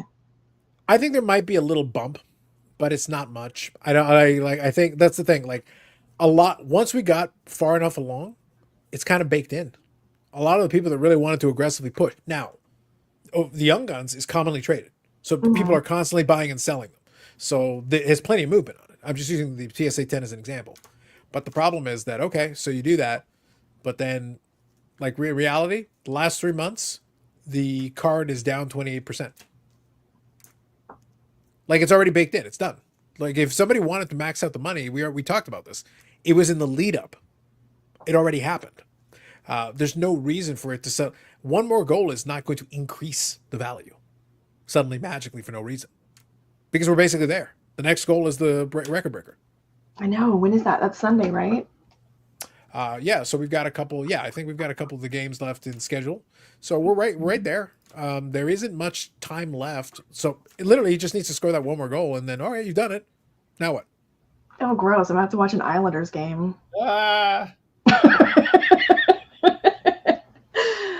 Gross. Yeah, I know, right? Not cool. Yeah. Who's that guy that Eric likes that eliminated the Bruins? Really likes that eliminated the Bruins? I don't want to talk about Peter Klima. Yeah. Pop count will bring it down. No, it won't. The thing is, like, pop count has been high for years. It's down because people already so this is important. A lot of the speculators did already a lot of their business. The people that really want an Ovechkin rookie have either already bought it or they're priced out of it already. That's what it seems like to me. My friends who are really superficially into hockey, who are just like, they get on like the stuff that's being hyped, like they already ran and got their Ovechkins. Yeah.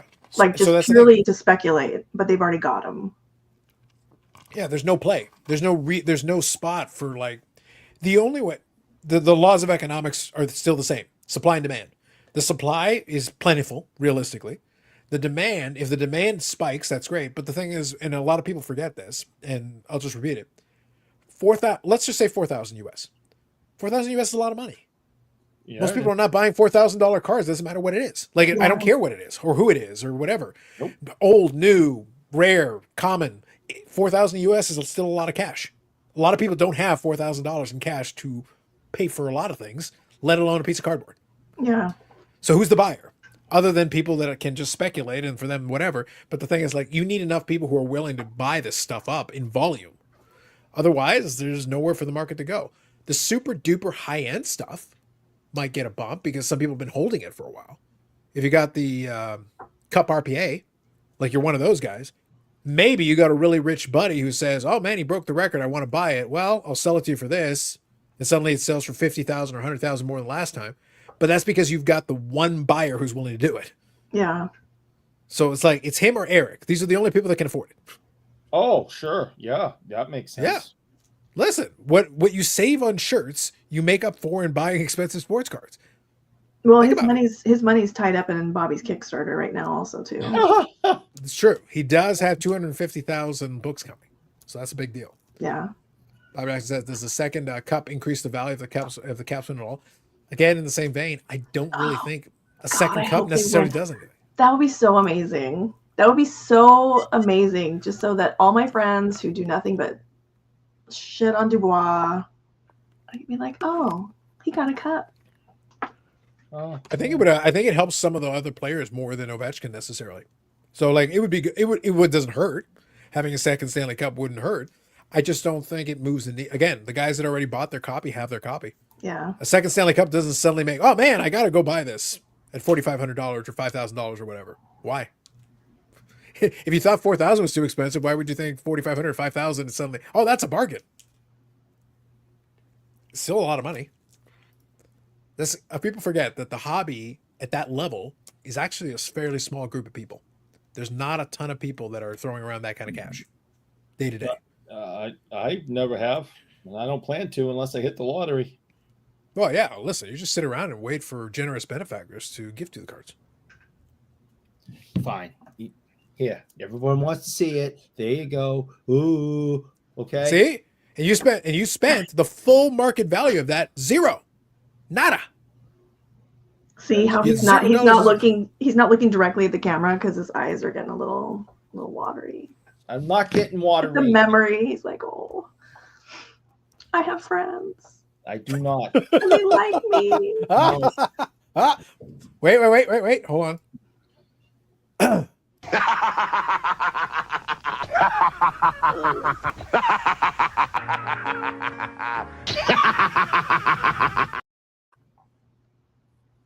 I walked into that one, Eric. Whatever. Isn't that from his BFF Brad? Yes, it is.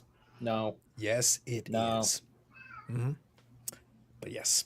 So, all right. We'll start winding her down on that. So, you can check out Graded Gamer on, I think it's The Graded Gamer on YouTube. Is it with the or without the the? It's the. It has a the. It has a the. So you It can has check a that the. out on You have the it. YouTubes. If you want to listen to a podcast involving you're Amanda on. and a British man who speaks many innuendos. Many innuendos over there. I have gotten him so like tame on this show, and he's still.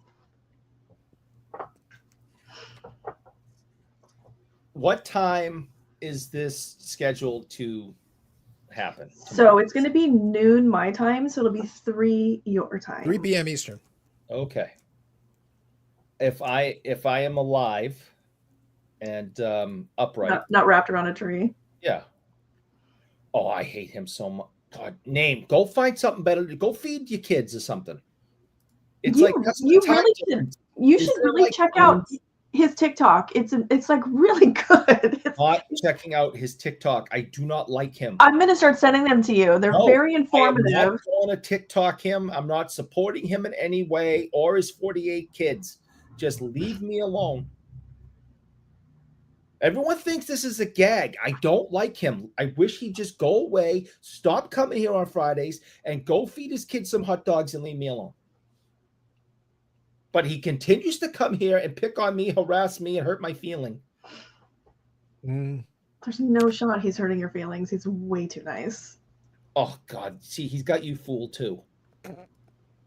Way too nice. You know, this reminds me, Amanda, of conversations I used to have with. Let's ignore Eric; he doesn't matter. But it's reminded me of a conversation I would have with friends of mine. It's back in the day, they would come by the house, and they would actually get a chance to meet Carlos Senior. I'd be like, "Oh man, your dad's so nice." I'm like, "Where do you think I get it from?" Now, And I'm just sitting there like, "Oh, that's adorable." Is the old man with the gray hair, the Bob Barker hair, and everything? He fools you. It's like, "Oh, such a nice old." No. Oh, so good. there was a famous comedian whose reputation has gone downhill immensely since his height of the 80s, but he had a comedy skit about his parents, and and his kids and his parents being the best grandparents ever, and and him trying to explain that these are not the people I grew up with, and that they're just old people trying to get into heaven now. Okay. Let me tell you, all right, when Name comes on here and everyone's like, oh, Name, no, this is not the person that you think he is. I think actually everybody in this chat's really nice. Bob Jackson's very nice. He pops over into our podcast too, and from time to time. Bob, it's one of those things. We were able to get Bob Jackson onto your live stream. Like I said, and listen, if you ever go to that live stream, not only do you get a snarky British man of the innuendo, and you get a man on there as well, slowly figuring out how to work the camera thing, and there's struggles. There are struggles occasionally. But my favorite part is if you check out the comment section, you will see Bob Jackson making pithy comments, and you will see Carlos eating. What you can't see is that Carlos is eating a snack, it's occasionally popcorn, while he does this and throws in little comments into the chat. Brilliant comments, honestly. Wow, chef's kiss. Sometimes Carlos is condescending. That'll surprise you, Eric. I know, it's shocking. It is shocking. Well, if you check out the chat, what you're going to discover is that I am nothing. See right here, Bob Jackson's got it right. Carlos is there being a man of peace. That's right. I say nothing but nice things about Upper Deck products, my favorite products in the world. Nothing but nice and wonderful things. I am curious what these. I have not. Yeah, right. I haven't investigated it yet, but because I don't care that much, but I am interested in seeing what this James Bond cards are like. Oh, where are they? So have you opened some on your show? Yeah, they did open, I think, a couple of boxes of them. They're black diamond ones, right? They're the black diamond ones. Yeah, I have them sitting right here somewhere. They're actually a pretty good effort, but it comes back to, for me, obviously James Bond is a great license to have. Yeah. But the black diamond brand, I still think is overpriced. Okay, so I still would love for them to adjust that price point, but they're not going to. But I would like them to. Here's where I get to be the non-sport correspondent for the show. This is your moment. This one was my favorite. So this is numbered out of 10. This is Dr. No. Right. I can't get it to. So that's it's got the quad foil treatment in the background. It's got the foil treatment in the background. Quad diamonds on that one. And I think, man, am I wrong? I think the actual card is layered sandwich layers on there. Yeah. So you can see like there's that like black middle part, Eric. Mm-hmm. So a lot of the black diamond ones are like these. So it's like two pieces of cardboard and plastic with a layer in between. So very thick cards, but they're like 3 layers. And then this one is metallic. Yep. Eric, I don't know if this one's going to get you in trouble or not. I can't. It's close. It's no manual in space, but a good effort. It's from Skyfall. Yeah. And then this one is numbered out of 179 from Casino Royale. This one's just kind of a base card. Mm-hmm. Foily. And then this one is numbered out of 199. So it was only 6 cards in the box for like $300. Like $300. $300, you get 6 cards in the box? Yeah. Yep. Oh my good God. They follow the same formula as the other black diamonds. So this is the exquisite. Yep, Famke Janssen. Yeah. Like that would be awesome if it was autographed. Yeah, Ian did get an autograph card, and then I forget her first name in the movie, but her last name was like on a top. I like that your memory kind of is sucky sometimes, but you remember that.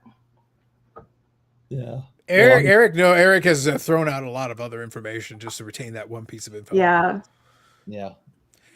See the concept of the little poster, I don't mind it, but the problem I don't like it at all. No, but stick with me on this. I was going to kind of follow down that same train. So what I'm getting at is that's their version of the manufactured patch that they use in the other ones. They use so it that's what I say. marble. Like, look, I joked about it a bunch of times in the chat, but I'm like, anytime we ever need to do a comparison to the other black diamonds, I can literally break down. I can talk about the hockey one. I can talk about the AEW because they do the same thing in all of them. They do the same thing. It's like 5 or 6 cards. It's too expensive. Some of the cards are really nice. And this is stop me if this sounds familiar to EX 2000 Eric. Some of the cards are really nice. They're probably very expensive to make, but when you open the box, it's a bad value proposition unless you pull an amazing hit. And Bob Jackson, yes, that was GoldenEye. Yeah, like this is fine if it's like a flagship set, but I don't want to manufacture anything in a box that's got 5 cards for $300. Yeah. Yeah. So you basically run into the issue, and this happened with the AEW as well. They had the manufactured patch, and they put like a little logo of one of the pay-per-views and everything. Like, look, if I just look at the paper or the card in a vacuum, it's a nice enough card. Yeah. But the problem is, you got a $300 box, and that card is immediately sub $5. Oh yeah, absolutely. So it's a complete waste of time. Like, what's the Yeah. point of even having? What's the point of having a $5 card in a $300 box? Listen, this product is new. The 2 biggest names in the series are dead, and I cannot sign them. There is no reason that 5 cards of 007 should be $300 when you're not getting the 2 biggest stars in the franchise. Well, to be fair, no, because that irritates the hell out of me when you guys do that. In defense of the set, Wow, she wanted to say "to be fair" so hard, she literally had to double clutch. It was like Eric. It was like a stick shift, but she was like, "Oh, gotta fight it! I'm not Fight gonna it! do it. Fight it!" They do have a ton of signers, including the other 007s that are still existing, and they're all on card, and they got Christopher Walken, which was what I really wanted. Okay, so if my memory serves, I think there's 3 007s alive. So Yeah, Bob Jackson, I absolutely right here. So I mean, George is dead, Roger's dead, Sean's dead. So I don't know. I don't really care about these. you don't care about the 2 biggest James Bonds No. in a $300 box with 5 cards. But that Eric, have autographs in it. But the death biggest didn't cards, stop Ray Bork. leave Ray alone. We would, except he remains undead. He won't stay where he died, but he continues to walk amongst the living. This isn't my fault. But I have seen some really nice cards from this set on eBay. But this just isn't. This isn't one that all. That's it. I have decided I am coming to the Spring Expo because Ray's going to be there, and I'm going to just bring Ray out, and I'm going to see that guy over there. That's the guy, and he is just going to kick your ass. Oh, I will beat the zombie down. I will. It'll be like the zombie movie, double tap straight to the head. Okay, Bob Done. just posted something that I have to double check because I do have the checklist on my website, and There you go. I think there is. Yeah. So real quick, I want to touch on something because I joke about it with Amanda in the chat when she does her podcast and everything. And we always joke about, because like I said, I like to tease in this. Sometimes I have to clarify so that people understand when I'm being more serious and less serious. I'm never 100% serious, but there's like degrees. There's like levels of the dial that goes up and down. I don't give a fuck if Upper Deck never gives me a free box in the history of anything, because I would rather be able to make fun of shitty products than get a free box. I feel like we're pretty honest in our reviews on the show. Oh, I get it. But there's honesty, and then there is like, yeah, you can be honest and still taper back. And I am actually offended at some of the products they release. They actually offends me what's in it.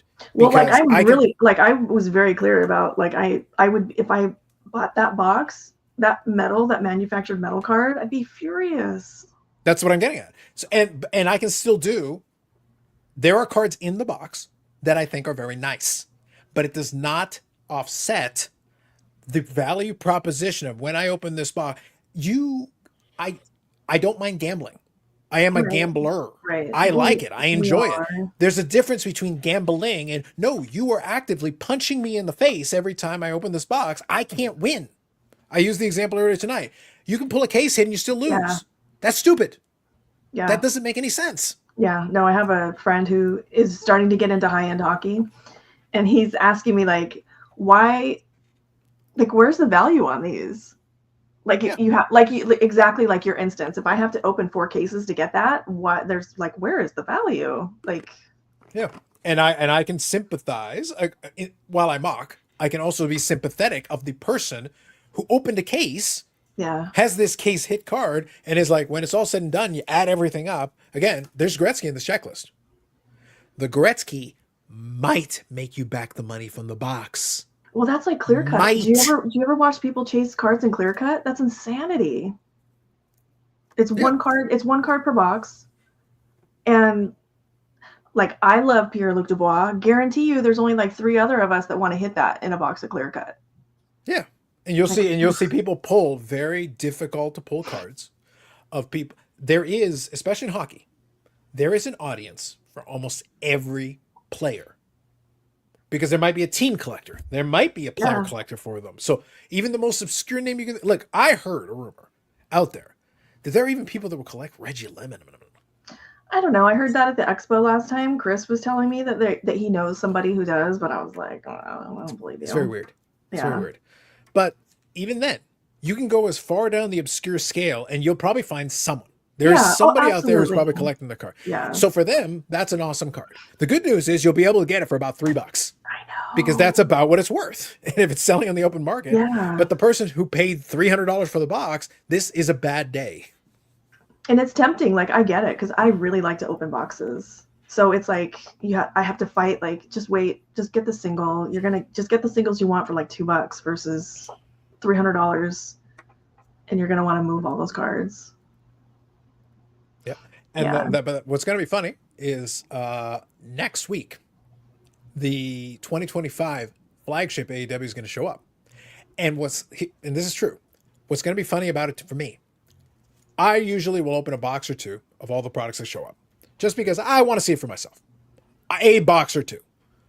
My opinion is that the base set right now, I think this is all valid. It's veggie lemon.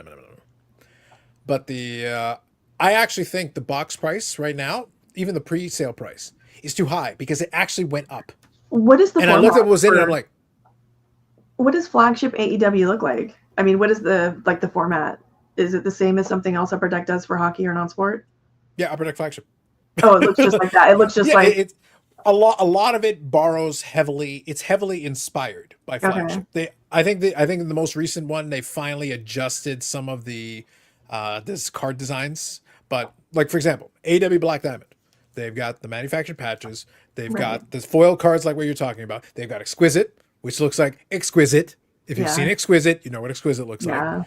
The memorabilia cards look like Exquisite memorabilia cards. If you've seen them, you know what they look like. So they're not reinventing the wheel out here. It borrows from a lot of it. But the issue that I went and looked at the checklist and I go, okay, so for this year, you've got less quote unquote rookies, if you want to call it that. You've got less of them. And the box is slightly more expensive than last year's.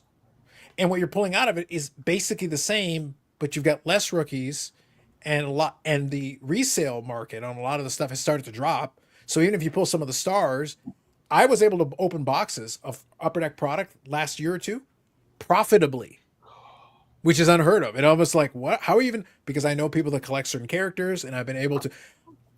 I would never do such a thing, but I know some dealer friends. Do you guys have does that set get outbursts then, or what are the? Yep. So they'll do. I can quickly show it. So by the way, Eric, if you want to take off and get ready for your bike ride tomorrow, I'll finish off with Amanda in a couple minutes, and then we'll take off. So if you want to take off a little early, you're welcome to it. That's not a bad idea. Yeah. You so it's right there, and you look at these AEW cards with me. You want me to? I don't want to look at AEW cards. Yes, you do. Oh, I go to bed. All right. So real quick here. So right there, there's your outburst design. So there's your outburst. You got, look, gold, 1 and 2 packs, pyro, dynamite. So these are using different foils, but then outburst, 1 and 12 packs, clear cut, same thing. So it's all exclusives out of 100. You got outburst red, you got high gloss, outburst gold. High gloss. I'm such a sucker for high gloss. But like you can see, they're borrowing. Yeah. They're using the wrestling category here, but they're borrowing the same idea. You got these memorabilia ones, matte relics, but again, it's a memorabilia card. Okay, cool. You've got autographs on there. Originally, they're making this look like it's on card. There are a few that are on card. Most of it's stickers. Is this something where I can get Eric a Logan Paul card? Is he in this? You'd be looking at WWE, and I don't think they've actually made a card for him yet. Oh, okay. Which is unfortunate. So a lot of these, but here are By the way, stop me if this sounds familiar. Think hockey flagship. You've got a bunch of inserts that are different ratios that are going to be $2 within a week of release. You've got some lenticular cards. You've got some clear-cut acetate cards. You've got a bunch of really high ratio cards that are basically glorified base cards. You don't have any constellations in here. I've never heard. Not on this one. They've got the Dazzlers, which they do as kind of their version of it. But they've got some look, neon monikers. Yeah. I've never heard of these people. Why does that one say freshly squeezed? Because that's the nickname of this wrestler. His name He's is freshly squeezed Orange Cassidy. His name is Orange Cassidy. Yeah. Because Eric, that's this is why Chris Carter follows this stuff. yeah. I've never heard of any of these people. It's okay, Eric. They never heard of you. So they've got 12 cards per pack, 12 packs per box, 12 boxes per case. What does that sound like? Flagship. Sounds like standard flagship. They got UD Canvas cards in here. They got playing cards. Sound familiar? They've done this in hockey. If you've seen it in hockey, it's from. By the way, the amount of autographs that are in it, the autographs are basically one per case. Wow. And just so you know, those autographs now, based on the way this has gone, those autographs, you're going to pull most of those autographs, and you'll be lucky if you get $20 for them. Oh, at release. You mean you're not going to make $700 on Orange Cassidy juice autos? What? See, Eric, you know what the problem is with you? If you had been here when they first started the first series, the Orange Cassidy went for $300 or $400 standard. Damn. Good for him. Never heard of him. Listen, again, he's never heard of you. Eric, Well, we gotta come up. We need to come up with our AEW names. Mick Foley's heard of me. Are you sure? He's had a lot of concussions. Both of us have had a lot of concussions. That's what I'm saying. I think he just had another one this week. So think about it. Oh. All right, I have to get back to this whatnot. I have to go to bed. I want to go to bed. I'm have to now to keep him up all the way through the night. He doesn't get to leave. He just gets to stay. I gotta get up at 8 o'clock. Yeah. So Carlos, if AEW doesn't sign creative artists, they won't be around in 5 years. They'll be around as long as Tony Khan wants to fund them. He's a billionaire. He can later just keep the show on the air if he feels like it. He can just pay for the airtime if he wants to. It's a vanity project for him, so he can do whatever he likes. So they can tread in any way they want. I'll watch the stuff that I enjoy, skip through the rest of it. That's basically how I enjoy it. I like the cards, but bottom line, so we're all on the same page. The reason why I explained this is that the box price has gone up now slightly. And the value proposition hasn't changed. If anything, the bigger hits are now worth less. So you've actually made it a worse value proposition while adding nothing. By the way, when I look at the box, and I'll make a video on it on the other YouTube channel that I have, and Eric also can't count. I've got 2 YouTube channels. That's it, 2. But on that other channel, I will do a box break. And by the way, because I'm going to do it at release, the next one, what's the third one? I don't. What's the second one? You have the second one is the wrestling one. Oh, It's literally called BIC Wrestling. It's the second one. That's unless you shut it down completely and wiped it out, you got that third one that you did with your buddy. That one is the one that I turned into the BIC Wrestling one. I just renamed it. It's 2. Carlos has a buddy. I'm skeptical. Yeah, he had something going on the side for years. He was one of my. My buddy is my buddy from university that I've known for more than 20 years. Oh, so Eric's the other. Oh no, Eric! Listen, Eric is like a 4th tier, 50. Again, buddy is strong. Yeah, I wouldn't go that far. Indentured servant might be more accurate. It seems sometimes it feels that way. This does seem like Eric is like burning off his time in purgatory or something with this. Well, he frankly deserves it. He sucks. Kind of do. I don't know if he sucks. I kind of. I mean, like the shirt sucks. His hockey team sucks. That's true. But like Eric as a person doesn't suck. Really, really sucks. I'm not like next level. You hear like that sucking sound off in the distance? That's Eric. Oh, Name says that you have a movie review channel too. That's this one. Yeah, that's this one. That's why I say like I don't create. I have 2 YouTube channels, and this one shows. All right, he's got 4 different genres. Oh, okay, got He okay. That's has the movies. He's got this. If you really want to go podcast, if you want to throw that in there, he's got the old wrestling format and the new wrestling format. So that's like 6 or something. I don't know. Except it's the same channel. that like makes 6. me. That's disgusting, Bob It's Jackson. like 6. I might hate Mayo more than Eric does.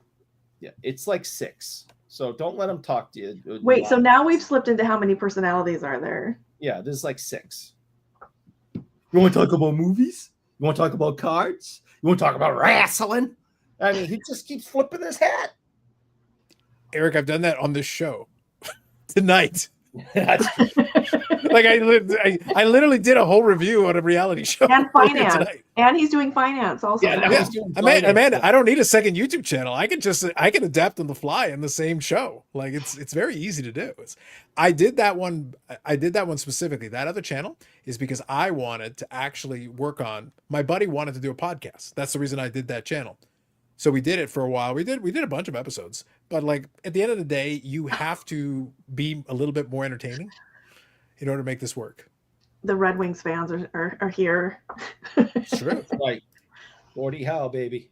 Dang. Rock, the answer to that is yes. Yeah, shut up. So I'll finish this thought. And then we'll finish up. So anyway, what I did with that, he wanted to do it. I said, yeah, sure, I'll do it with you. But the thing is, I said, I'm not going to go out of my way to try to promote it or do anything special with it. If it catches on, it catches on. But like I said, I've known him for more than 20 years. It was a good excuse for us to just chat. It's basically, Eric, I would call that kind of my version of the IRP, where I'm like, I know no one's going to watch this. I've built podcasts and done them where they've done well. But the thing is, the dynamic has to be, both people have to bring something to the table from an entertainment. If you're just having a conversation, it just sounds like a conversation that you could be having offline, and no one else has any reason to listen to it, it's not going to be very good. And if I have to bring the entire entertainment value, then great, then I might as well do the podcast by myself. That's a lot of damn work. So I wasn't going to kill myself to make that work. So I left it dormant, and then I just changed the title on it, and I go, all right, I'll just make my wrestling videos on here. I'll open some boxes, collect my cards, and do it on there. So I don't have to create another YouTube. I'm not going to monitor another YouTube channel. No, thank you. I got 2, and that's enough. And I've been able to increase the subscriber count just by doing those videos because people are actually interested in watching the box breaks that I'm doing on that channel. Same channel, just change the name. It was easier just to rebrand the existing channel. Box breaks are so interesting to me because I feel like they're boring to watch if it's not me opening the box. But whenever I post one, like those are like my best views. Because some people want to see what's in it. And they also, if you can show them. That's not helpful. Name is speaking truths. No, this is like, so this is like. You hate him now too, right? Isn't he? Well, first? so Yeah. Eric, this is the best way to explain this is like we have almost a Tim situation. And I need a Corey Fick in here to kind of like tone it down. Name is not helping. No, he never helps. He's horrible. He's a horrible, horrible person. So is this the part where I explained to you again, Carlos Sr.? We're arrogant bastards. All of you are peasants. We don't care about your opinion. We're awesome. Horrible. But you can try. It's cute if you try. It's really fun. Bob, it's not necessarily that I'm Team Eric. No, she's not. If anything, she's Team Michelle, and she seems schmedium right now. Like, this is really feels bad for her. No one's Team Schmedium. Eric is Team Schmedium. He's OG Team Schmedium right now. I'm very happy I can fit into a shirt that I couldn't fit into before. That's all I'm saying. I'm saying allegedly. How do we know that that's even the same shirt? Where's our authentication? I believe him. It looks a picture of me wearing it like 3-4 years ago at the show. They didn't make just one copy of that shirt, Eric. They probably made millions of copies of that shirt. Anyone could have that shirt. Name could have that shirt right now. No, he couldn't. How do you know? Because I'm not even sure. Because he has taste. He's got 48 kids. They all play hockey. That guy probably walks around in an old potato bag. He's got no money. Oh, that sounds like something you'd be vaguely jealous about. He goes, potato bag. It sounds great. I throw my shoes into a washing machine. I'd love a potato bag. Name is so nice that he gets mystery packages from people. Like people just send him cards and he doesn't know who they're from. He sucks. For his collection. Wow. Yeah, I'll send him a mystery package. Tick, tick, tick, tick, tick, tick, tick, tick, tick. Wow. All right. Yeah, finishing on that note, I'm gonna get back to Whatnot. Indeed. So see, I don't have a fancy send off. I can't tell people it's time to die. I can tell people it's time to die. I was gonna say, like, this is an opportunity. So Eric sucks. That we've already established that. Sandra Sador, you can send your hate mail to him directly. Don't forget to hit the like button. He pays for it because again, he sucks. Amanda, what time is it? It's time to die. Eric, you first. I think.